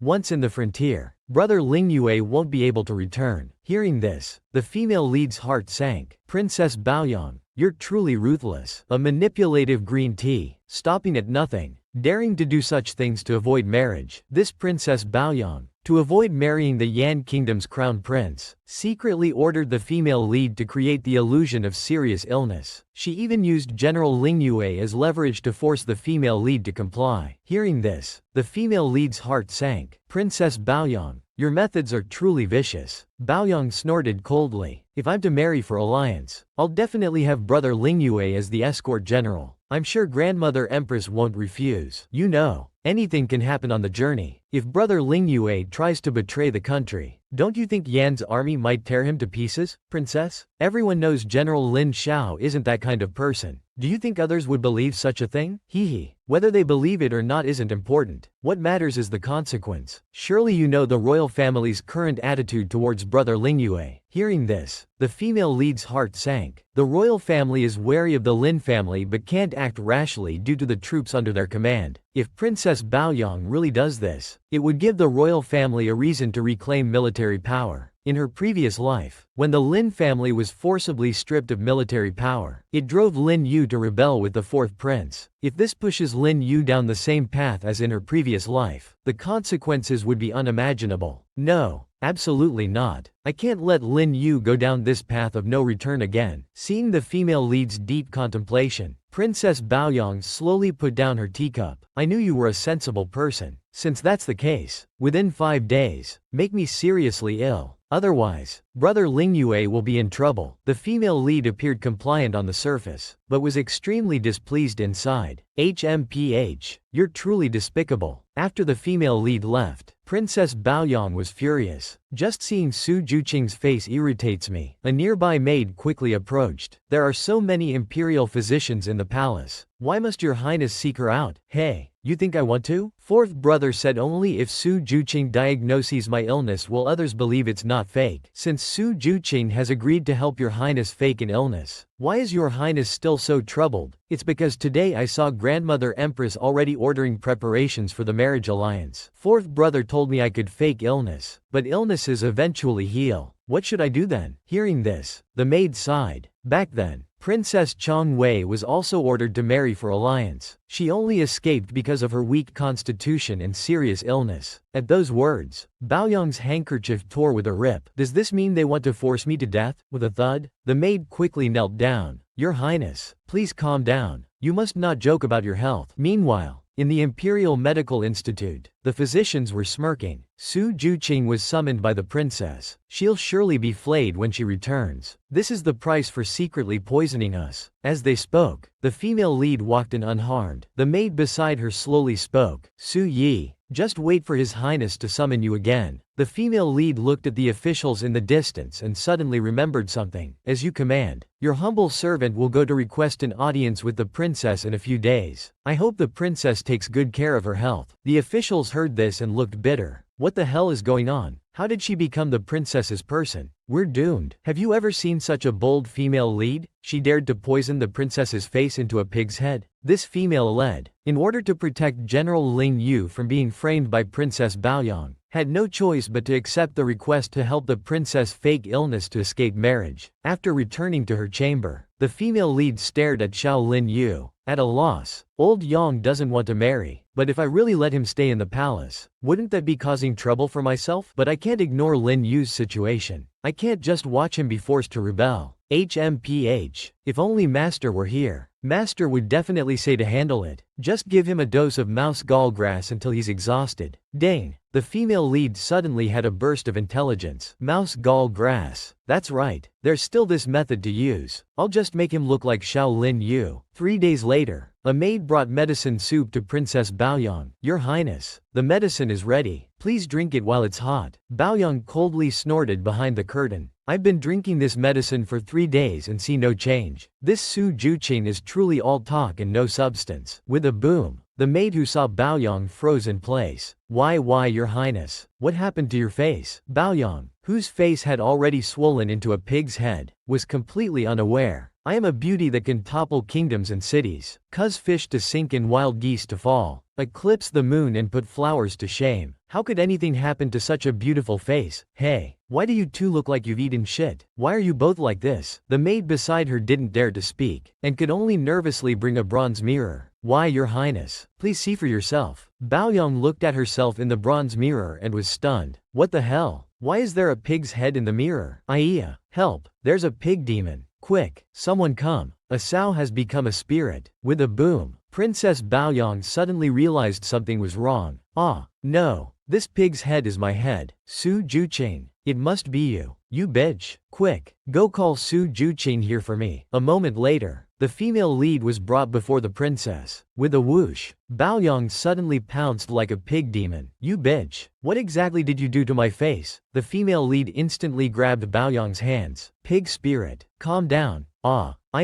Your Highness, please calm down. If you're anxious and upset, your face will only become more swollen. Su Juqing, you're so bold. You dare to take this opportunity to harm me. The female lead instead smiled lightly. Didn't your Highness want to be seriously ill? Now that you look like this, His Majesty surely won't let you go to Yan for a political marriage. Yo, I don't believe you at all. Princess Baoyang shouted frantically. I asked you to help me fake an illness, not ruin my looks. Even if you had diagnosed me with late-stage testicular cancer, that would have been fine. Who told you to mess with my face? Your Highness need not worry. The swelling on your face will subside in 3 months. You should know that the gentlemen in the Imperial Hospital are highly skilled in medicine. Ordinary methods certainly wouldn't fool their eyes. Moreover, if His Majesty discovers the truth, my life doesn't matter. But I'm afraid your Highness would find it difficult to protect yourself then. Baoyang was left speechless and could only swallow this bitter pill. So the swelling on my face will really subside on its own after 3 months? This humble servant wouldn't dare deceive your Highness. Baoyang stepped forward. You'd better not have the guts to lie to me. If my face isn't better after 3 months, I'll have your life. Haha. The female lead laughed lightly. As you wish. The future boyfriend confronting the scumbag ex-husband. This show is truly applause-worthy. Just a few days after the female lead turned Princess Baoyang into a pig's head, this news reached Yan Yilan's ears. Miss, news came from the palace. Princess Baoyang has contracted a strange illness. Her face is swollen and she can't be seen in public. Yan Yilan heard this and laughed coldly. So Su Juqing really helped her. It seems Su Juqing's medical skills are quite impressive. The maid beside her looked confused. Why did the fourth prince suggest letting Su Juqing help Princess Baoyang fake an illness? Hee. Now Su Juqing is treating the princess. What do you think will happen to Su Juqing if something goes wrong with Princess Baoyang? The scene shifts to the bustling market, where Su's mother and the maid Hong Zhu are shopping. Hong Zhu looks happy. General Lin said he would send these things we bought into the palace for the young miss. That's wonderful. Yes, that girl is such a glutton. Let's go to Ruijia and buy some food to send to her. Just as Su's mother was busy shopping, a familiar voice suddenly sounded from behind. Mrs. Yao Qingrong. Su Hongyuan and Yang Aolan were standing behind Su's mother. Su Hongyuan looked at Su's mother with joy, while Yang Aolan beside him had a look of disdain. Oh my, isn't this the Yao woman who was divorced by my husband? Although Yang Aolan's words were contemptuous, she couldn't help but marvel inwardly. As expected of Yao Qianqing's sister, that vixen, she really does have some charm. Su's mother, hearing this, was displeased. Madam, Mr. Su and I had a mutual separation. What do you mean by divorced, HMPH? Didn't the concubine Yao say your daughter was disowned by the Su family for behaving improperly in public? Like mother, like daughter. You're probably not a decent woman either. That's why my husband divorced you. Su Hongyuan looked ashamed upon hearing this, but couldn't bring himself to stand up to Yang Aolan. He could only stand there meekly, cowering. Su's mother angrily retorted, Madam, please mind your words. The fact that such language can come from your mouth shows what kind of upbringing you have. Bah, you abandoned woman. You dare to talk back? Come here. Someone, seize this shameless woman and teach her a lesson. Stop. A sudden shout rang out. Shen Wei appeared out of nowhere and stood protectively in front of Su's mother. Laying hands on a woman in public? Mr. Su, this seems inappropriate. Su Hongyuan was startled. You are, Lord Shen? Shen Wei turned around dashingly. Miss Yao, are you alright? Su's mother's face instantly turned red. Her heart fluttered wildly. Thank you so much. Mr. Shen, I'm fine. Ah, Qingrong, how do you know Lord Shen? What Lord Shen? Isn't Mr. Shen a teacher at the private school in the capital? Shen Wei smiled lightly. Hee. Finally a chance to show off in front of the woman I love. That's right. I am now Shen Wei, the Minister of Rights. Yang Aolan, standing next to Shen, smiled maliciously. HMPH. What Lord Shen? What Miss Yao? I think they're having an affair. How shameless. Hearing this, Shen Wei coldly snorted. Mr. Su, didn't you just get reported to the emperor for poor household management? How did you forget so quickly? Moreover, I've heard that Mrs. Su's father, Minister Yang, has been worried sick about the water conservancy issue in Yuezhou lately. Does Mrs. Su want to add more troubles for Minister Yang? Upon hearing this, Su Hongyuan and Yang Aolan immediately cowered.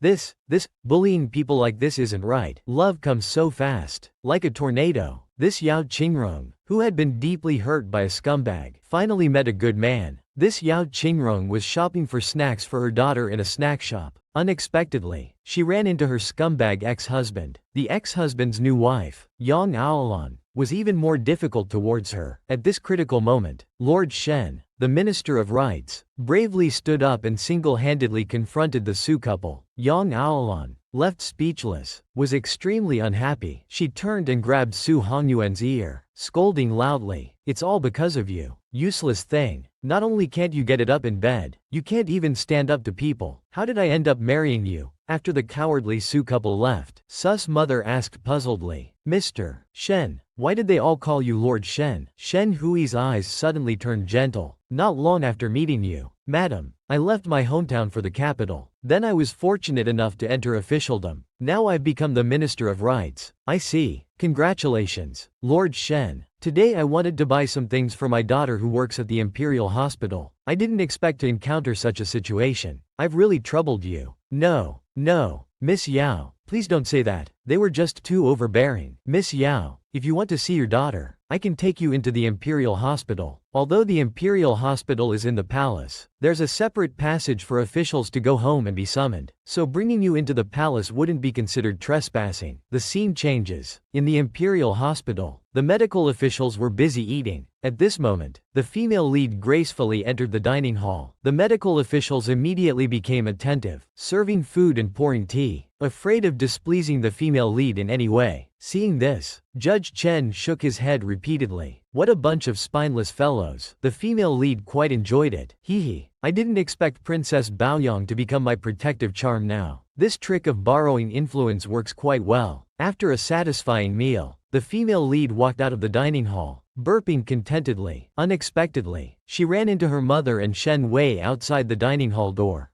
Mother, when did you come to the palace? Mother missed you, so I came to see you. This is Lord Shen, the Minister of Rights. Thanks to Lord Shen's help, Mother was able to enter the palace." Shen Wei coughed lightly. Haha, you two talk. I'll wait for you outside." The female lead was also surprised. "Oh, looks like there's something going on here." In the blink of an eye, under the shade of a tree, the female lead was happily eating snacks. "I didn't expect Mother's small kindness back then would lead to the making of a Minister of Rights." "Don't talk nonsense. It's because Lord Shen himself is talented. What does it have to do with Mother?" The female lead suddenly smirked. It was just a small favor, but Lord Shen took it to heart. After all these years, today for Mother's sake, he even confronted the two from the Su family. Could it be that Lord Shen secretly admires Mother? Hearing this, Su's mother blushed deeply, her heart fluttering again. She abruptly stood up and exclaimed, "How can a young lady from the 9 ministers' families say such things so casually? It's too embarrassing." "What are you afraid of? What's wrong with me saying these things? It's not against the law. But,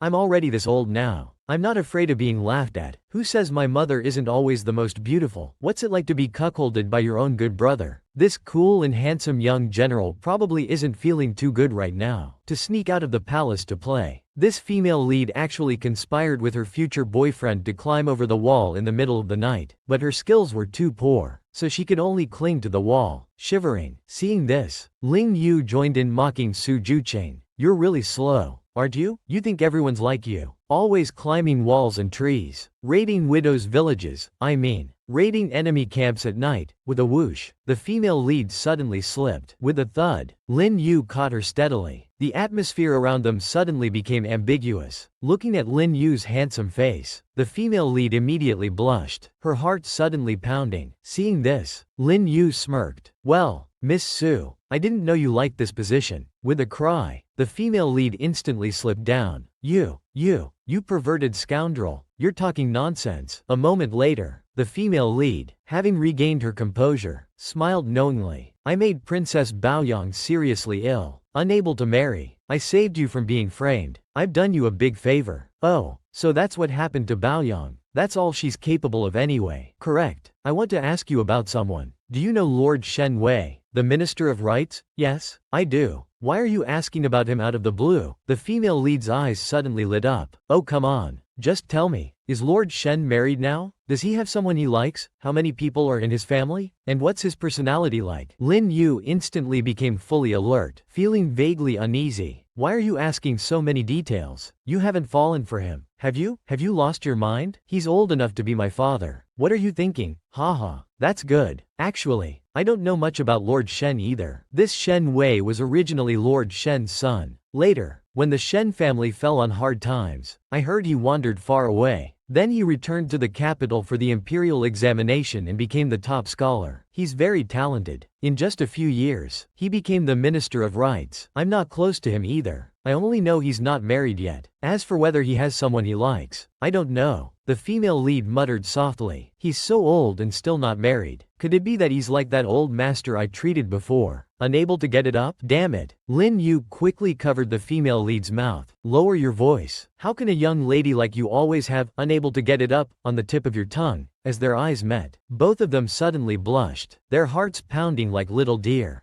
With a swish, they quickly let go of each other. The air around them seemed to become ambiguous again. After both of them pondered for a moment, the female lead finally made up her mind. Lin Yu, last time at the Imperial Hospital, I didn't finish what I was saying. Actually, there's something I've wanted to tell you for a long time. What did you say? There's something you've wanted to tell me for a long time? Lin Yu's heart secretly rejoiced. Could it be that she's going to confess to me? Haha. Should I act a bit reserved? Make myself seem a bit cooler? The female lead slowly lowered her head. Do you remember when I met Miss Yan at Wuxiang Temple before? Actually, at that time, I saw the fourth prince and Miss Yan behaving intimately, like lovers. With a boom, Lin Yu's heart trembled. Damn, I've been cheated on. Pity the beautiful woman's fate is always thin. The royal family is most heartless. Lin Yu, who thought he knew everything, can he escape unscathed from this political whirlpool? Just as Lin Yu went out for a walk to court the female lead, at this moment, in the general's mansion, an unexpected guest quietly arrived. The butler was startled. Your Highness Prince Yu, why have you come? As they entered the general's mansion, the butler warmly welcomed him. What a pity. The young general had important business to attend to today. He might return to the mansion a bit late. With a thud, Amo, who was playing, suddenly rushed in front of the two. Upon seeing Amo, the Jade King was startled. What brother? The Jade King quickly stepped forward. Child, come here. What's your name? Who are your parents? And how did you come to be in the general's mansion? Amo looked at the Jade King with suspicion. He turned around and ran away quickly. The butler beside him apologized. Please don't mind, Your Highness. This child's name is Amo. He's a child our young General Lin brought back from outside. I heard his parents were killed by mountain bandits. It's truly pitiful. Hearing this, the Jade King's heart sank. He probably already knew the reason. Meanwhile, at the Imperial Hospital, Lin Yu was repeatedly instructing. I already know about being cheated on, but recently, the court situation is unstable. You need to be extra careful in the palace. What are you daydreaming about? Did you remember what I just said? Oh, stop patting my head. Blah blah blah. I got it. I'm leaving now. Watching the female lead's departing figure, Lin Yu suddenly became serious. This won't do. We must find a way to get Su Juqing out of the palace as soon as possible. We can't delay any longer. Back at the general's mansion, the Jade King had been waiting for a long time. Your Highness, it's so late. You didn't come just for tea, did you? The Jade King's expression instantly became serious. General Xiao, tell me honestly, who exactly is Amo? Lin Yu's heart trembled. Amo? Has your Highness already met Amo? You claim to the public that Amo's parents were killed by mountain bandits, but these are just excuses. Amo's identity is probably not that simple. Since your Highness already knows, I won't hide it anymore. I heard you and the Shu King were very close since childhood. I don't believe you're one of those heartless people. That's right. My mother passed away when she gave birth to me. Back then, it was the Shu King's mother who raised us together. We were closer than blood brothers. If you were so close as brothers, why did you remain silent when the Shu King's entire household was executed? Prince Wei Shu pleaded for mercy. Back then, the case of Shu King's embezzlement shocked the entire court. His Majesty was furious and ordered the confiscation of property. Shu King committed suicide out of fear of punishment. Everyone in his household, young and old, was executed. No one survived. However, later I managed to obtain that case file. The evidence of Shu Qing's embezzlement was not sufficient. Why did Shu Qing hastily commit suicide? Moreover, there's something I've always been curious about. Even I, an outsider, can see that there might be injustice in Shu Qing's case. You and Shu Qing were as close as brothers. Didn't you have any intention to investigate the case for him? Silence. The usually elegant Jade King suddenly scolded. Lin Yu, stop talking. You know nothing. The palace is treacherous. Dangers lurk everywhere. This feeling of constant tension really made the female lead fearful. This young General Lin Yu, to repay Shu Qing's kindness to the Lin family, resolutely saved Shu Qing's son Amo, who was being hunted by the emperor as the fourth prince. Then he directly questioned the Jade King. You and Prince Shu were as close as brothers. Why didn't you plead for mercy or show any intention to investigate when Shu Qing's entire household was executed for embezzlement? Hearing this, the Jade King became furious. Lin Yu, be quiet. You know nothing. Then he became dejected. Sometimes, ignorance is bliss. In this world, it's not always better to know more. Lin Yu sighed lightly upon hearing this. It seems your highness indeed knows quite a lot, although ignorance can be bliss sometimes. I, Lin Yu, don't want to live in a daze. Prince Jade, I thought you came to persuade me to stay away from Su Juqing again. Ah, that was my original intention. But seeing that the general is so determined now, anything more I say would be useless. Lin Yu, sometimes I really envy you. You can live so freely according to your heart. At the Imperial Hospital, the Imperial doctors were discussing. I heard Princess Baoyang has contracted a strange illness. This matter has really caused quite a stir. The female lead suddenly appeared behind everyone. What are you talking about? What matter has caused such a stir? The Imperial doctors became interested. We heard that during the recent court banquet, Princess Baoyang's face scared many people. They saw the princess's face swollen like a pumpkin. It was terrifying. Yes.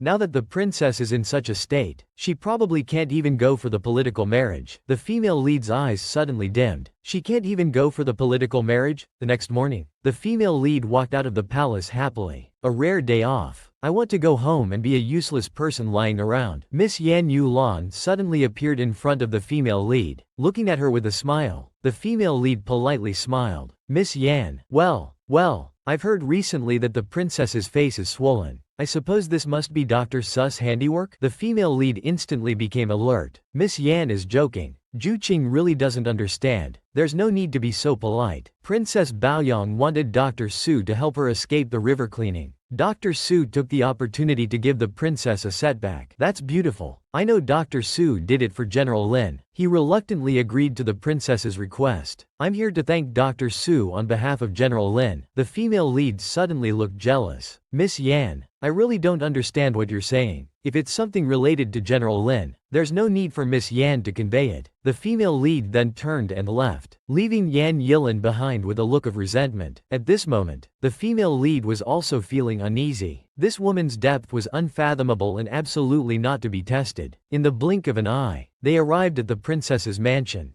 Baoyang was in a rage. Why is my face getting uglier? What are these imperial physicians doing? Call Su Juqing here immediately. The maid beside her trembled in fear. Your Highness, Dr. Su is off duty today. He's not in the palace. At this moment, Yan Yilin suddenly walked in from outside. Princess, may I come in? I've come to solve the problem of He Chinen for your Highness. An old tree meets spring and grows new buds. Do you know the joy of a second spring for middle-aged men and women? This Princess Baoyang, in order to avoid marrying the Yan Kingdom's Prince He Chen, had the female lead use medicine to poison herself into looking like a swollen pig. But seeing her face swelling more and more, Princess Baoyang was somewhat breaking down. Damn it, why is my face getting uglier? Where's Su Juqing? Quickly call Su Juqing here for me. Just as Baoyang was losing her temper, Yan Yilin suddenly walked into the room. Princess, are you alright? Princess Baoyang was stunned for a moment. Why did you come alone? Isn't my fourth brother with you? Haha. The fourth prince has been very busy lately. He really couldn't find the time. By the way, Princess, you were so angry just now. Are you still troubled by the matter of He Ching? With a bang, Baoyang exploded in anger again. Shouldn't I be troubled? If you and fourth brother really wanted to help me, would I have ended up like this? Yan Yilin remained calm. Princess, pretending to be sick can only delay things temporarily. It can't solve the problem fundamentally. But if the fourth prince ascends to the throne, he certainly won't send you to marry, and my engagement to the Lin family can be naturally dissolved. Since young General Lin is of no benefit to me anyway, the 14th prince will naturally bless your relationship with young General Lin. What do you think, princess? Hearing this, Baoyang's heart trembled. Yan Yilin, your ambition is truly not small. You actually want to be the empress. Haha. The empress dowager keeps forcing you to marry, but the fourth prince and I can't bear to part with you. The scene shifts to the medical clinic. The female lead returns happily. Mother, I'm back. With a whoosh, the scene before her eyes made the female lead slam on the brakes. The female lead quickly covered Dao Yu's mouth just as she was about to speak. Quiet, quiet. Looks like there's some juicy gossip to be had. Why is official Shen here? Oh my, miss, you don't know. Ever since official Shen helped the madam out of that situation, he's been finding all sorts of excuses to come help at the clinic. He's even more diligent than the shop assistants. Sus mother was seen with a blushing face. Official Shen, you've been sending gifts so often these days. There's really no need to be so polite. Shen Wei was also blushing. Madam Yao once extended a helping hand to me in a time of crisis. I am deeply grateful for this kindness. These small gifts are nothing. Dao Yu, hiding behind the wall, muttered again. This official Shen has been sending everything from large furniture to small accessories to the clinic. How can he say it's nothing? Seeing this, the female lead looked happy. Hee, this official Shen seems really nice. The scene changes. At Wuxiang Temple, the female lead, Mei Xiang, and Dao Yu are heading to worship. Mei Xiang behind her looks confused. Miss, you finally got a day off. Why do you want to come to Wuxiang Temple? Haha. Because I heard that the love fortune slips at Wuxiang Temple are very effective, so I came specially to draw a love fortune slip. Aha. Dao Yu immediately had a gossipy look. Miss, you want to draw a love fortune slip? Are you in heat? Hee. Do you want to get married? Stop talking nonsense. I'm here to draw a love fortune slip for my mother and official Shen. At this moment, an old Taoist priest sneaked into the temple gate. Hee. The apricots from the apricot tree in the back courtyard of Wuxiang Temple are the most delicious. I'm going to have a feast today. With a bang, the old Taoist collided with the female lead. When the female lead turned to look at the old Taoist, his heart suddenly trembled. She,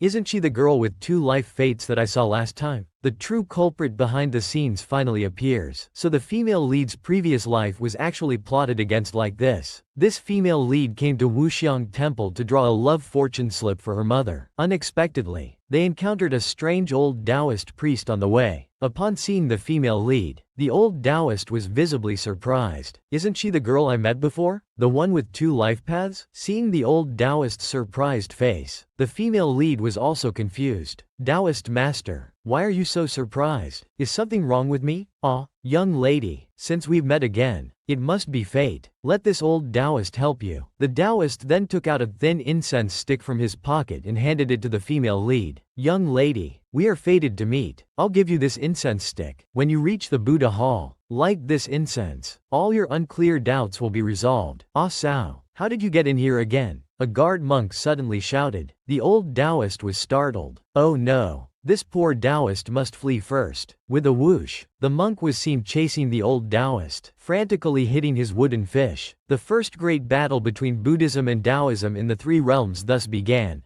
Dao Yu behind them looked embarrassed. Ah gee, could this person be a fraud? The female lead was also curious. She picked up the incense and smelled it. This thing isn't poisonous, but for some reason, deep down, it seemed a voice was constantly telling her to do as the Taoist said. In a blink, they arrived at the Buddha Hall. The female lead lit the incense and prayed sincerely. Seeing no reaction around her, the female lead couldn't help but mock herself. I'm really bewitched. Why am I doing such a meaningless thing? Madam, a familiar voice suddenly rang out beside her ear. With a whoosh, the female lead seemed to travel through time and space instantly. A familiar figure suddenly appeared before her eyes. This woman, could she be me in my past life? The female lead quickly rushed forward, but her hand passed through empty air. Strange, I can't touch her. She can't see me either. The past life female lead was seen praying sincerely, hoping Buddha would bless her to conceive successfully. After praying, the past life female lead turned to leave. The present day female lead behind her trembled. Could this really be my past life? With a bang, the past life female lead suddenly bumped into a woman in blue. This is Yan Yulan. I remember now. I thought she looked familiar before. It turns out I had already met her in my past life. At this moment, the past life female lead slowly picked up a jade pendant from the ground. This should be that lady's jade pendant. I'll go find her later to return it. No, Su Juchain, you can't go find her. You'll discover Yan Yulan and the fourth prince's affair. It will bring you mortal danger. With a whoosh, the female lead had arrived at the temple's backyard. The fourth prince and Yan Yulan looked panicked. Miss, I just picked up a jade pendant. Is it yours? Yan Yulan pretended to be calm. Thank you, madam. After the past life female lead walked away, Yan Yulan's eyes suddenly turned cold. This woman probably witnessed what happened between us. Your Highness, it seems we'll have some trouble. Hee. I know. This prince naturally won't let her live. A light smoke blew past, and the female lead suddenly felt dizzy. When she opened her eyes again, she had arrived at the fourth prince's mansion. The fourth prince and Yan Yulan were seen in an intimate embrace. I've already found out. This Su Juqing is the daughter of an official family. I can't act rashly. Hee. I heard she's the wife of Hong Lu Si Ching Peng Zaran. If that's the case, we don't need to do anything ourselves. The female lead trembled upon hearing this. Could it be? Could they be the masterminds behind my death in my past life? Love is hard to express. What does it feel like? Will this handsome guy from the capital, Lin Yuewei, have the courage to confess to the female lead? The female lead went to Wuxiang Temple to draw a marriage divination slip for her mother. Unexpectedly, she encountered an otherworldly expert. With the expert's help, the female lead traveled to her past life. She finally learned that the mastermind behind her death in her past life was actually the fourth prince. Just as the female lead was shocked, another light smoke drifted by. After the smoke dissipated, the fourth prince was seen sitting at a tea table. Su was kneeling in front of the fourth prince. What? Su? Why does he know the fourth prince? The fourth prince made a frivolous gesture. You're Su Juqing's sister Su, right? You do have some charm. Su blushed. Fourth prince, your highness, why did you summon this humble servant? Hee. Su,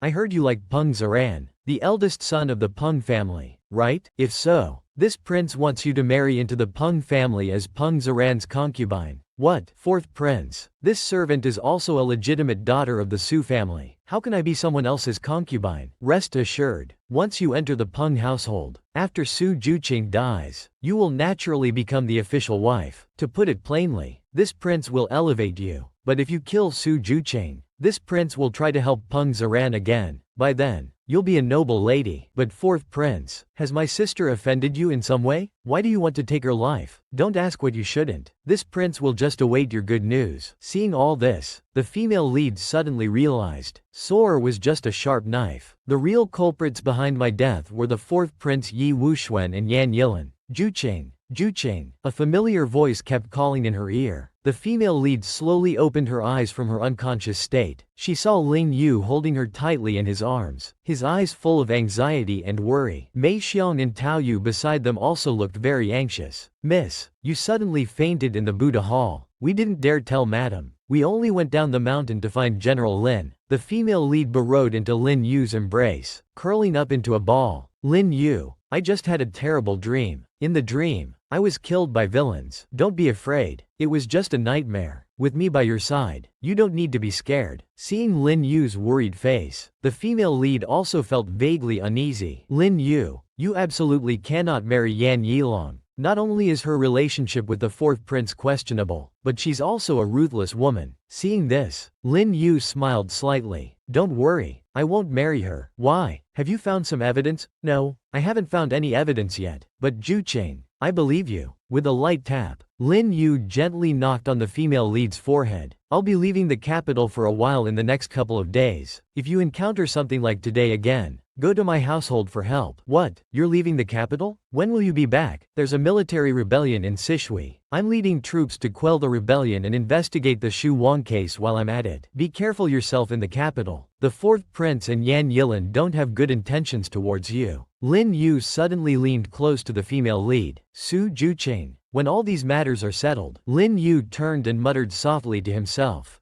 Lin Yu, will marry you. The Heqing affair is pressing step by step. Can Princess Baoyang escape this calamity? This fourth prince Yi Wuxuan, in order to usurp the throne, actually colluded with young General Lin Yu's fiancée Yan Yulan. When Yan Yulan saw the fourth prince, she was also full of joy. Your Highness, why have you come? Haha, you little one. If I didn't come, I'm afraid someone would get angry. Seeing this, Yan Yulan slowly poured a cup of clear wine. Fourth prince, has something happened recently? I feel like Lin Yu's surveillance of my Yan household is getting stricter. Hee. This Lin Yu is becoming more and more suspicious. Lately, he's not only monitoring you but also investigating me. The fourth prince, I think it might be Su Juchain. She must have told him about our affair. That's why he's so suspicious. At this moment, a guard came to report. Your Highness, news has come from Hanzi. General Yun has been investigating the Xu Wang embezzlement case recently. Perhaps he wants to help Xu Wang overturn the case. With a crash, the fourth prince's wine cup shattered in his hand. How could Lin Yu be investigating the Xu Wang case? It seems things might not be going well. The next morning, the female lead, Lu Yang, and Tang Yuzhao formed a girlfriends gathering in the small courtyard. Lu Yang still had a face full of gossip. I say, Juchain, I just saw Lord Shen at your doorstep. Could it be that something good is happening? Hearing this, the female lead smiled slightly. Hee. I also think Lord Shen is not bad. Haha. I think your mother has a better chance than you. Speaking of which, how far have things progressed between you and young General Lin? Quick, tell us. The female lead's heart suddenly sank. Yesterday, Lin Yu told me that after things are settled, he would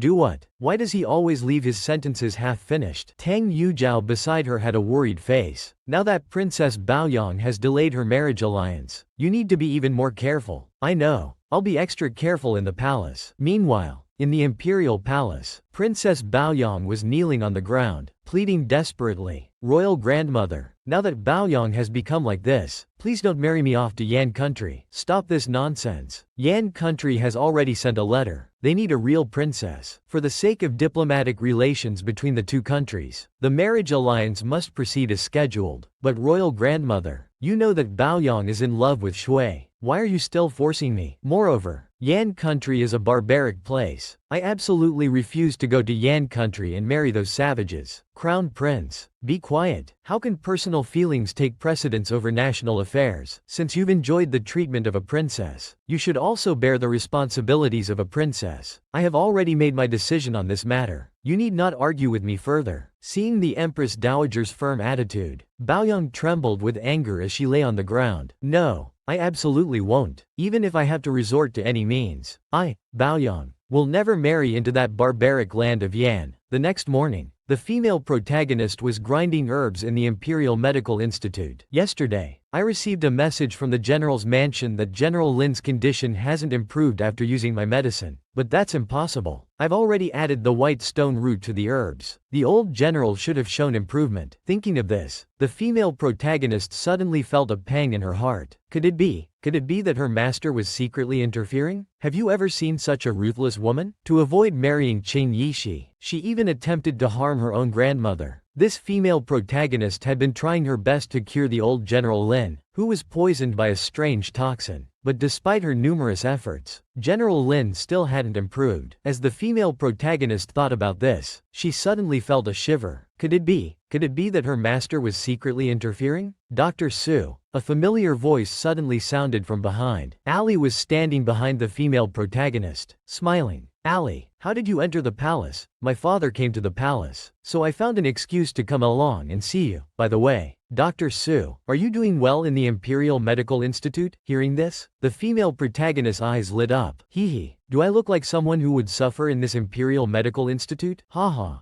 Big brother is indeed big brother. Always the boss wherever he goes. Despite saying this, the female protagonist was still quite worried. These days, Princess Baoyang had been unusually quiet, and Yan Yilong and the fourth prince had also been silent. But why'd I still feel uneasy in my heart? Meanwhile, at Sishui Pass, Lin Yu was handling military affairs. Lei Shen suddenly entered to report. Young General, I've inquired about it. Someone witnessed with their own eyes that the grandson of King Zhou died under the arrows of government troops. What? Lin Yu was shocked. If that's the case, then Amo is not the grandson of King Zhou. At this moment, Jade King's words echoed in Lin Yu's ears again. For example, Jin, who never saw what his elder brother looked like as a child, doesn't resemble little Amo at all. Lin Yu fell into deep thought. What exactly is Amo's identity? And why are the fourth prince and the emperor so determined to hunt him down? Meanwhile, in the princess's mansion, a maid tremblingly brought a set of wedding clothes. Princess, these are the wedding clothes sent by the Empress Dowager. She wants you to try them on now. With a loud bang, Baoyang suddenly erupted in anger. Get out, all of you. I don't want to see anyone right now. At this moment, Yan Yulan suddenly emerged from the side. Regarding the matter of assisting the fourth prince to ascend the throne, Princess, have you made up your mind? The Empress Dowager is determined to marry you off to Yan, that barbaric land. Yan Yulan suddenly turned sinister. In the royal family, if parents or close relatives pass away, their children and grandchildren must observe a 3-year mourning period and cannot marry. Baoyang looked confused. What are you talking about? Where's the mourning coming from now? With a thunderous realization,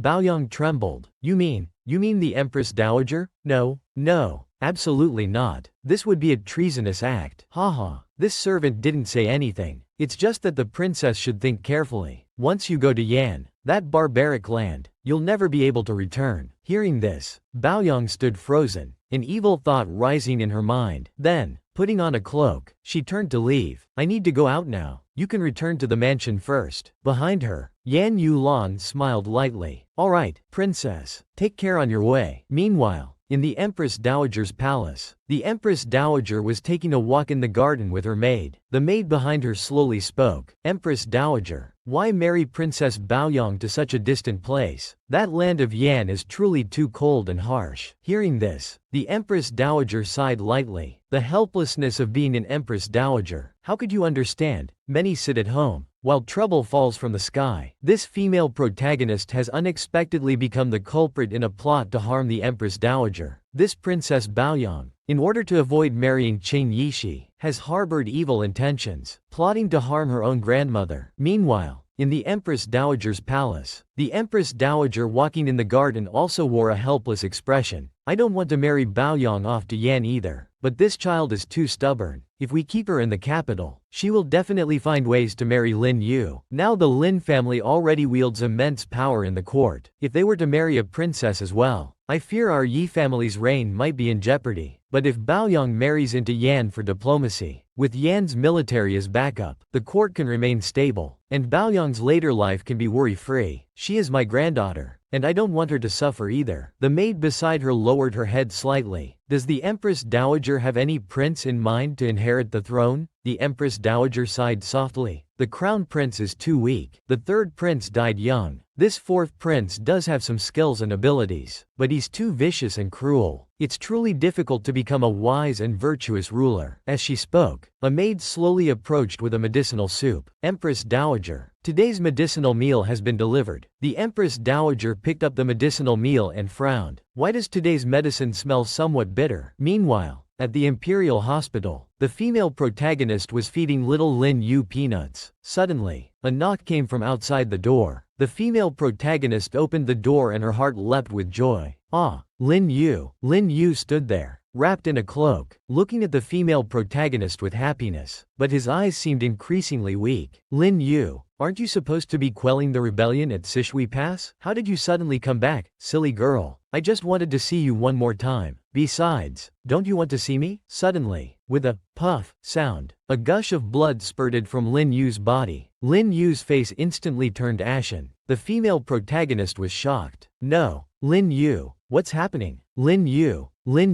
After Lin Yu let out a scream, the female protagonist suddenly woke up from her dream, covered in cold sweat. It was just a dream. Strange. How did I fall asleep? And why did I have such a dream? I wonder how Lin Yu is doing now. At this moment, Chen Yuanpan came running from afar. Su Yinu, something terrible has happened. Many soldiers have come outside. They say they're here to arrest you. What? The female protagonist was shocked. What happened? Why do they want to arrest me? The Empress Dowager, after eating your medicinal meal, she died from poisoning. With a thunderous shock, the female protagonist felt as if struck by lightning. The Empress Dowager died from poisoning? Suddenly, with a loud crash, a group of guards burst through the door. How dare you, criminal Su Jucheng! You dared to poison the Empress Dowager's medicinal meal. Men, seize her for this official and throw her into the imperial prison immediately. No, impossible. I would never harm the Empress Dowager. Insolent. The evidence is irrefutable. You still dare to deny it? Take her away. The rest of you, search her room.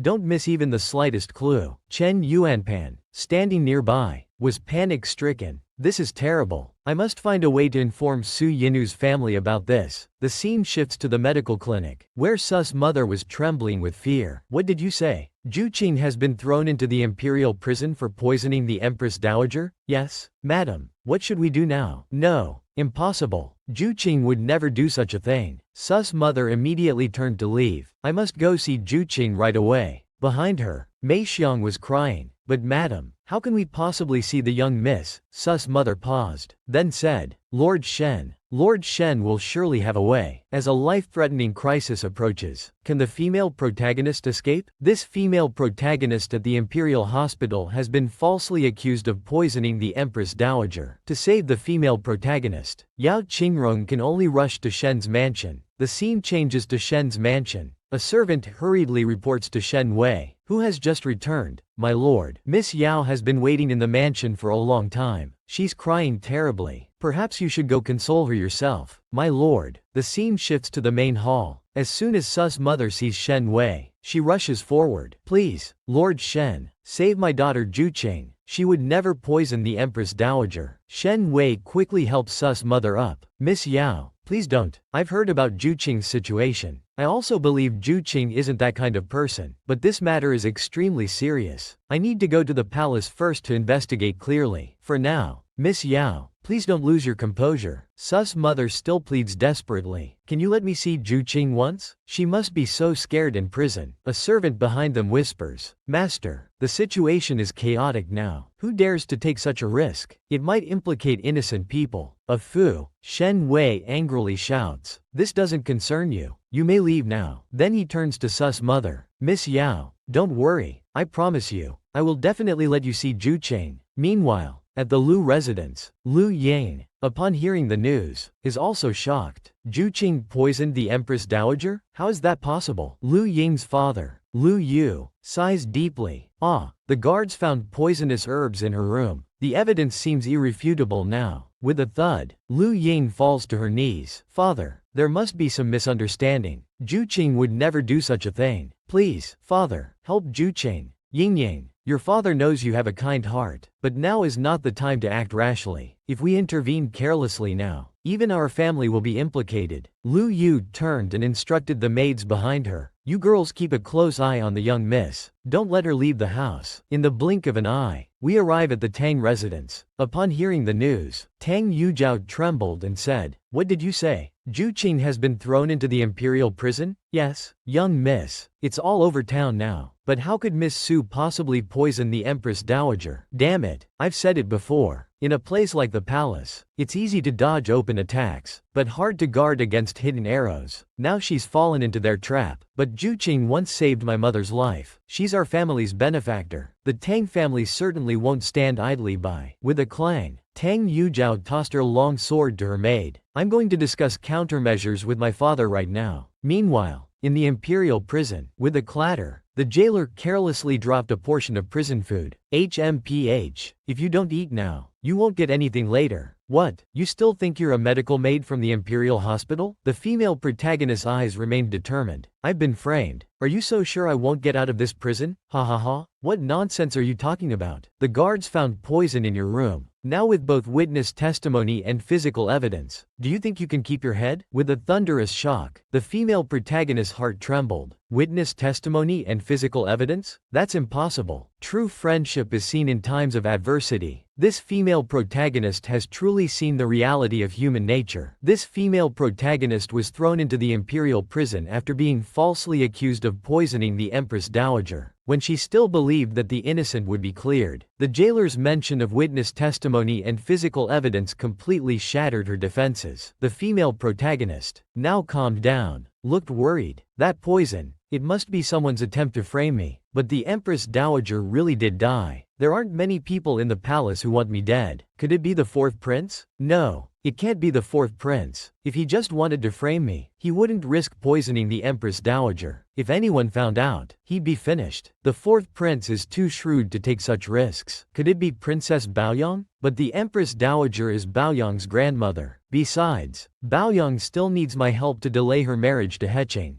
Delay the marriage. The female protagonist suddenly trembled. When a royal family member dies, their children and grandchildren must observe a 3-year mourning period and cannot marry. With the Empress Dowager dead, Baoyang can't marry for at least 3 years. I never imagined Princess Baoyang could be so vicious. Did she really poison her own grandmother to avoid marrying into the Yan state? The next morning dawned. Meanwhile, in Shu province, Yao Qianqin, oppressed by Yang Aolan, was chopping wood and fetching water. Suddenly, Soar, dressed up beautifully, appeared behind her. Mother, I've come to see you. Yao Qianqin smiled bitterly at the sight. Wanner, why have you come? What do you mean? Mother, how did you end up like this? And what happened to your face? Yao Qianqin turned with a look of resentment. It's all because of that bitch Yang Aolan. Ever since that young woman entered the house, she's been targeting me daily. A few days ago, she scratched my face with her nails. And your father, that useless man, doesn't dare to make a sound. He just watches me being bullied. That's why I've ended up in this state. No better than a servant. It's outrageous. They've gone too far. I'm going to talk to father about this right now. Sora was fuming with anger. Yao Qianqin was startled. Absolutely not. Yang Aolan is in charge of the entire Su household now. It's useless for you to speak up. It will only bring more violence upon me. But mother, I'm at least a favored concubine of the Peng family. How can that young woman bully you like this? Wanner, I've told you before. Only by capturing Peng Zaran's heart can we mother and daughter have a chance at salvation. We can't rush this. Sora listened with a helpless expression. Mother, I actually came today to tell you some good news. Su Juqing has been thrown into the imperial prison for poisoning the Empress Dowager. She's likely to lose her head now. Yao Qianqin's eyes widened in surprise. What? Su Juqing poisoned the Empress Dowager? How did this happen? Back in the imperial prison, the female protagonist was reluctantly nibbling on a moldy steamed bun. This thing is really awful, but I can't not eat if I want to survive. At that moment, a jailer quietly brought someone to the female protagonist's cell. The female protagonist rushed forward upon seeing the visitor. Mother, how did you get into this prison? Su's mother was already in tears. My Juqing, you must be suffering in this prison. Have they mistreated you? I was able to come in thanks to Lord Shen. He bribed the jailer to bring me in secretly. Lord Shen? Is that so? It's touching that he's willing to help us at a time like this. As conspiracies and schemes close in step by step, can the female protagonist escape this predicament? This female protagonist was thrown into the imperial prison after being falsely accused of poisoning the Empress Dowager. Her mother, Yao Qingyang, bribed the jailer to visit her in prison. She entered the cell to see her daughter. The female protagonist was now happily gnawing on a chicken leg. Mother is still the best to me, no matter when. She always brings me food. Meanwhile, Su's mother still looked worried. Juqing's mother believes you must have been framed. Who on earth would want to frame you? It's a long story. You've come at the right time. I was just about to ask you to do something for me. The female lead leaned close to her mother's ear. I have an imperial pardon. It's in the wooden box under my bed. Mother, please find it and bring it to me. Alright, mother won't let anyone harm you. After Su's mother left, the female lead's face turned solemn. The only way now is to buy time first, then try to find the truth. I wonder how Lin Yu is doing at Sishui Pass. The scene shifts to the military camp. Feng Liang looked very happy at this moment. I didn't expect suppressing this rebellion would be so smooth. The rebel leader Zhao Ni has been captured alive. We can return to the capital in a few days. Lin Yu, on the side, looked worried. Lei Shen, has there been any news from the capital? Any word about Su Juqing? In response to General Xiao, everything is going well in the capital. No letters have arrived yet, and things are quiet on Dr. Su's end. Lin Yu felt uneasy upon hearing this. I don't know why, but I have a lingering sense of unease in my heart. Meanwhile, at the Yan residence, Yan Yilin was playing the zither. Suddenly, a large hand embraced her from behind. Lanner's music is truly enchanting, lingering in one's ears for days. Haha, your highness seems to be in a good mood today. Did something good happen? Of course. Su Juqing is now in a precarious situation. I blocked the news from reaching Lin Yu. He won't know about Su Juqing's imprisonment. My mother has never been favored by the Empress Dowager, just as she dislikes me. This time, I used Baoyang's hand to eliminate the Empress Dowager. I didn't expect it to be so easy. And in 3 days, Su Juqing will surely die. The real show is just beginning. The scene shifts to the imperial prison. With a clang, a bowl of spoiled food was carelessly thrown down. The female lead looked at it with disgust. Sigh. Another bowl of prison slop. At this moment, a note in the food bowl caught her attention. The note clearly stated, The imperial pardon has been found. It will be delivered in 3 days. Haha. Lord Shen is truly capable. Let's hope everything goes smoothly. Meanwhile, outside the prison, Su's mother was saying goodbye to Shen Wei. Thank you so much for these past few days. Lord Shen, if it weren't for your help, I really wouldn't know what to do. Shen Wei maintained his gentle expression. Miss Yao once helped me. If it weren't for you, there wouldn't be the Shen Wei of today. As Shen Wei turned to leave, Su's mother felt a hint of reluctance. It's always easier to add flowers to brocade than to send charcoal and snow. I don't know how I'll ever repay this debt. The scene changes to the military camp. Feng Liang was happily packing his things. General Xiao, by my calculations, we should be back in the capital in 10 days at most. Suddenly, Lei Xin rushed in. It's terrible. General Xiao, news from the capital says that old General Lin is on his deathbed. What's going on? Plots and schemes intertwine. Loyal subjects for generations have become traitors. Just as Lin Yu was preparing to return to the capital, Lei Xin suddenly came in with news. It's terrible. General Xiao, news from the capital says that the old general is gravely ill. He might not last more than a few days. Feng Liang was shocked upon hearing this. Haven't the people at home asked Su Juqing to take a look? Juqing is now part of the Imperial Medical Institute. He probably can't leave the palace at will. But General Xiao, we still need a few days to escort the rebel leader back to the capital. What should we do? Lin Yu also looked troubled. This won't do. My father is critically ill. I can't delay any longer. I'll return to the capital alone first and petition His Majesty. Surely His Majesty wouldn't want to appear heartless and unkind. After speaking, Lin Yu picked up his sword. Just in case, you two stay with the army. Escort the rebels back to the capital with Vice General Lu. I'll set off first. Meanwhile, in the imperial palace, the royal family was holding a funeral for the Empress Dowager Sui. Princess Baoyang was crying uncontrollably. Grandmother, how could you leave so suddenly? Baoyang truly can't bear to part with you. Behind her, the Empress was also grief-stricken.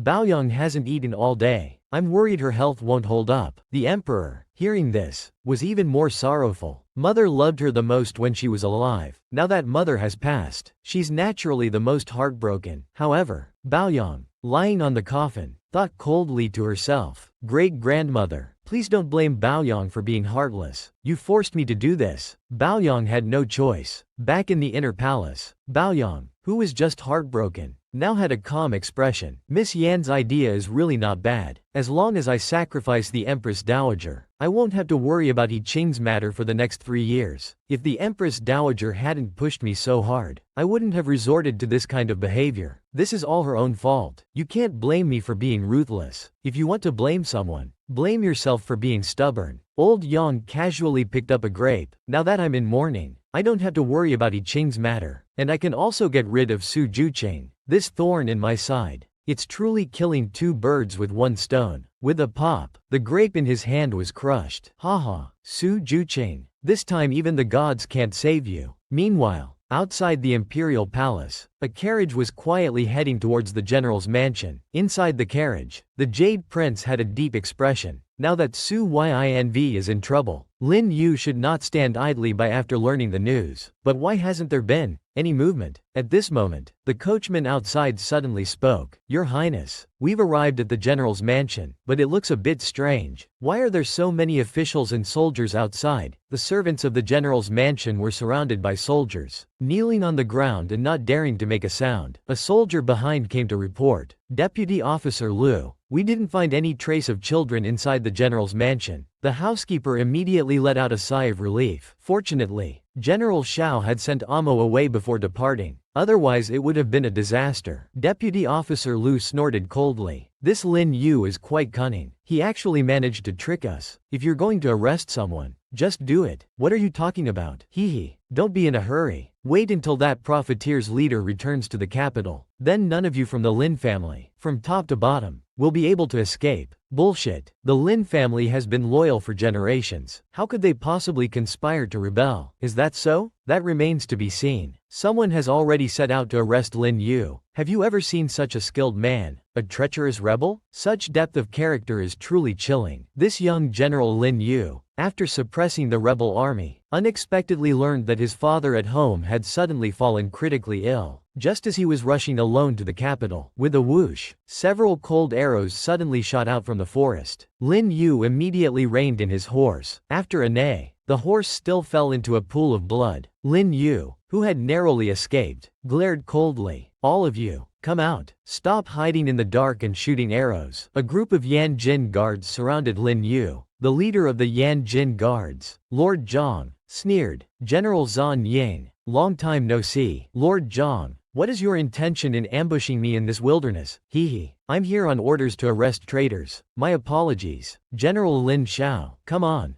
"General Zan Ying, Lin Yu has conspired with the rebel Zhao to revolt. Now we have both witness and physical evidence. Quickly arrest him." "Conspiring to rebel?" Lin Yu was suddenly shocked. "This is bad. I've fallen into a trap." Meanwhile, in the military camp, the rebel Zhao had already died, coughing up blood. Upon hearing the news, Feng Liang Lei Xin was shocked. "We had ordered strict guarding. How could Zhao still commit suicide?" With a bang, a group of Yan Jin guards suddenly burst into the military camp. "Come on, Feng Liang, Lei Xin have conspired to rebel, and now they've even poisoned the witness. Their intentions are truly despicable. Arrest them all." "What? When did we become traitors?" The scene shifts to the capital, where the fourth prince is carefully plotting. A guard steps forward to report. "Your Highness, the Jade Prince just sent someone to Sishui Pass to deliver a message to young General Lin. How should we respond?" The fourth prince sneered upon hearing this. "No need to bother with him. My enthusiastic royal uncle is nothing but a pawn kicked out of the game of power struggles. He can't shake our grand plan." Meanwhile, in the imperial prison, a man in black quietly approached the female lead. The female lead was startled. "Ali, how did you get into this prison?" "I bribed the jailer to get in. The divine mansion is now under surveillance. Lord Shen Wei was worried that Madame Yao might be in danger if she came, so he asked me to deliver this golden token of immunity to you." The female lead took the token, her face soft with gratitude. "Thank you, Ali. You've been a great help." Ali's heart fluttered at this, his cheeks instantly turning red. He then gently held the female lead's hand. "Miss Su, just endure for a few more days. I will definitely rescue you." The female lead's face immediately became awkward, and she quickly withdrew her hand. "Thank you, Ali. I will find a way out myself." At this moment, a jailer behind them suddenly spoke. "Quickly gather people. I heard General Zan Ying has been arrested." Who did you say was arrested?" "General Zan Ying, Lin Yu. He conspired with the rebel Zhao to revolt. He has now been arrested by Lord Zhang of the Yanjin Guards and was severely injured. We need to send people to escort the remaining rebels." Ali was shocked upon hearing this. "Miss Su, General Lin, how could he possibly rebel?" At this moment, the female lead was stunned in place. Her eyes were blank. Ling Yu had been severely injured. After Ali left, the female lead was still deeply trapped in the conspiracy, unable to extricate herself. At this time, a lavishly dressed woman suddenly walked into the prison cell. "Miss Su, it's been a long time. Have you ever met a man with such deep scheming?" This series of events is truly frightening. Upon learning that Ling Yu was plotting rebellion and had been severely injured, the female lead was completely ensnared in the conspiracy. At this moment, Yan Yulan suddenly appeared before the female lead. "It's been a long time, Miss Su." Seeing this, the female lead's eyes flashed with hostility. "Miss Yan, what brings you to the imperial prison?" "I came only to tell you that Lin Yu and the rebel army at Sishui Pass have invested in Zhao Ni and plotted rebellion. Now there is conclusive evidence, and Zhao Ni has already committed suicide out of guilt." Haha. It seems Miss Yan is very clear about the whole situation. "I suppose you also know very well that Lin Yu has been wrongly accused." "Yes, Lin Yu is already on his way back to the capital. Once he arrives, he will soon be beheaded as an example. Now only Miss Su can save him." Hearing this, the female lead was stunned. "So you deliberately set up this trap just for the imperial pardon in my possession?" Haha. Could it be that Su Yi is reluctant to part with the imperial pardon in her hand? Yan Yulan's expression suddenly turned sinister. "There's only one imperial pardon. Only one of you and General Lin can live. Now the decision is entirely in your hands." After Yan Yulan left, the female lead's face was full of resentment. Damn it, the fourth prince and Yan Yilan's methods are so vicious. The scene shifts to the fourth prince's mansion, where Yan Yilan looks content. "Your Highness, this move of yours is truly brilliant. No matter how Su Juqing chooses, you win either way." is that so? Lanner, tell me, what's so ingenious about this move? If Su Juqing chooses Lin Yu, then your highness can eliminate this woman without expending any troops. If Su Juqing chooses herself, haha, if she chooses herself, I will still save Lin Yu, allowing him to see that woman's true colors. This way, your highness can separate them and regain Lin Yu's heart. Your highness's move is truly brilliant. Indeed, speaking of which, I rather hope Su Juqing is a heartless woman. 2 days later, Ali comes to the imperial prison again. The female lead sees her and is overjoyed. Ali, did you find out? How is Ming Yu? Ali looks troubled. I found out. General Xiao will be executed in 3 days. With a thunderous shock, the female lead freezes in place. What? Executed in 3 days? At this moment, the female lead feels unprecedented helplessness. Her loved one's death is approaching, yet she is trapped in the imperial prison, powerless. A moment later, the female lead slowly hands the imperial pardon to Ali. Ali, I have a request. Take this pardon and find someone. He will surely be able to save Lin Yu. No, Su Yi, without the imperial pardon, you'll surely die. The female lead suddenly pushes forcefully. Ali, don't try to persuade me. I can't watch Lin Yu die like this, but this is your last chance at survival. If you use it to save General Lin, what will happen to you? The female lead smiles slightly. Don't worry, Ali, I believe Lin Yu will find a way to save me. 3 days later, Lin Yu has been brought to the execution ground. The execution official announces, the time has come. The traitor Lin Yu plotted rebellion. Now that noon has arrived, prepare for the execution. The city is full of schemes. I want to return to the countryside. This fourth prince's schemes are truly intricately linked. This handsome General Lin Yu has been falsely accused of plotting rebellion and is about to be beheaded. Among the watching crowd, Lin's army is restless, preparing to raid the execution ground. On the viewing platform, the execution official announces again, the traitor Lin Yu plotted rebellion. The time has come. Execute immediately. Stop. A familiar voice suddenly rings out from behind. The Jade Prince arrives at the execution ground with his attendants. The execution official hurries forward. Your Highness, I was ordered to execute the traitor Lin Yu. Why have you come? The Jade Prince suddenly pulls out a golden token from his robe. Open your eyes and look carefully. What is this? Lin Yu's heart trembles at the sight. Isn't that Su Juqing's imperial pardon? How did it end up in the Jade Prince's hands? The Jade Prince slowly speaks. This is our dynasty's imperial pardon. If an official commits a crime, this pardon can exempt them from the death penalty. All of you, withdraw immediately. But Your Highness, aren't you afraid of bringing trouble upon yourself by doing this? You don't need to worry about that. Your Excellency, the Lin family has been loyal for generations. We would never plot rebellion. Please release the prisoner quickly. Your Excellency, the executioner also looked helpless. Men, tie up Lin Yu immediately. Seeing Lin Yu covered in wounds, the Jade Prince's heart sank. Lin Yu, don't let down the sincerity of Sanji and Lane. The Lin family soldiers mixed in the crowd, seeing the situation change, also left the execution ground one after another. In the blink of an eye, they arrived at the small courtyard. Su Mu, upon hearing the news, was shocked. What? The 9 ministers gave the death exemption token to young General Lin? Yes. Miss Su insisted on it. I couldn't persuade her otherwise. Miss Su said she couldn't watch young General Lin come to harm. With a wail, Su's mother was instantly grief-stricken. How could she bear to let me watch her be beheaded? She's my only daughter. Shen Wei quickly consoled Madame Yao. I think the 9 ministers is not the impulsive type. She must have her reasons for doing this. Moreover, the 9 ministers is willing to sacrifice herself to save young General Lin. This kind of friendship, young General Lin won't treat her poorly. That's right, young General Lin. Young General Lin will definitely find a way to save the 9 ministers. The 9 ministers is so clever. She wouldn't do such a foolish thing. At this moment, a guard from the 4th prince's mansion hurriedly arrived, reporting to the 4th prince. The Jade Prince rushed to the execution ground with a death exemption token. He publicly saved young General Lin. Yan Yulan chuckled softly. It seems Your Highness's wish to kill 2 birds with 1 stone has fallen through. Hey, I didn't expect that Su Juqing would be such a loyal person. For Lin Yu's sake, she's even willing to give up her life. It seems Your Highness still doesn't understand women well enough. You should know that women who fall in love are always the most willing to sacrifice themselves. Hearing this, the 4th prince laughed coldly. What a pity. Loyal women never have good endings. Su Juqing is finished this time. Pass down the order. Execute her immediately. Now that Su Juqing doesn't have the death exemption token, let's see how Lin Yu can save her. In the blink of an eye, at the general's mansion, Lin Yu, having bathed and changed clothes, slowly walked out of the room. Thank you for saving my life, Your Highness. But even if you hadn't saved me today, I had other arrangements. Hearing this, the Jade Prince smiled bitterly. By arrangements, does the young general mean breaking out of prison and rebelling? The life-threatening crisis is pressing step by step. Can Lin Yu successfully save the female lead? This young General Lin, who nearly lost his life due to false accusations of rebellion, after being saved from the execution ground by the Jade Prince using a death exemption token, Lin Yu still remained calm. Thank you for saving my life, Your Highness. But even if you hadn't saved me today, I had other arrangements. Hearing this, the Jade Prince smiled bitterly. By arrangements, does the young general mean breaking out of prison and rebelling? The officials lured me to the capital using my father's illness as an excuse, then set up an ambush along the way. Now Zhao Ni is dead without evidence of guilt. Such false accusations. Does my Lin family have to accept them all? Sigh. I certainly know General Xiao is innocent. Otherwise, I wouldn't have intervened to save you. But the one who truly saved you was Su Yinu. She used the only death exemption token she had. Otherwise, this prince would have been powerless to help. Lin Yu's lips curved into a happy smile. Such a precious thing. That silly girl is really generous. The Jade Prince's face suddenly turned grim. Su Yinu is more than generous. She's risking her life to save you. All the messages I sent were intercepted. General Xiao probably doesn't know yet. Su Yinu has been thrown into the imperial prison for poisoning the Empress Dowager. With a thunderous shock, Lin Yu's heart was struck. What did you say? Su Juqing has been thrown into the imperial prison for poisoning the Empress Dowager? At this moment, in the imperial prison, the female lead looked at the moonlight outside the window, full of sorrow. The jailer outside the cell looked disgusted. In a few days, your head will fall, and you still have the mood to enjoy the scenery here. The female lead ignored the jailer's words, her heart only thinking of Lin Yu. As long as Lin Yu was safe, everything was worth it. In the blink of an eye, in Sus Mother's small courtyard, everyone was discussing how to rescue the female lead. Tang Yujiao was anxious. In a few more days, Juqing will be charged. We can't just sit here and wait for doom. Yes, I've already mobilized people to find the commoners cured by the Su family's clinic, asking them to go to the Ministry of Justice to testify and plead for her. Sus Mother also looked serious. Then I'll go beat the drum to appeal for justice. My daughter absolutely cannot be a murderer. At this moment, Lin Yu suddenly walked in from outside. Everyone, don't worry. I've already thought of a way to save Juqing.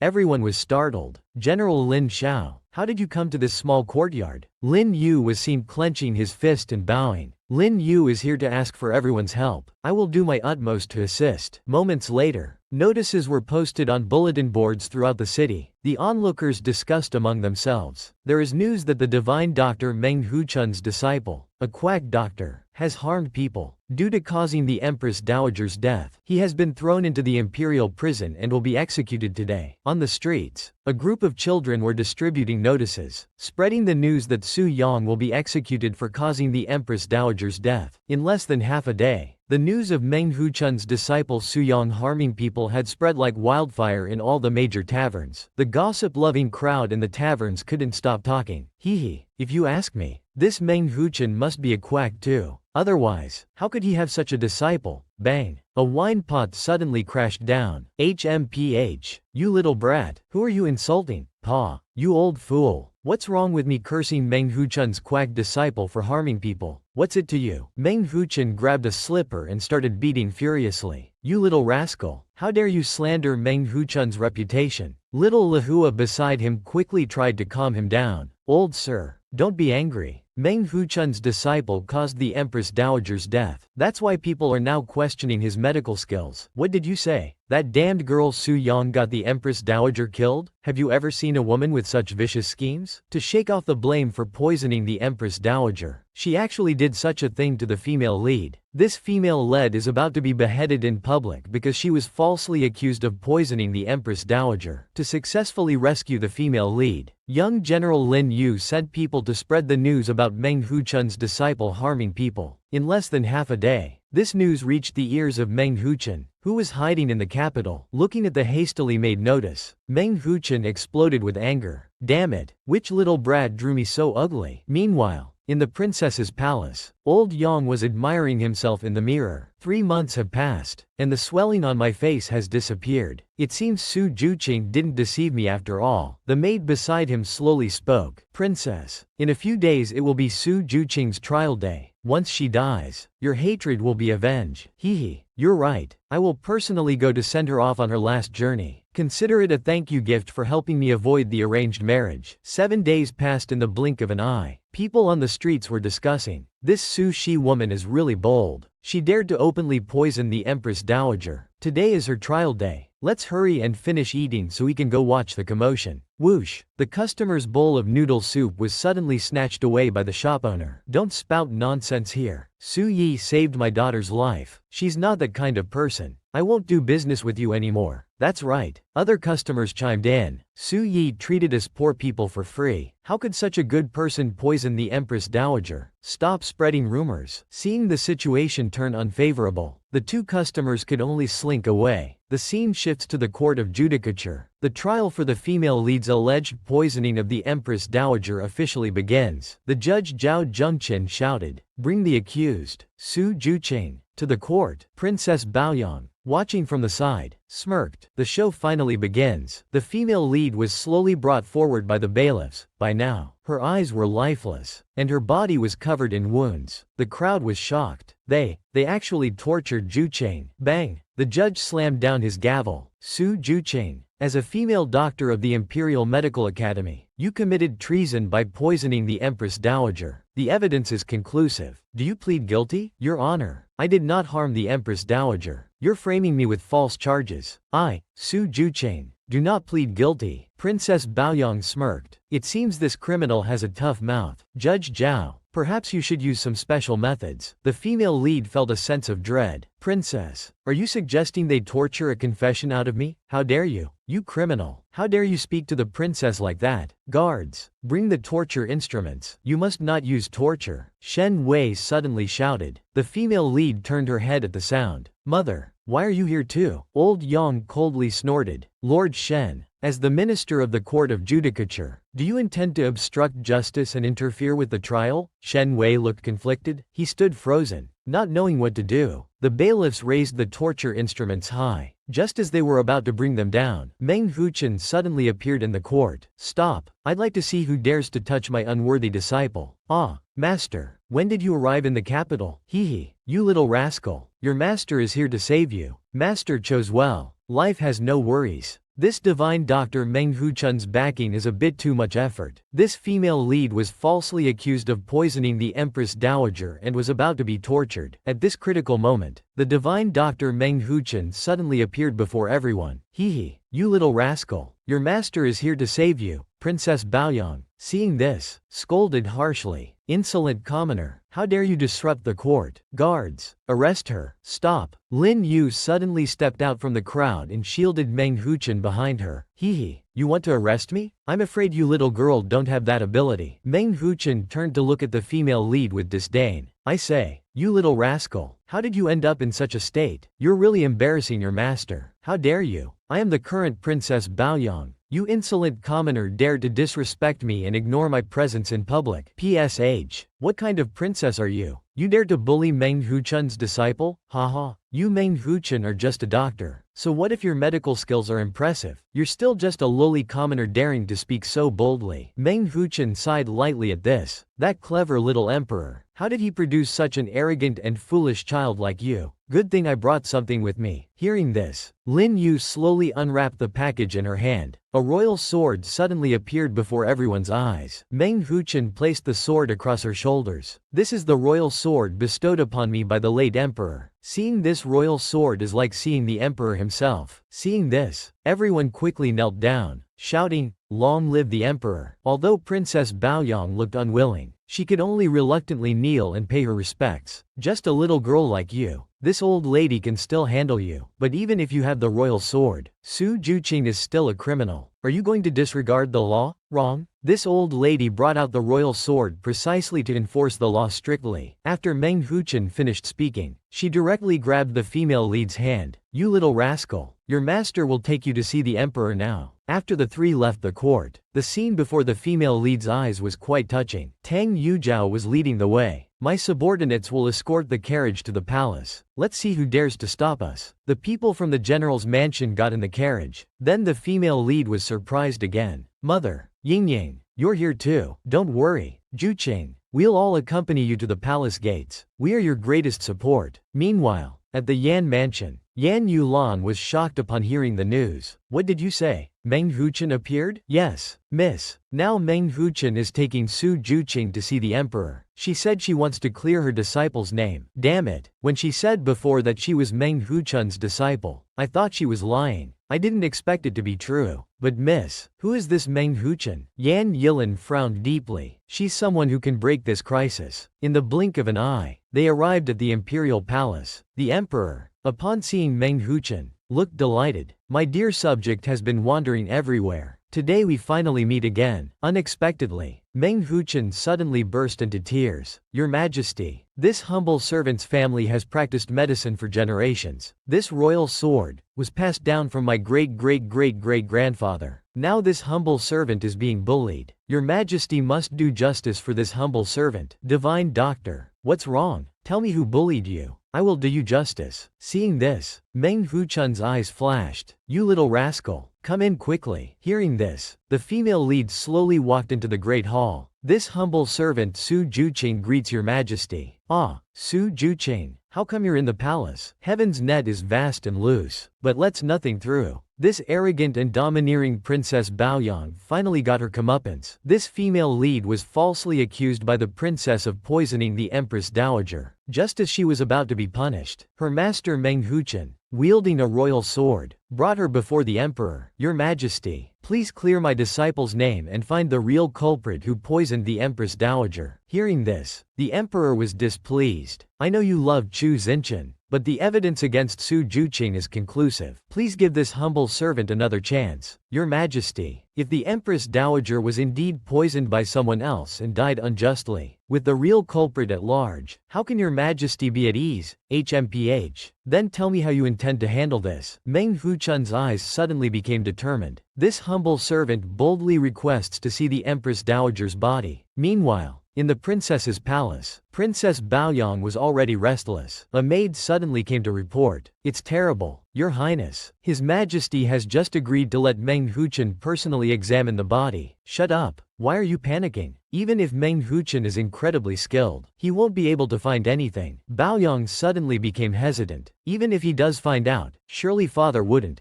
kill me, would he? The scene shifts to the Empress Dowager's palace, where Meng Huchen was already examining her body. At this moment, a red line on the Empress Dowager's palm caught Meng Huchen's attention. This is Zhu Luo. Meng Huchen suddenly stood up and left. Let's go. Take me to see His Majesty now. Meanwhile, at the general's mansion, the stroke-afflicted Lei Xin was anxiously asking, General Xiao, can that old man Meng Huchen really save Miss Su? To be honest, I'm not sure either. We can only take a gamble now. What if Meng Huchen still can't clear Miss Su's name? Then what should we do? Lin Yu's eyes turned cold as he spoke. Then I'll use my own methods to rescue her. The scene shifts to the emperor's palace, where Meng Huchen was reporting to the emperor. Your Majesty, I have inquired about the Empress Dowager's condition from the imperial physicians. I can confirm that the poison the Empress Dowager ingested was Zhu Luo poison. It has nothing to do with Lidu. Why do you say that, sir? How does this Zhu Luo poison prove Su Juqing's innocence? Your Majesty may not know, but this Zhu Luo poison contains an ingredient called Shenxian vine, which is an extremely rare herb found only in Nanzhao. According to my investigation, the Imperial Hospital doesn't have Shenxian vine. The only Shenxian vine was a tribute from Nanzhao. Your Majesty only needs to check who received the Shenxian vine in the palace, and you can trace it back to find the culprit. Upon hearing this, the emperor immediately stood up. Someone,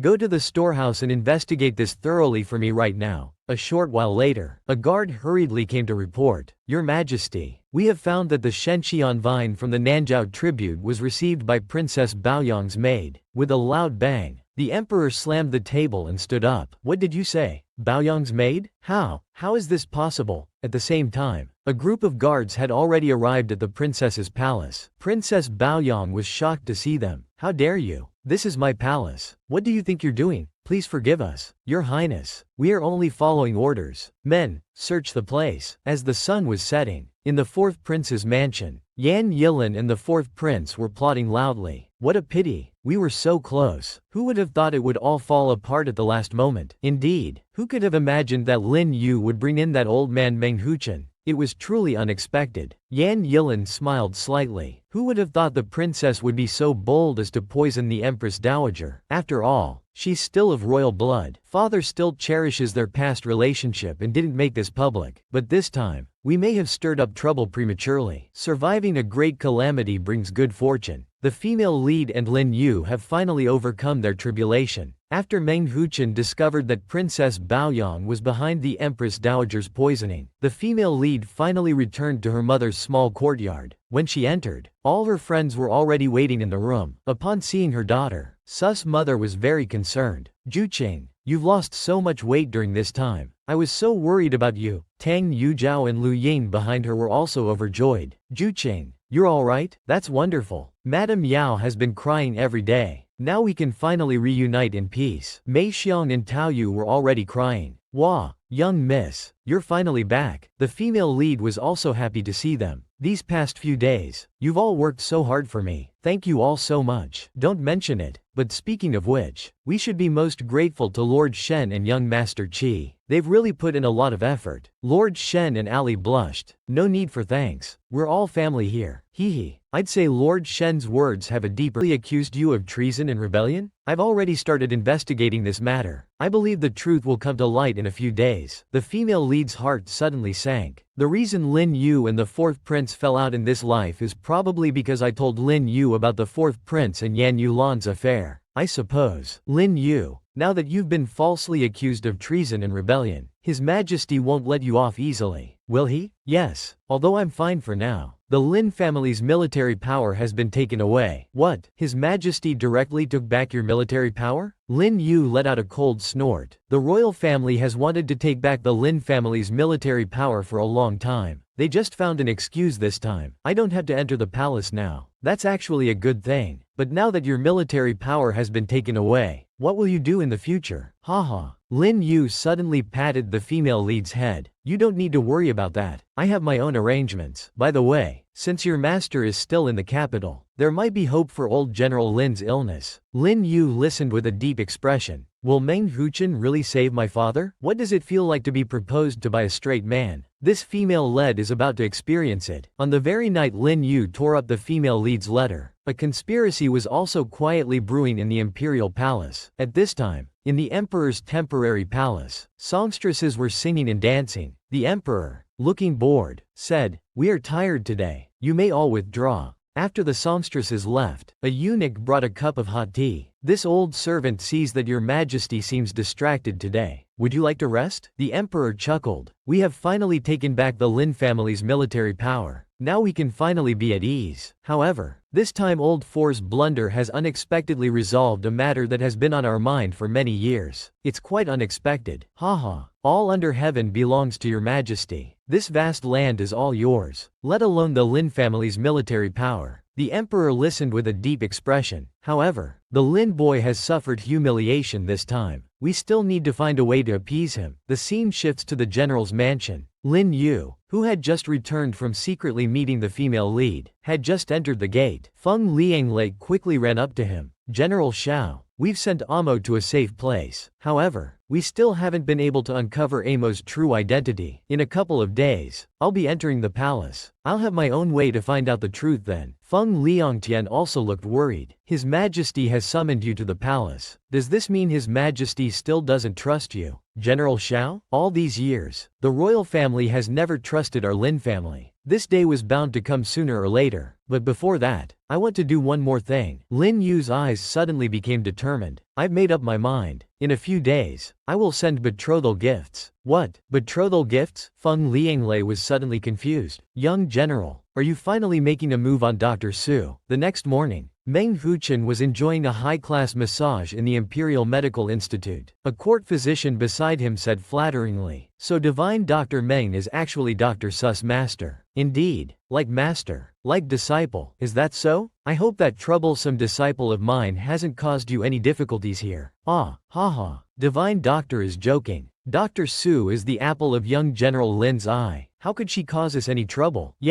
Yes. The court physicians started to gossip. Judging from General Lin Xiao's attitude towards Dr. Su, they're bound to have a happy marriage sooner or later. Meng Huchun's face suddenly darkened upon hearing this. Does Lin Yu really have feelings for Juqing? This is not good at all. At this time, on the main street, the servants of the Lin mansion were busy shopping to prepare for Lin Yu's betrothal gifts. The housekeeper had spared no expense.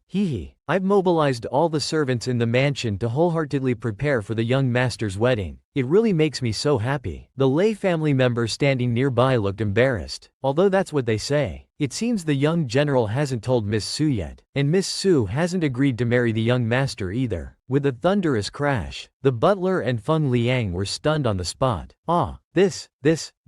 It seems that's really the case. Meanwhile, in the small courtyard, the female lead was chatting idly with Lu Ying and Tang Yujiao. Now they won't even let me go to the Imperial Hospital. I'm just eating and sleeping all day at home. No different from a pig. Lu Ying heard this and smirked. Then you might as well stay at home and embroider your wedding dress. Huh? Wedding dress? Why would Juqing need to embroider a wedding dress? Don't you know? It's all over town. The Lin family is buying things in bulk. In a few days, they'll come to propose formally and make you the general's wife. What? I'm going to be the general's wife? How come I don't know about this? The mists of history are slowly clearing. It turns out the Lin family had long been caught in a whirlpool. Just as Lin Fu was bustling about preparing for Lin Yu's wedding to the female lead, the female lead was still in the dark, completely unaware. When the gossip girl Lu Ying mentioned the upcoming betrothal ceremony, the female lead was utterly confused. What? I'm getting married? How come I don't know about this? In the blink of an eye, it was already midnight. The female lead was staring blankly at the moon. Suddenly, Su's mother pushed open the door. Juqing, what do you think about General Lin Xiao's matter? The female lead pretended to be clueless. Huh? What matter? I don't know anything about it. It's all over town now. And you're still pretending to be ignorant? Do you want to marry Lin Yu or not? Hearing this, the female lead's face turned red with embarrassment.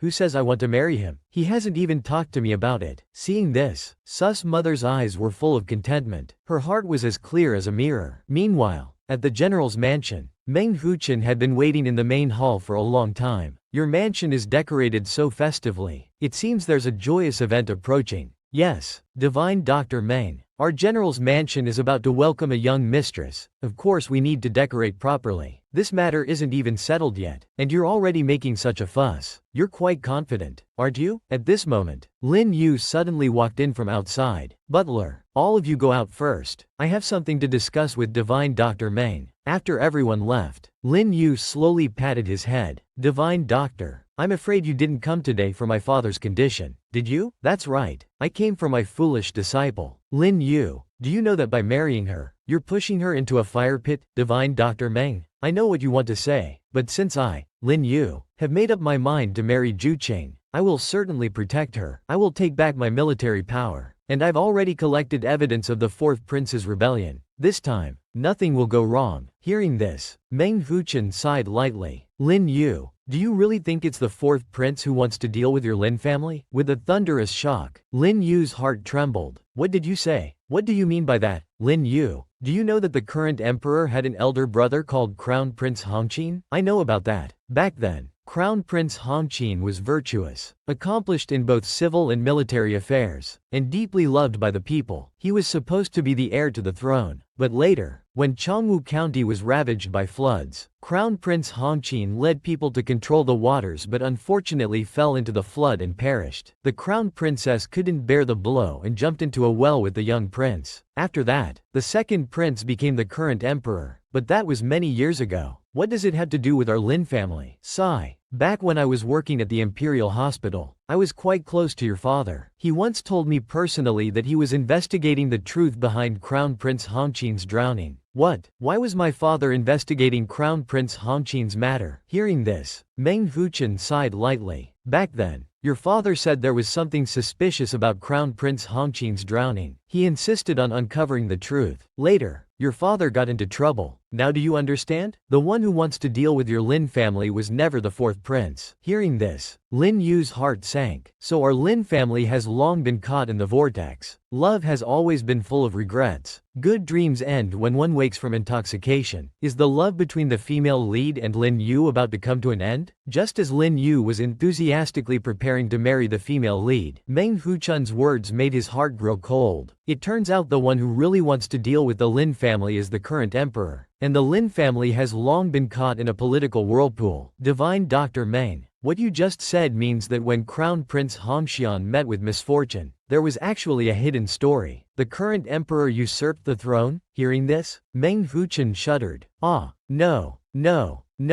I didn't say that, but you also know. Shortly after Crown Prince Hongqian was born, there was the case of King Zhou's embezzlement. With a thunderous shock, Lin Yu's heart trembled once again. Xu Wang and Prince Hongqian are brothers born from the same mother. When Prince Hongqian was born, Xu Wang was determined to uncover the truth. Years ago, the case of Xu Wang's embezzlement shocked the entire court. The emperor was furious and ordered the confiscation of his property. Xu Wang committed suicide out of fear of punishment. Everyone in the Wang mansion, old and young, was executed without exception. So that's it. This is the truth. The emperor is covering up. Meng Huchun suddenly spoke up from the side. After this, your father began investigating the case of Prince Hongxian. Soon after, he fell seriously ill and became bedridden. What? Are you saying that my father's illness was also his doing? Hey, young Lin, I know you want to cure your father, but this old man, I'm just an insignificant figure. I just want to spend my twilight years in peace. Hearing this, Ling Yu suddenly realized, no wonder Divine Dr. Meng has been avoiding me. He's afraid of arousing the emperor's suspicion. With a bang, the teacup in Ling Yu's hand shattered. So the real enemy of the Lin family is the current emperor. Meng Huchun sighed beside him. I didn't want to tell you these things. If it weren't for my foolish disciple, I wouldn't have wanted to get involved in this mess. You insisted on having Su Juqing treat your father. But have you ever thought that if he really cured your father's illness, that man would be the first to go after him? So it was my stubbornness that harmed Juqing. Yes, Lin Yu, that man has been watching your Lin family. If you want to marry Su Juqing, that girl, it's like tying her to the same boat as the Lin family. You better think it through carefully. In the blink of an eye, we arrive at a small courtyard. The female lead is studying medical books by the window. Mei Xiang and Tao Yu suddenly burst in. Miss, why are you still reading medical books now? I'm looking for any information in this book related to General Lin's symptoms. Tao Yu suddenly teased. Miss, what have you been busy with lately? Are you embroidering your wedding dress? Oh my, you dare to hit me? Should I beat you up? After the playful banter, Mei Xiang and Tao Yu quickly left. Hee, this servant won't dare again. We can't disturb Mrs. Good Thoughts. A moment later, the female lead fell into deep thought again. Will Ling Yu really come to propose to me? A sudden sound from outside the door startled her. Is it Ling Yu? Has Ling Yu come? The female lead opened the door and saw a small cat running past outside. So it's not him. When will that guy finally come and talk to me clearly? At this moment, in the small courtyard, Ling Yu was hiding behind a wall, looking worried. The words of Yu Wang and Meng Huchun kept echoing in his ears. If you really like her, you should stay away from her. Thinking of this, Ling Yu gently kissed the pouch in his hand. I can't be so selfish as to drag her into this mess. Then he resolutely turned and left. I'm sorry, silly girl. This time I've let you down.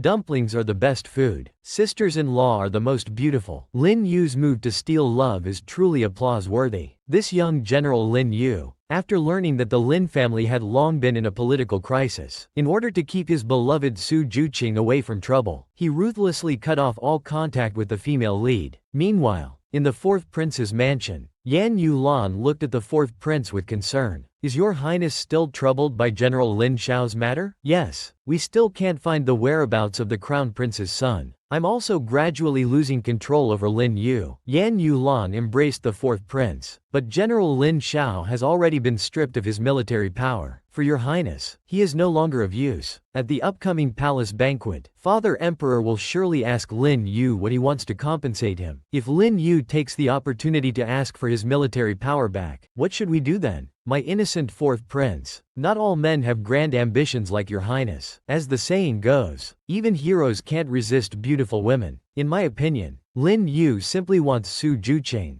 In the blink of an eye, it's already midnight. Lin Yu brought Feng Liang and Lei Xin to a small courtyard. They saw Amo playing with a sword in the courtyard. Young General Lin, you finally come to see me. Lin Yu gently stroked Amo's forehead. Little Amo, you must behave well in this courtyard. A moment later, Feng Liang asked, puzzled in the room. Young General, why do you suddenly want to send Amo elsewhere again? Lin Yu replied with a solemn face. Amo's identity is special. It's too dangerous to keep him here. The emperor once said that Amo doesn't resemble Prince Shu. Yet the fourth prince and the emperor are searching everywhere for Amo's whereabouts. From this, it's not hard to deduce that Amo's identity might be the son of Prince Hong Qian, which means he's the true son of the crown prince. In the blink of an eye, it was the next morning. The female lead and Lu Yingyu were chatting casually in the courtyard. Lu Ying still had a gossipy look. Wasn't General Lin supposed to come and propose? How come there's been no movement for several days? Exactly. He's so slow in getting things done. It's not like a man at all. The female lead beside her looked dejected and sighed. Forget about coming to propose. I haven't even seen Lin Yu for days. Haha. Maybe General Lin wants to give Juqing a surprise. Who knows? Tang Yujiao heard this and said disdainfully, if it's a surprise, that would be fine. Just hope it doesn't turn into a shock in the end. 5 days later, in the imperial palace, the emperor was holding a court session. The emperor's face was cold as he spoke. Minister Lin, the matter of the Sizhou military rebellion has been investigated. This rebellion had nothing to do with you. I apologize for the previous misunderstanding. It was all for your majesty's righteousness that the rebels found an opportunity. This is my fault. Haha. No matter what, Minister Lin has suffered wrongly. Whatever you want, I will fulfill it for you. Hearing this, Lin Yu's eyes became determined. Your Majesty will truly fulfill anything for this minister? The emperor's heart sank. If Lin Yu wanted to take this chance to ask for military power back, it would show that the Lin family had great ambition. Then there would be no need for the emperor to keep the Lin family for 10 more days. Minister, speak freely. I will certainly grant your request. Lin Yu knelt down and bowed. This minister dares to ask your majesty to bestow a marriage, allowing this minister to quickly complete the marriage with Miss Yan Yulan of the Yan family. How does it feel to be played by the man you love? The female lead finally experienced it this time. This young general, Lin Yu, in order to protect the woman he loves from being implicated with the Lin family, actually took the initiative to ask the emperor to arrange a marriage, allowing him to quickly marry his fiancée Yan Yulan, whom he had never loved. The emperor was bewildered upon hearing this. A marriage arrangement? Is that all Minister Lin wants, your majesty? I am now at the age to marry. I hope your majesty will grant this wish. Ha ha ha. Looking at Lin Yu's sincere expression, the emperor burst into laughter. This is not difficult. I shall play matchmaker today. The next morning, this news quickly spread throughout the capital. Have you heard? His Majesty has arranged a marriage for General Lin. Soon, General Lin will marry Miss Yan by imperial decree. Dao Yu, who was sweeping in front of the clinic, was shocked. Who did you say? Who is marrying General Lin? Of course it's the daughter of Minister Yan. Miss Yan. She and the young general have been engaged for a long time. What? You, don't talk nonsense. How could His Majesty suddenly arrange a marriage for General Lin and Miss Yan? Why would I lie to you? The imperial decree has already arrived at the Yan family's doorstep. What is General Lin up to? At this moment, in the Yan residence, Yan Yulan, who had received the imperial decree, was also shocked. What's going on? What does Lin Yu want to do? Meanwhile, in the fourth prince's residence, the fourth prince was calmly playing chess. A guard suddenly rushed in to report. Fourth prince, something big has happened. His Majesty just sent someone to read the imperial decree at the Yan residence, arranging a marriage for General Lin. He and Miss Yan are to be married before next spring. With a thunderous sound, the fourth prince's heart trembled. At this moment, the most shocked was still the female lead who had just learned the news. She stood there, stunned and speechless. With a bang, Tang Yujiao beside her stood up abruptly. I never thought Lin Yu would be such a heartless and ungrateful person. Give me a sword. I'll go chop him up. Hearing this, Lu Ying immediately stood up. Yujiao, say less. There might be some misunderstanding. Let go. What misunderstanding could there be? The imperial decree has already been sent to the Yan family. Lu Ying looked at the expressionless female lead, panicking. Ah, Maybe it's His Majesty making a rash decision? Just then, Mei Xiang ran in from outside. Madam, Lord Shen is here. Shen Wei came in panting. I just went to the palace to inquire about the marriage arrangement news. It's confirmed that the imperial decree for the marriage was requested by General Lin himself from His Majesty. With a gulp, this news struck everyone like a bolt from the blue. However, the female lead seemed unusually calm at this moment. Everyone, I'm a bit tired. I'll go back to my room to rest. Tang Yujiao, seeing this, wanted to persuade her, but Madame Su stopped her. Miss Tang, let Juqing have some quiet time alone. In her boudoir, the female lead was heartbroken. So the person he really wanted to propose to was Yan Yulan. At this moment, Lin Yu's words from before flooded into the female lead's mind. Su Juqing, after all these matters are settled, I'm sure I didn't see it wrong. At that moment, Lin Yu clearly wanted to say he would marry you. No.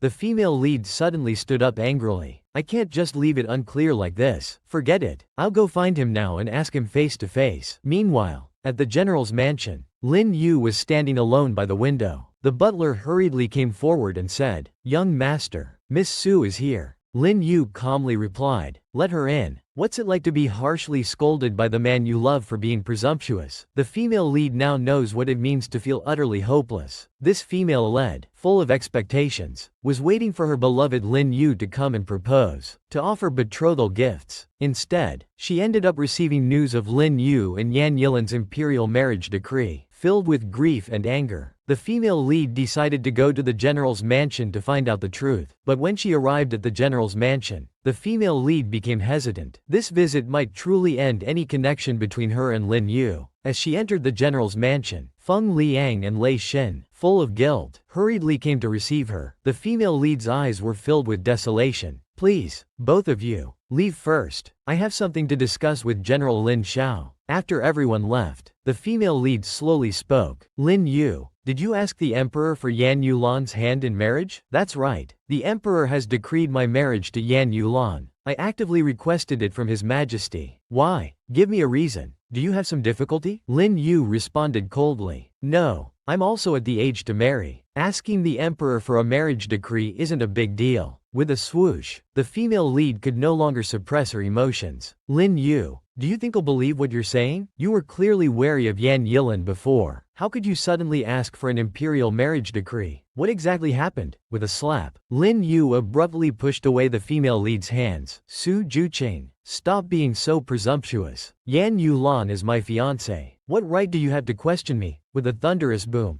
Lin Yu's words struck the female lead's heart like lightning. What did Lin Yu mean by this? "Hey, Miss Su, let me be frank with you. I, Lin Yu, have never liked you. I am, after all, the current general. You should have some self-awareness." Indeed, he had never truly confessed to me. Was I really just being presumptuous all along? Lin Yu beside her continued relentlessly. "Miss Su, I'm about to be married. To avoid gossip, from now on, don't come running to my Lin mansion for no reason." With these words, the female lead's heart turned to ashes. "Fine, I understand. I'll leave." As the female lead turned to leave, Lin Yu stood behind, his heart wrenching. Lin Yu tightly gripped the sachet in his hand. Feng Liang, Lei Xin, follow behind Juqing. You must ensure her safety. Outside the woods, the heartbroken female lead stood motionless in the rain, letting the raindrops fall on her. At this moment, an umbrella suddenly appeared above the female lead's head. The female lead's heart leapt with joy. Lin Yu, but to her surprise, it was Ali. Ali had a worried expression.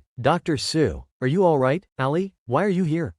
I just happened to pass by." "Dr. Su, it's raining now and it's very cold. Let me take you back first." At this moment, behind them, a figure stood in the rain, silently watching. Lin Yu's face was full of sorrow, his eyes filled with desolation. 3 days later, Lu Ying and Yu Zhao came to the small courtyard to visit the female lead. Lu Ying looked worried. "Madam Yao, has Juqing's cold not improved yet?" "Yes, ever since she came back drenched that night, Juqing hasn't gotten better." With a bang, Tang Yuzhao angrily slapped the table. "In my opinion, a broken heart needs a heart remedy. It's just a man. Why don't we hold a martial arts competition to find a husband tomorrow? The mantis stalks the cicada, unaware of the oriole behind. The fourth prince's tit-for-tat move was truly unexpected. This female lead has fallen into a trap because her boyfriend mocked her for being presumptuous. Her visiting girlfriends were furious upon hearing this. It's just a man. Why don't we hold a martial arts competition to find a husband tomorrow? Who needs Lin Yu anyway? Lu Ying listened in confusion. Will a martial arts competition really work? Why wouldn't it? Even if we don't find a husband through the competition, I can bring out my brothers for Ju Qing to choose from. They're all handsome and dashing. I'll go with Yu Zhao. Ju Qing. Having a best friend like you makes my life complete. Meanwhile, at the fourth prince's residence, Yan Yulan was looking at the fourth prince with a worried expression. The fourth prince softly called out, "Lanner, come here. Let's have a private chat behind this screen." Hearing this, Yan Yulan remained gloomy and stood silently in place. Seeing this, the fourth prince stepped forward and embraced Yan Yulan, saying, "I told you, you haven't even entered the Lin family yet. How can you be so cold towards me already? Your Highness, you know about the emperor's arranged marriage. Do you really plan to do nothing about it? Do nothing? How is that possible? I can't bear to part with you." Little girl. Yan Yulan's eyes immediately filled with joy. "Your Highness, have you already thought of a solution? You should know that young General Lin only has Su Juqing in his heart. I really don't want to marry into the Lin family." Haha, how could I not know? Lin Yu's purpose in doing this is to keep Su Juqing out of it, but I won't let him have his way. The fourth prince suddenly gave a cold laugh. As the saying goes, a fair lady is pursued by many suitors. What if I were to marry Su Juqing? Do you think Lin Yu would just stand by and do nothing? The scene shifts to the general's mansion, where Lin Yu was studying military texts in his study. At this moment, Feng Liang came to report, "General Xiao, the fourth prince has arrived." Lin Yu was stunned upon hearing this. Yi Wuxuan? What is he doing here? Unexpectedly, the fourth prince suddenly entered, lifting the curtain. "What's wrong, Lin Yu? Now that you're about to get married, you don't want to see your good friend anymore, fourth prince? I just didn't expect you to come. May I ask if there's any important matter that brings you here?" The fourth prince immediately put on a sinister smile. "Nothing important. It's just that Father Emperor is going to choose a consort for me. I came to tell you about it." Choose a consort? The Empress Dowager has passed away. Royal family members cannot marry within 3 years. How can there be talk of choosing a consort, Your Highness? Indeed, that's why Father Emperor is not choosing a primary consort for me, but a secondary one. Choosing a secondary consort doesn't require a formal wedding ceremony, so it doesn't violate the palace rules. Why do you look somewhat displeased? Ah, no, not at all. I'm naturally happy that the fourth prince is choosing a consort. Haha, that's good. You, Lin Yu, are about to get married. It wouldn't be fair if I were left behind, would it? By the way, Lin Yu, I used to think you liked Su Juqing. You really are hard to figure out. Lin Yu's eyes suddenly dimmed. Your Highness is joking. I have a marriage agreement with Miss Yan. How could I have feelings for another woman? That's good then. We brothers shouldn't fight over woman, should we? Ah, Your Highness, what do you mean by that? The fourth prince immediately put on a light smile. I think Su Juqing is smart and beautiful. What do you say about making her my secondary consort? Damn you, you bastard. You're actually trying to steal my girl. What to do when your girlfriend is stolen by your own brother? The fourth prince's tit-for-tat move is truly ruthless. This young general, Lin Yu, in order to keep his girlfriend Su Juqing away from trouble, actually took the initiative to ask the emperor to arrange his marriage with his fiancée Yan Yulan. Unexpectedly, the fourth prince, who was involved with Yan Yulan, retaliated with a tit-for-tat move. He directly declared that he would make Su Juqing his secondary consort. Upon hearing this, Lin Yu's heart sank. Damn you, you bastard. You're actually trying to steal my girl in return. The fourth prince waved his hand. What's wrong, Lin Yu? Aren't you happy that your brother is about to get married? Although Lin Yu was clenching his fists in anger, he still maintained a calm exterior. Your Highness's affairs are not for this official to comment on. Please forgive my ignorance. Ha ha ha. That's good. My secondary consort will be your sister-in-law. In the future, when you see Su Juqing, you must address her properly as sister-in-law. After the fourth prince left, Feng Liang looked worried. General Xiao, what the fourth prince said today can't be true, right? Is he really planning to make Miss Su his secondary consort? Hearing this, Lin Yu's eyes flashed with anger. This bastard, actually using such tactics on me. Meanwhile, inside the carriage, the fourth prince had a smug look on his face. Lin Yu,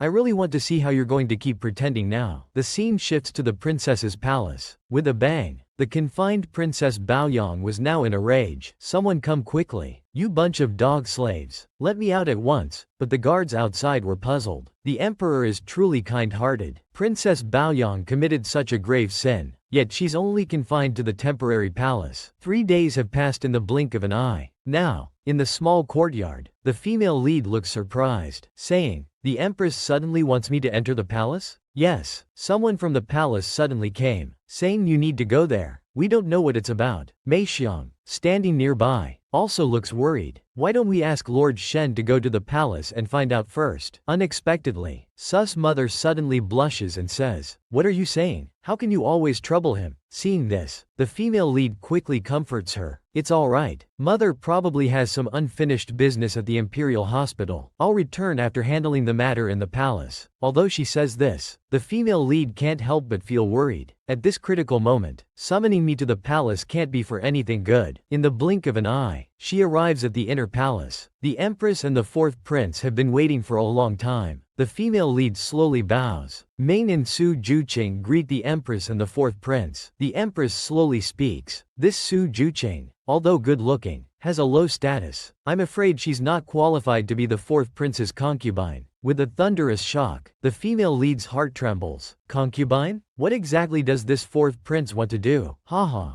As they say, a virtuous lady is sought after by gentlemen. Su Juqing's wisdom and virtue are unique in this world. How can I not be moved, since you've come to me with this request? Fourth prince, I can't refuse. Today, I'll fulfill your wish. Hearing this, the female lead is trembling with anger. That despicable Yi Wuxuan, actually plotting my marriage. This move is truly vicious. Do you know what it means to be the most familiar stranger? The female lead and Ling Yu are experiencing it this time. This fourth prince, in order to coerce young General Ling Yu, intends to have the empress make Ling Yu's love interest, Su Juqing, his own concubine, thus completely controlling Ling Yu. Although the empress looks down on the female lead's commoner status, she feels it's harmless and agrees to the fourth prince's request. Su Juqing, listen to the decree. Today, I shall bestow upon you a good marriage. I hereby appoint you as Lord Meng's. You can't go in. The eunuch outside suddenly shouts. Meng Huchen barges in. Ignoring the warnings, he forcefully enters the hall. Meng Huchen strides forward and grabs the female lead's ear. You little brat, so you're here slacking off at the empress's place. No wonder I couldn't find you anywhere. The fourth prince looks confused. Divine Dr. Meng, what do you want with Su Juqing at this time? Haha, Your Highness, Su Juqing is this humble one's disciple. Of course, I need her help in making medicine. His Majesty has already agreed that my humble disciple Su Juqing cannot marry for 5 years. She must stay by my side to inherit medical skills. This is His Majesty's order. Hearing this, the fourth prince's eyes flash with anger. Damn it, this old Meng Huchen has ruined my plans again. The female lead breathes a sigh of relief. Fortunately, Master arrived in time, allowing me to escape this predicament. In the blink of an eye, outside the inner palace, the female lead and Meng Huchen are taking a stroll and chatting. Master, how did you suddenly come here? And how did you know I was in the Empress's palace? Hearing this, Meng Huchen's heart sinks. A cold voice suddenly echoes in his ear. Yi Wuxuan wants Su Juqing as a concubine.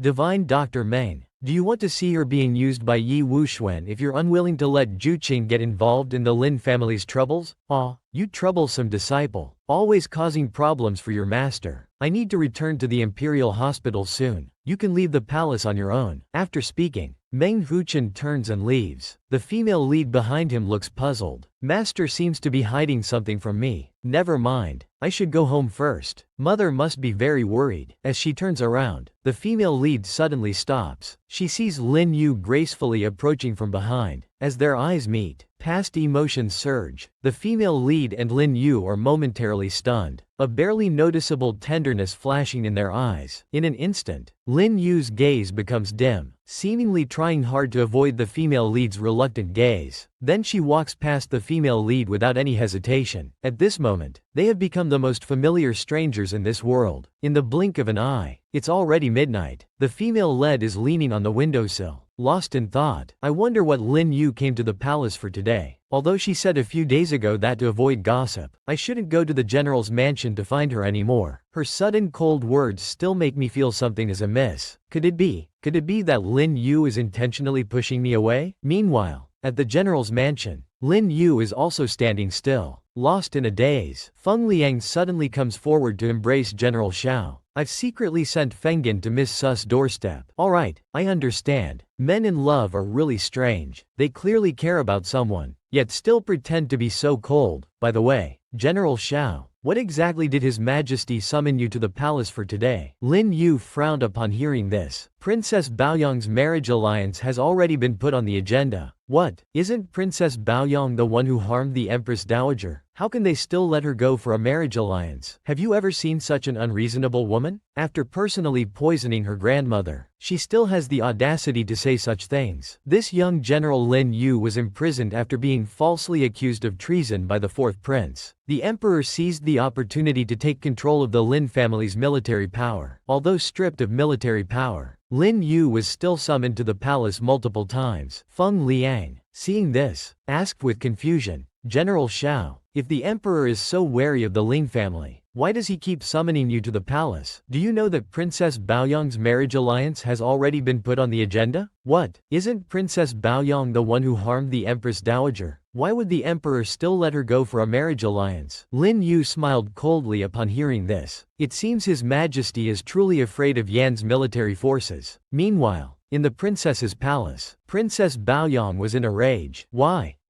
Even though I've become like this, why does Father Emperor still want me to go for the marriage alliance? Wah. Fourth brother, Imperial Grandmother, where are you? Who can save me? The scene shifts to the Emperor's palace, where a eunuch is reporting to the Emperor. Your Majesty, the arrangements for the princess's marriage have been made, but Her Highness is still somewhat unwilling. HMPH. Never mind her. Even if Baoyang has 1,000 objections, she must go for this marriage alliance. The eunuch, hearing this, looked worried. But Your Majesty, will Yan really become friendly with us just because of this marriage alliance? The emperor's eyes suddenly flashed with anger. What else can we do? The treasury is empty now. Can we afford to go to war? Besides, I don't want to hand over military power to Lin Yu again, so we can only proceed with the marriage alliance for now. The scene changes. 2 months later, the female lead is absent-mindedly sitting in a medical clinic. Since the Empress Dowager was poisoned, I left the Imperial Hospital and returned to this clinic, and Lin Yu seems to have disappeared completely, with no news of him. At this moment, Dao Yu hurriedly runs up. Miss, there's big news again. Everyone outside is saying that Princess Baoyang will be married off to Yan in 3 days. The Yan envoys are already in the palace. The female lead is stunned upon hearing this. Baoyang is guilty of poisoning the Empress Dowager. How can she still go for a marriage alliance? Is there some reason why she must go? The scene shifts to the Lin residence. Lin Yu, having received the news, looks smug. The Yan envoys didn't follow the agreement and arrived early in the capital to marry Baoyang. They're trying to intimidate us. It seems the current situation is even more tense than I imagined. Feng Liang beside him looks discontented. His Majesty is really, to avoid giving military power to the young general, he insists on sending the princess for a marriage alliance. Isn't this making us a laughingstock? Even if he's willing to give me military power, he probably doesn't have the courage to confront Yan. Then young general, what should we do now? Lin Yu smiles coldly upon hearing this. One word, wait. Yan's appetite has always been big. They won't be easily satisfied. You should know, there's no war in this world that can be settled just by a marriage alliance. When Yan loses patience, our opportunity will come. This time, I'll make him personally hand over military power to me. Lin Yu. 3 days later, the Yan envoys officially come to receive the bride. Princess Baoyang, sitting in the carriage, is full of resentment. I never thought that after all my scheming, I,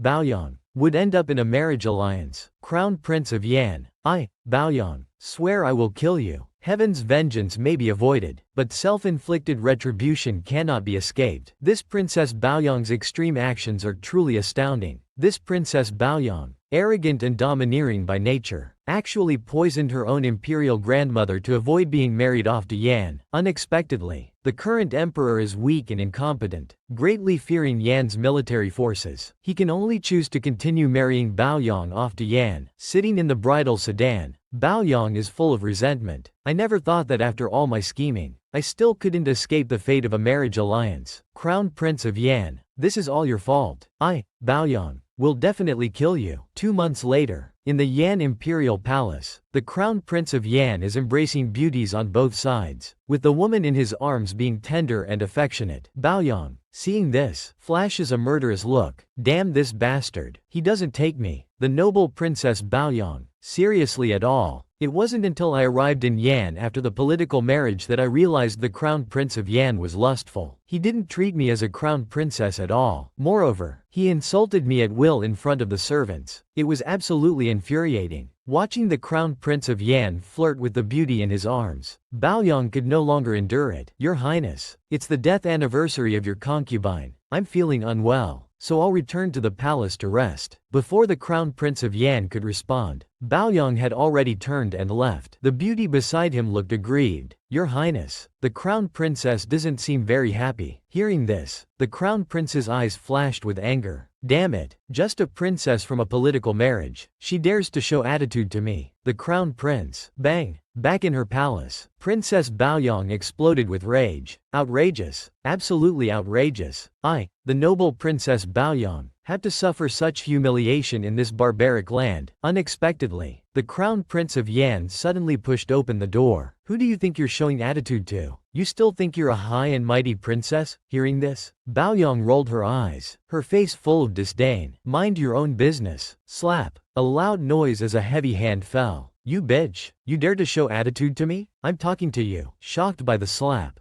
Baoyang exclaimed. Damn it, you dare to hit me? I'm not a woman you can just strike. Baoyang grabbed the scissors from the table. She lunged at the unprepared Crown Prince of Yan. I'll fight you to the death, you dog of a man. The scene shifts to the capital city. At this moment, the female protagonist is lost in thought at the medical hall. Tang Yujiao suddenly strides in from outside. Juqing, I've come to see you. Yujiao, it's been so long since I've seen you. What have you been up to these days? Tang Yujiao replies with a helpless expression. Don't even mention it. Yan is causing trouble at the border again. My father and brother have been so busy these days with Yan. Didn't Yan just make peace with our dynasty? Why are they causing trouble at our border again? Yujiao suddenly looks around, and seeing no one nearby, she leans in and whispers, I'll tell you a secret. Princess Baoyang stabbed the Crown Prince of Yan. Now Yan is using this incident to pick a fight. Boom. The female protagonist's heart trembles upon hearing this. Wow, that's intense. As expected of Princess Baoyang, this is indeed something she would do. The situation is critical and rapidly changing. Can Lingyue regain military power? This Princess Baoyang was sent to Yan for a political marriage. Unexpectedly, her arrogant nature remained unchanged after arriving in Yan. During an argument with the Crown Prince of Yan, she actually grabbed scissors and stabbed him. The scene shifts to the Imperial Palace. Bang! Upon receiving the news, the Emperor explodes with anger. Baoyang is truly useless, capable only of causing trouble. I sent her for a political marriage, and she ends up stabbing the Crown Prince of Yan. What a mess. Now Yan is using this incident as an excuse and has already begun advancing troops towards our dynasty. This is outrageous. The court officials beside him look troubled. Your Majesty, the assassination is only Yan's side of the story. No one knows if the princess actually stabbed the Crown Prince of Yan. The urgent matter now is to send troops to defend the border. Of course I know that, but there are no military generals in the court now who can match the Yan army. Your Majesty, General Xuanying Lingyue is a military genius. Enough, the Emperor suddenly shouts angrily. Yan may be hateful, but I've finally managed to take back military power from the Lin family. I will not let the tiger return to the mountain. Several days later, the Yan army has already captured multiple cities. They leave no survivors wherever they go. Amidst the corpse-strewn fields, civilians have fallen into despair. The city has fallen. Our homes are gone. Who can save us now? Meanwhile, in the imperial city, several spies hurriedly arrive. The Yan army has captured multiple cities in succession. The civilians in those cities have been massacred. If the Yan army continues northward, the capital city might be in imminent danger. Hearing this news, the emperor curses loudly. A bunch of useless fools. Our dynasty has so many military generals, yet not one can withstand the Yan army's attack? The Prince of Yu quickly speaks up. Your Majesty, the situation is critical. Why not let General Xuanying lead troops into battle against the Yan army? No, the emperor shouts again. I just don't understand. Without Ling Yue, is my empire unstable? The scene shifts to the medical hall. Mei Xiong and Tao Yu also look worried. Sigh. What's going on lately? Fewer and fewer people are coming to the medical hall for treatment. I heard the Yan army is advancing northward. Everyone in the capital is worried for their safety, let alone coming to the medical hall. You can hardly see anyone on the streets now. And by the counter, the female protagonist once again falls into deep thought. Now that the Yan army is invading, I wonder if Lin Yu will lead troops to meet the enemy. I wonder if His Majesty will return military power to him. In the previous life, Lin Yu and the fourth prince rebelled. There was no Yan army invasion then. Ah, nonsense. Why am I worrying about him now? He's so heartless and disloyal. Whether he leads troops or not is none of my business. In the blink of an eye, it's already midnight. At this time, in the fourth prince's mansion, the fourth prince and Yan Yulan are plotting loudly. The fourth prince is seen smiling lightly. Lin Yu has really played his cards well. To push Father Emperor to this point, Yan Yilin slowly pours wine beside him. Now that the Yan army is causing trouble, letting General Lin Xiao lead troops to battle is what the people want. Your Highness, if General Lin Xiao really regains military power, what should we do? Haha. When clams fight, the fisherman benefits. If he really leads troops to battle, if he wins against the Yan army, I can deal with him later. If he loses, it solves our problem. Thinking about it now, Father Emperor must be the most troubled, right? Have you ever seen a man who can manipulate the Emperor so well? Lin Yu's move of using stillness to control movement is truly applause-worthy. Just as Yan Yilin and the fourth prince were discussing whether Lin Yu could regain military power, at this time in the Lin mansion, Lin Yu, Feng Liang, and Lei Xin were also plotting about this matter. Feng Liang is seen with a reluctant expression. General Xiao sent news from the front line that Zhenan Pass has fallen. It seems the day for General Xiao to lead troops into battle is not far. Lin Yu, hearing this, snorts coldly. For his own selfish desires, the emperor disregards the lives of the common people. Such a person is unfit to be a ruler. Lei Xin beside him is also full of resentment. But young general, will His Majesty really return military power to you? Of course, because the current emperor, he is a coward. In the blink of an eye, several days have passed. The Yan country continues to advance north, unstoppable. This news quickly spreads to the capital. The troops His Majesty sent to fight the Yan army were defeated and retreated in disarray. The court officials, hearing this, discuss in a flurry. If this continues, what should be done? At this time, an elderly official suddenly speaks up. Your Majesty, the Yan army is now crossing the river. Once they successfully cross and advance north, the entire imperial city will become a living hell. With a thud, the court officials kneel down one after another. Please, Your Majesty, issue an order for General Lin Yu to lead troops into battle. The emperor, hearing this, is burning with anger. Damn Lin Yu, to push me to such a point. Then, pretending to be relaxed, he says, if that's the case, summon Lin Yu to the palace to receive the order. The scene shifts to the medical hall, where the female lead watches passers-by discussing with curiosity. At this time, Ali suddenly walks in. Dr. Su, I heard that His Majesty has returned the tiger tally to young General Lin. Young General Lin is to lead troops into battle today. The female lead, hearing this, is stunned. Sure enough, Lin Yu will once again rush to the battlefield. But for some reason, I feel uneasy in my heart. It's as if something bad is about to happen. At this time, at the city gate, Lin Yu is leading the Lin family army, ready to depart. Feng Liang beside him is full of excitement. This expedition will surely let those Yan soldiers taste the might of our Lin family army. As he speaks, Yan Yulan suddenly appears before everyone. Yan Yulan is seen with a gentle expression. Young General Lin, for this expedition, Yulan wishes the young general victory and a triumphant return. Unexpectedly, Lin Yu responds coldly. Thank you, Miss Yan, for coming here specially to put on this show. For this expedition, I, Lin Yu, will surely return triumphantly. I hope Miss Yan won't be too disappointed. Yan Yulan, hearing this, is stunned and stands there silently. Embarrassed, Lei Xin beside him suddenly speaks up. Young general, this expedition is very dangerous. Are you really not going to say goodbye to Miss Su in person? Lin Yu, hearing this, feels a pang in his heart, his eyes full of reluctance. No need. All troops, listen to my command. Depart immediately. This time, we swear to defeat the Yan army and protect the common people of the world. In the blink of an eye, a month has passed. Lin Yu and the Yan army engage in the final battle. with soldiers on both sides fighting with all their might. In the heat of battle, a cold arrow suddenly shoots out, flying towards Lin Yu.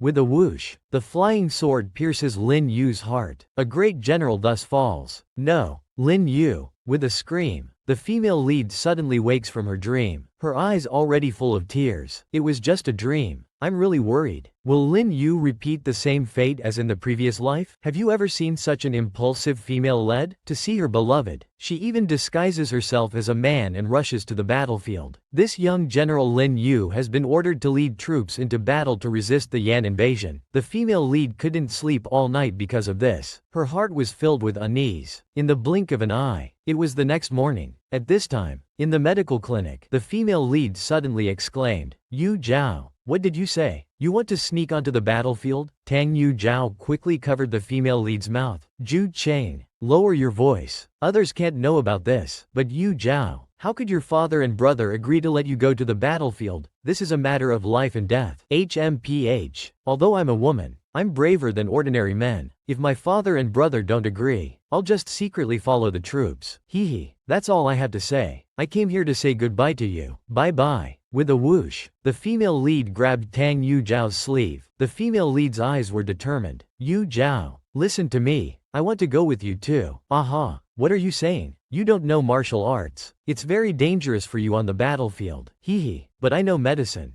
Don't forget, I'm the close disciple of the dream doctor." The female lead's face turned into a sly smile. "If you don't take me with you, I'll report you to Master Tang. Then neither of us will go." With a thud, Tang Yu Zhao was instantly dumbfounded. "Damn, having a friend like you is my bad luck." Sigh. "Alright, but I have one condition. You must follow my orders." 3 days later, Tang's father and son officially led the army to set out. The Tang family's eldest son looked troubled. "Father, leaving our sister alone in the capital, she will surely be unhappy." Hearing this, Tang's father sighed lightly. "This is unavoidable. The border situation is dangerous now. She's safest in the capital." What they didn't know was that at this time, the female lead and Tang Yu Zhao had already disguised themselves as 2 soldiers, quietly following at the back of the troops. Meanwhile, in the small courtyard, Su's mother was calmly embroidering. Dao Yu suddenly burst in. "It's terrible, madam. The young miss has suddenly disappeared. She only left this letter in her room." "What did you say?" Su's mother was shocked and snatched the letter from Dao Yu's hand. A moment later, Su's mother felt weak all over, only able to mutter softly, "Zhu Chang." She went to the battlefield. In the blink of an eye, in the forest, the army was preparing to rest. Tang Yu Zhao looked gentle. "Seeing how frail you usually are, I didn't expect you could make it here." "Hee, of course. How could I let you look down on me?" As they spoke, a group of refugees slowly passed by, ravaged by war. They were like walking corpses. Seeing this, the female lead's heart sank. "I heard that after the Yan army breaches the city, they massacre indiscriminately. Bodies pile up like mountains in the city. I'm afraid an epidemic has already started." Hearing this, Tang Yu Zhao's face was full of anger. From beginning to end, it's always the common people who suffer the most. Meanwhile, at the front line, Lin Yu was organizing military affairs in the tent. Feng Liang and Lei Xin suddenly entered the military tent. Young General Lu Ming has been fully settled. However, the epidemic is spreading in the city now. We need to deal with this quickly. Hearing this, Lin Yu's eyes widened. "How should we deal with it?" Lei Xin immediately looked troubled. "According to past practices, we gather all the infected civilians and burn them to death." "What? That's too cruel. They are living people. Have you ever seen such a love-struck female lead?" To be able to meet her beloved, she followed the troops for thousands of miles. This young General Lin Yu was ordered to lead troops to fight against the Yan army. But because the Yan army massacred after breaching the city, an epidemic is raging inside the city. Lei Xin looked troubled. "Young General, according to past practices, infected civilians should be gathered and all burned to death." Feng Liang was shocked. "That's too cruel. They are living people. But if we delay any longer, those ordinary civilians will all become infected too. If the epidemic spreads to the army, what should we do then?" Lin Yu beside him looked even more troubled. "No, I can't bring myself to harm innocent civilians." In the blink of an eye, outside the city gate, Tang's father and son had arrived with reinforcements. Tang Yu Zhao in the ranks said softly, "This is the border town. I heard Lin Yu managed to defend the city. It wasn't easy. Hearing this, the female lead's heart sank. Lin Yu is in this small city. Will I be able to see him this time? After entering the city, the scene shocked the female lead. Every household had white mourning cloth hanging, and wails of grief could be heard everywhere. At this moment, a child nearby suddenly shouted, "Stop! Let go of my mother! Don't take my mother away!" Tang Yujiao angrily shouted, "This is too much. What on earth are you doing?" The Tang father and son were stunned. "Ah, Yujiao, how did you follow us here?" The soldiers carrying the body looked helpless. "Young lady, you don't understand. This woman died from the plague. We need to burn the body." Another old woman suddenly shouted, "Nonsense. My daughter was still breathing when they dragged her away. They are the real murderers." People behind her echoed, "That's right. Now they won't let us leave the city. We'll all die in this small town sooner or later." Seeing this, the female lead quickly spoke up, "Everyone, please calm down. Even with the plague, there's still hope." With a thud, the female lead was pushed down by a passerby. "Easy for you to say. You're not a doctor. Do you understand our suffering?" A strong hand behind the assistant steadily supported the female lead. Lin Yu was seen questioning, "Who's causing trouble here?" The female lead suddenly looked up. As their eyes met, both were shocked. "Why are you here?" At this moment, an old woman nearby suddenly spoke, "We've all been infected by the plague. Sooner or later, we'll be sealed in the city and burned to death. What hope do we have left? Who told you that you'd be burned alive? Our Lin family army will never abandon any citizen." "Bullshit. Rather than being burned by you, we might as well fight our way out of the city. Perhaps we still have a chance to survive." Hearing this, Lin Yu frowned, not knowing how to respond for a moment. The female lead beside him suddenly spoke, "Everyone, please calm down. I'm the doctor brought by General Lin. I can treat diseases. Don't be afraid. Are you telling the truth? Can you really save us? Don't worry. I'll stay here, eating and living with you. Are you afraid I'll run away?" Lin Yu suddenly spoke sternly from behind. "Su Juqing, come with me for a moment." Lin Yu swiftly pulled open the tent and walked in. Lin Yu suddenly turned around and shouted loudly, "How did you get here?" Su Juqing's initially excited mood suddenly sank. He seemed very unhappy to see her. She lowered her eyes. "Young General Lin, please don't worry." She turned her head to the side. "I didn't come here for you." Regardless, the woman stayed in the city guarded by the man. She continued to use her medical skills to save people. The man was also prepared to protect the woman. After Su Juqing said, "I didn't come here for you," the two confronted each other inside the tent. Su Juqing said loudly, "I heard that the epidemic in Rongcheng was serious, so I came with Yujiao." Lin Yu felt a headache coming on.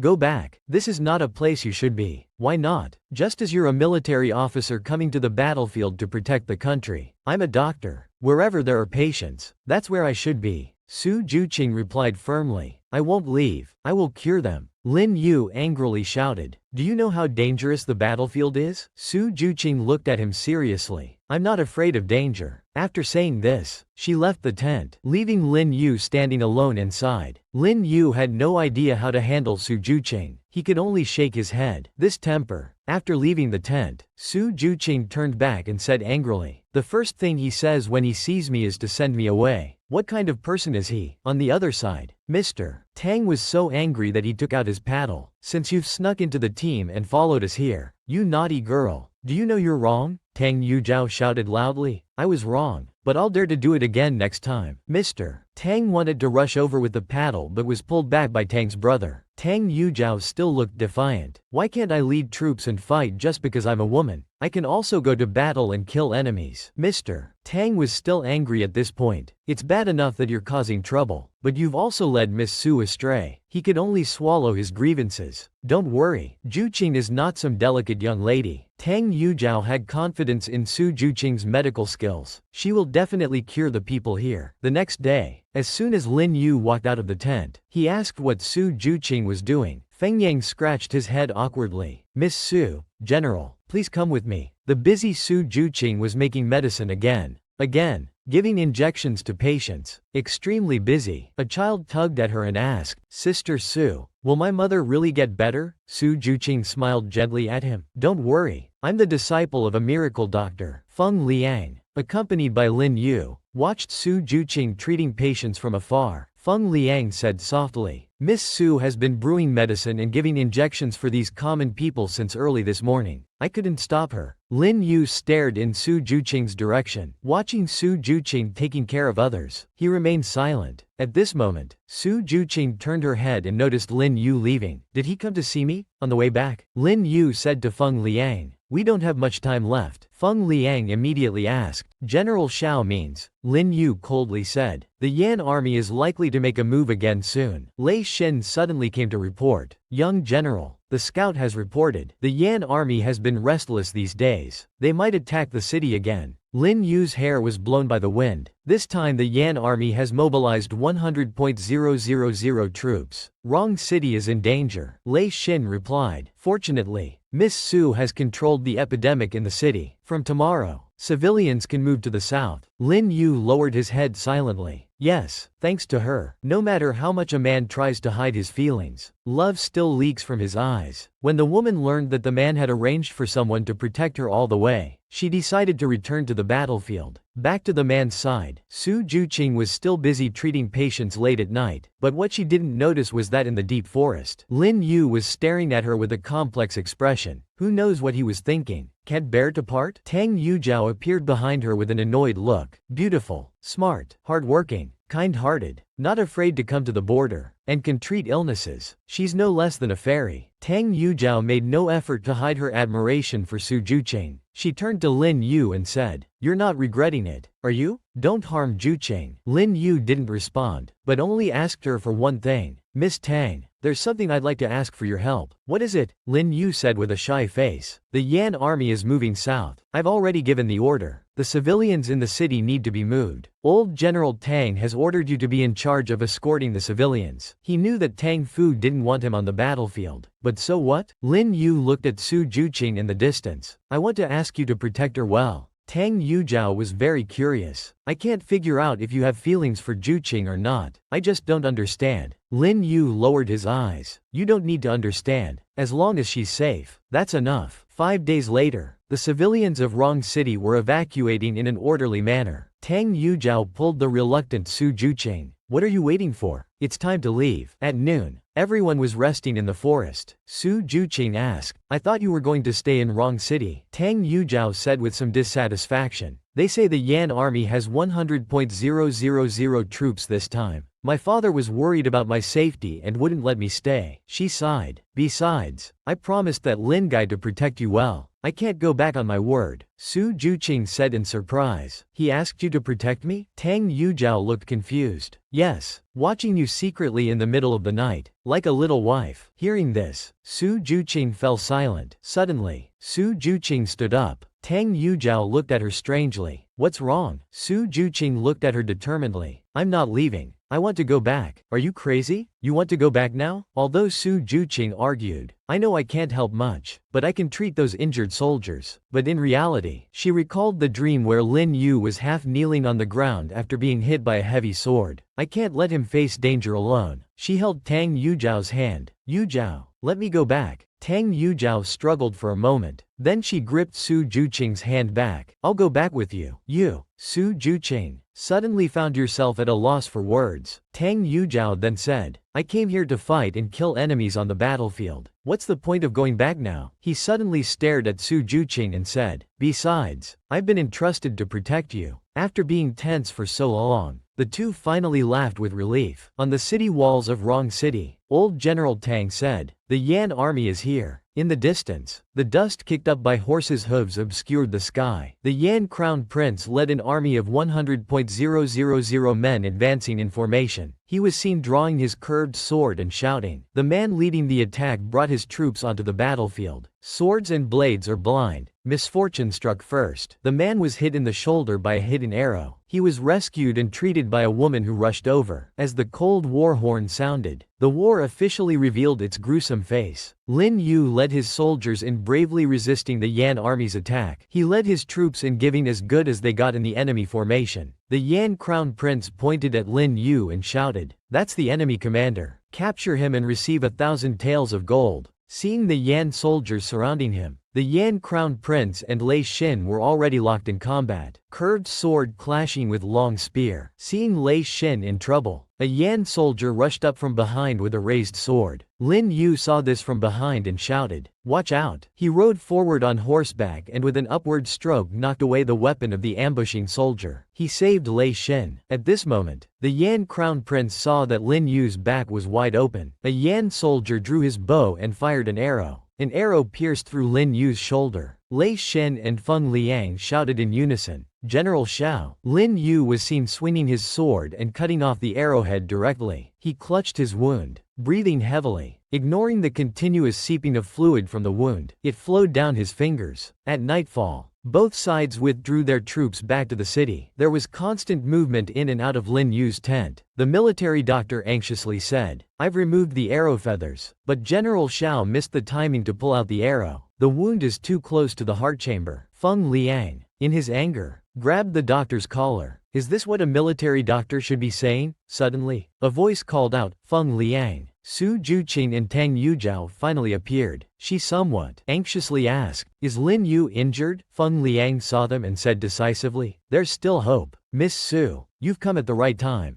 General Xiao is severely wounded. Only you can help now." Su Juqing was greatly shocked upon hearing this. What? Lin Yu was half leaning on the bed. The wound on his shoulder was still bleeding, staining his clothes. At this time, someone approached the bed. They brought a basin of hot water and reached for Lin Yu's clothes. In his hazy state, Lin Yu felt someone's presence and slowly opened his eyes. He looked at Su Juqing with some surprise and said, "Why is it you?" Su Juqing was about to reach for the sword hilt, but Lin Yu grabbed her hand. Lin Yu weakly looked at Su Juqing sitting beside him. "Why are you here?" Su Juqing pulled her hand back. "I'm a doctor. Of course I should be here." Lin Yu still wanted her to leave the battlefield quickly. "Go back. This is really not a place you should be." Su Juqing looked at Lin Yu, who was struggling to breathe. "I advise you not to talk. Just lie still." She carefully grasped the exposed sword hilt. "After General Lin's wound is better, it won't be too late to send me away." The intense pain from the wound made even the iron-willed Lin Yu groan in agony. Su Juqing didn't stop her work, directly pulling out the remaining sword hilt. She then carefully bandaged Lin Yu's wound. Finally, she said to Lin Yu, "I've asked Feng Yang to brew some medicine. After you take it and rest for a few days, your life will be saved." Lin Yu, who had just returned from the brink of death, looked at Su Juqing with a complex expression. After tidying up, Su Juqing picked up her things and stood up. "I'll go first." Lin Yu was left staring blankly at her back. He felt sad about his current relationship with Su Juqing.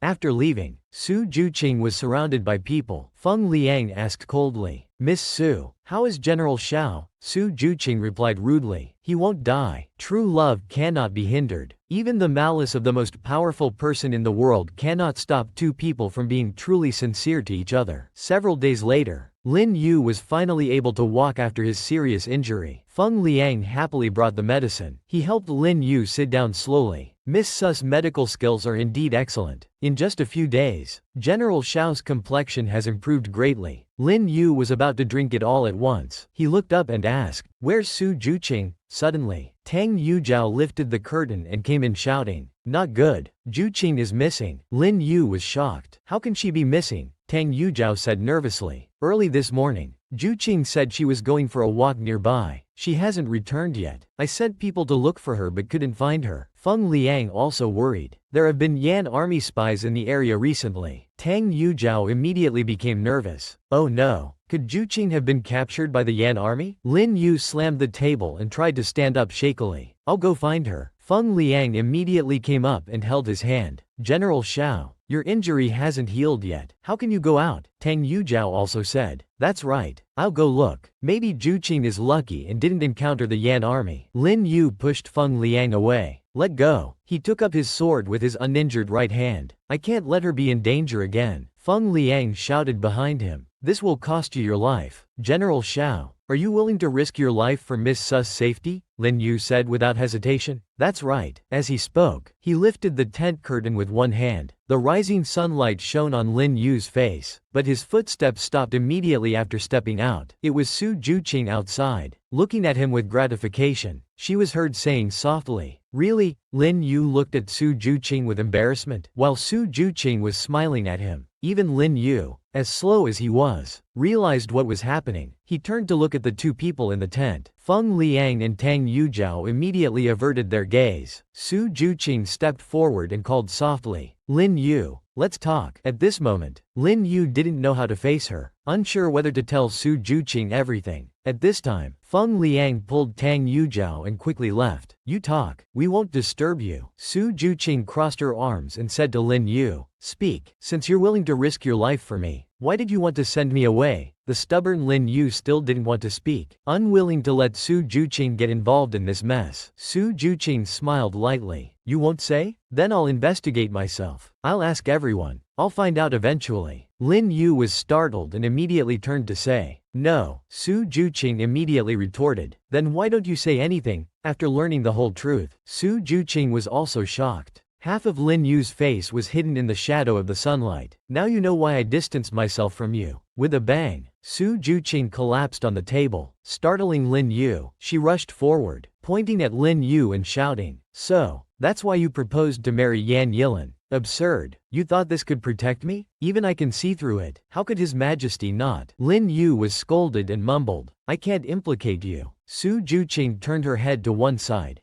Su Juqing, I'm not someone who can't share hardships." After saying this, she took Lin Yu's hand on her own initiative. The two held hands, with heads lowered. "No matter what happens, I will face it with you." At this moment, Lin Yu finally let go of his concerns. He smiled slightly at her. "You're not afraid of any danger?" Su Juqing said with determination. "As long as I can be by your side, I won't be afraid." The decisive battle with the Yan army's 100,000 troops not only concerns the future of men and women. The princes in the court, the emperor on the dragon throne are all eagerly waiting. Which side can? In the fourth prince's chambers, candles are still burning. Yan Yulan is combing the fourth prince's hair. "I wonder how the battle in Rong City is going." The fourth prince coldly smirked. "My spy reported that Lin Yu was wounded by a sword a few days ago. The injury is severe." Yan Yulan's hand suddenly stopped. The fourth prince teased, "What's wrong? Worried about your fiancé? Nonsense. I'm worried that if Lin Yu dies in battle, the Yan army will march south." "Fear not. Our dynasty is not without capable people. Let Yan have Rong City if they want." The fourth prince suddenly sat up again. "Compared to not finding that brat yet, I'm more uneasy about this." His eyes were full of ruthlessness. "The throne must be mine." At night, Su Juqing entered the tent again. He said to Lin Yu expressionlessly, "Take off your clothes." Lin Yu looked at me somewhat embarrassedly. Su Juqing looked at him contemptuously. "Should I take them off or will you do it yourself?" Outside the tent, Feng Liang whispered to Lei Xin, "I never thought Miss Su would be so bold." Mingyue was so embarrassed he could only cough. "You're a young lady. Don't speak so directly." Su Juqing said carelessly, "You're a grown man. Don't be so coy." Su Juqing carefully examined Lin Yu's wound. "It looks much better. This is all thanks to me." Lin Yu joked softly. "Then what reward does Dr. Su want? I will surely offer it." Su Juqing continued working without pause. "I don't lack money. You're quite handsome. Why don't you compensate me with yourself?" Although Lin Yu knew he was joking, he couldn't help but. Su Juqing, holding the bandages, asked in return, "What, you're not willing? I've seen your body. I've touched it too. I've been thinking I should take responsibility for you." Mingyue looked at him somewhat dazedly. Suddenly he smiled. He reached out and held Su Juqing's hand. "I'm now seen as a thorn in that person's side, and the battlefield is unpredictable. Do you really want to?" Su Juqing said softly, "So you must live well. Set everything right. Don't let me suffer a loss." And Mingyue smiled back at him. "I promise you." Outside Rong City, the vast Yan army surrounded the city. Standing on the city wall, Lin Yu waved his sword. He shouted, "Charge!" 10 days later, the emperor sat calmly in the court. A scout rushed forward. "Your Majesty, news from Rong City." The emperor leaned forward anxiously, asking, "How is it?" The scout reported loudly, "General Lin Xiao has greatly defeated the Yan army in Rong City. Victory reports keep coming." Hearing this news, the emperor was momentarily stunned. The officials below all applauded in celebration. "Truly heaven blesses our dynasty. General Lin Xiao lives up to his reputation." 2 months later, the capital regained its former prosperity. Lin Yu led the army back to the capital. After Lin Yu's return, his fame reached its peak. Countless citizens flooded the streets to welcome him. Su Juqing looked at Lin Yu, who was proudly marching in front. Her heart bloomed with joy. and she couldn't help but smile. Su's mother, as usual, was praying at home, asking the ancestors to bless Juqing's safe return.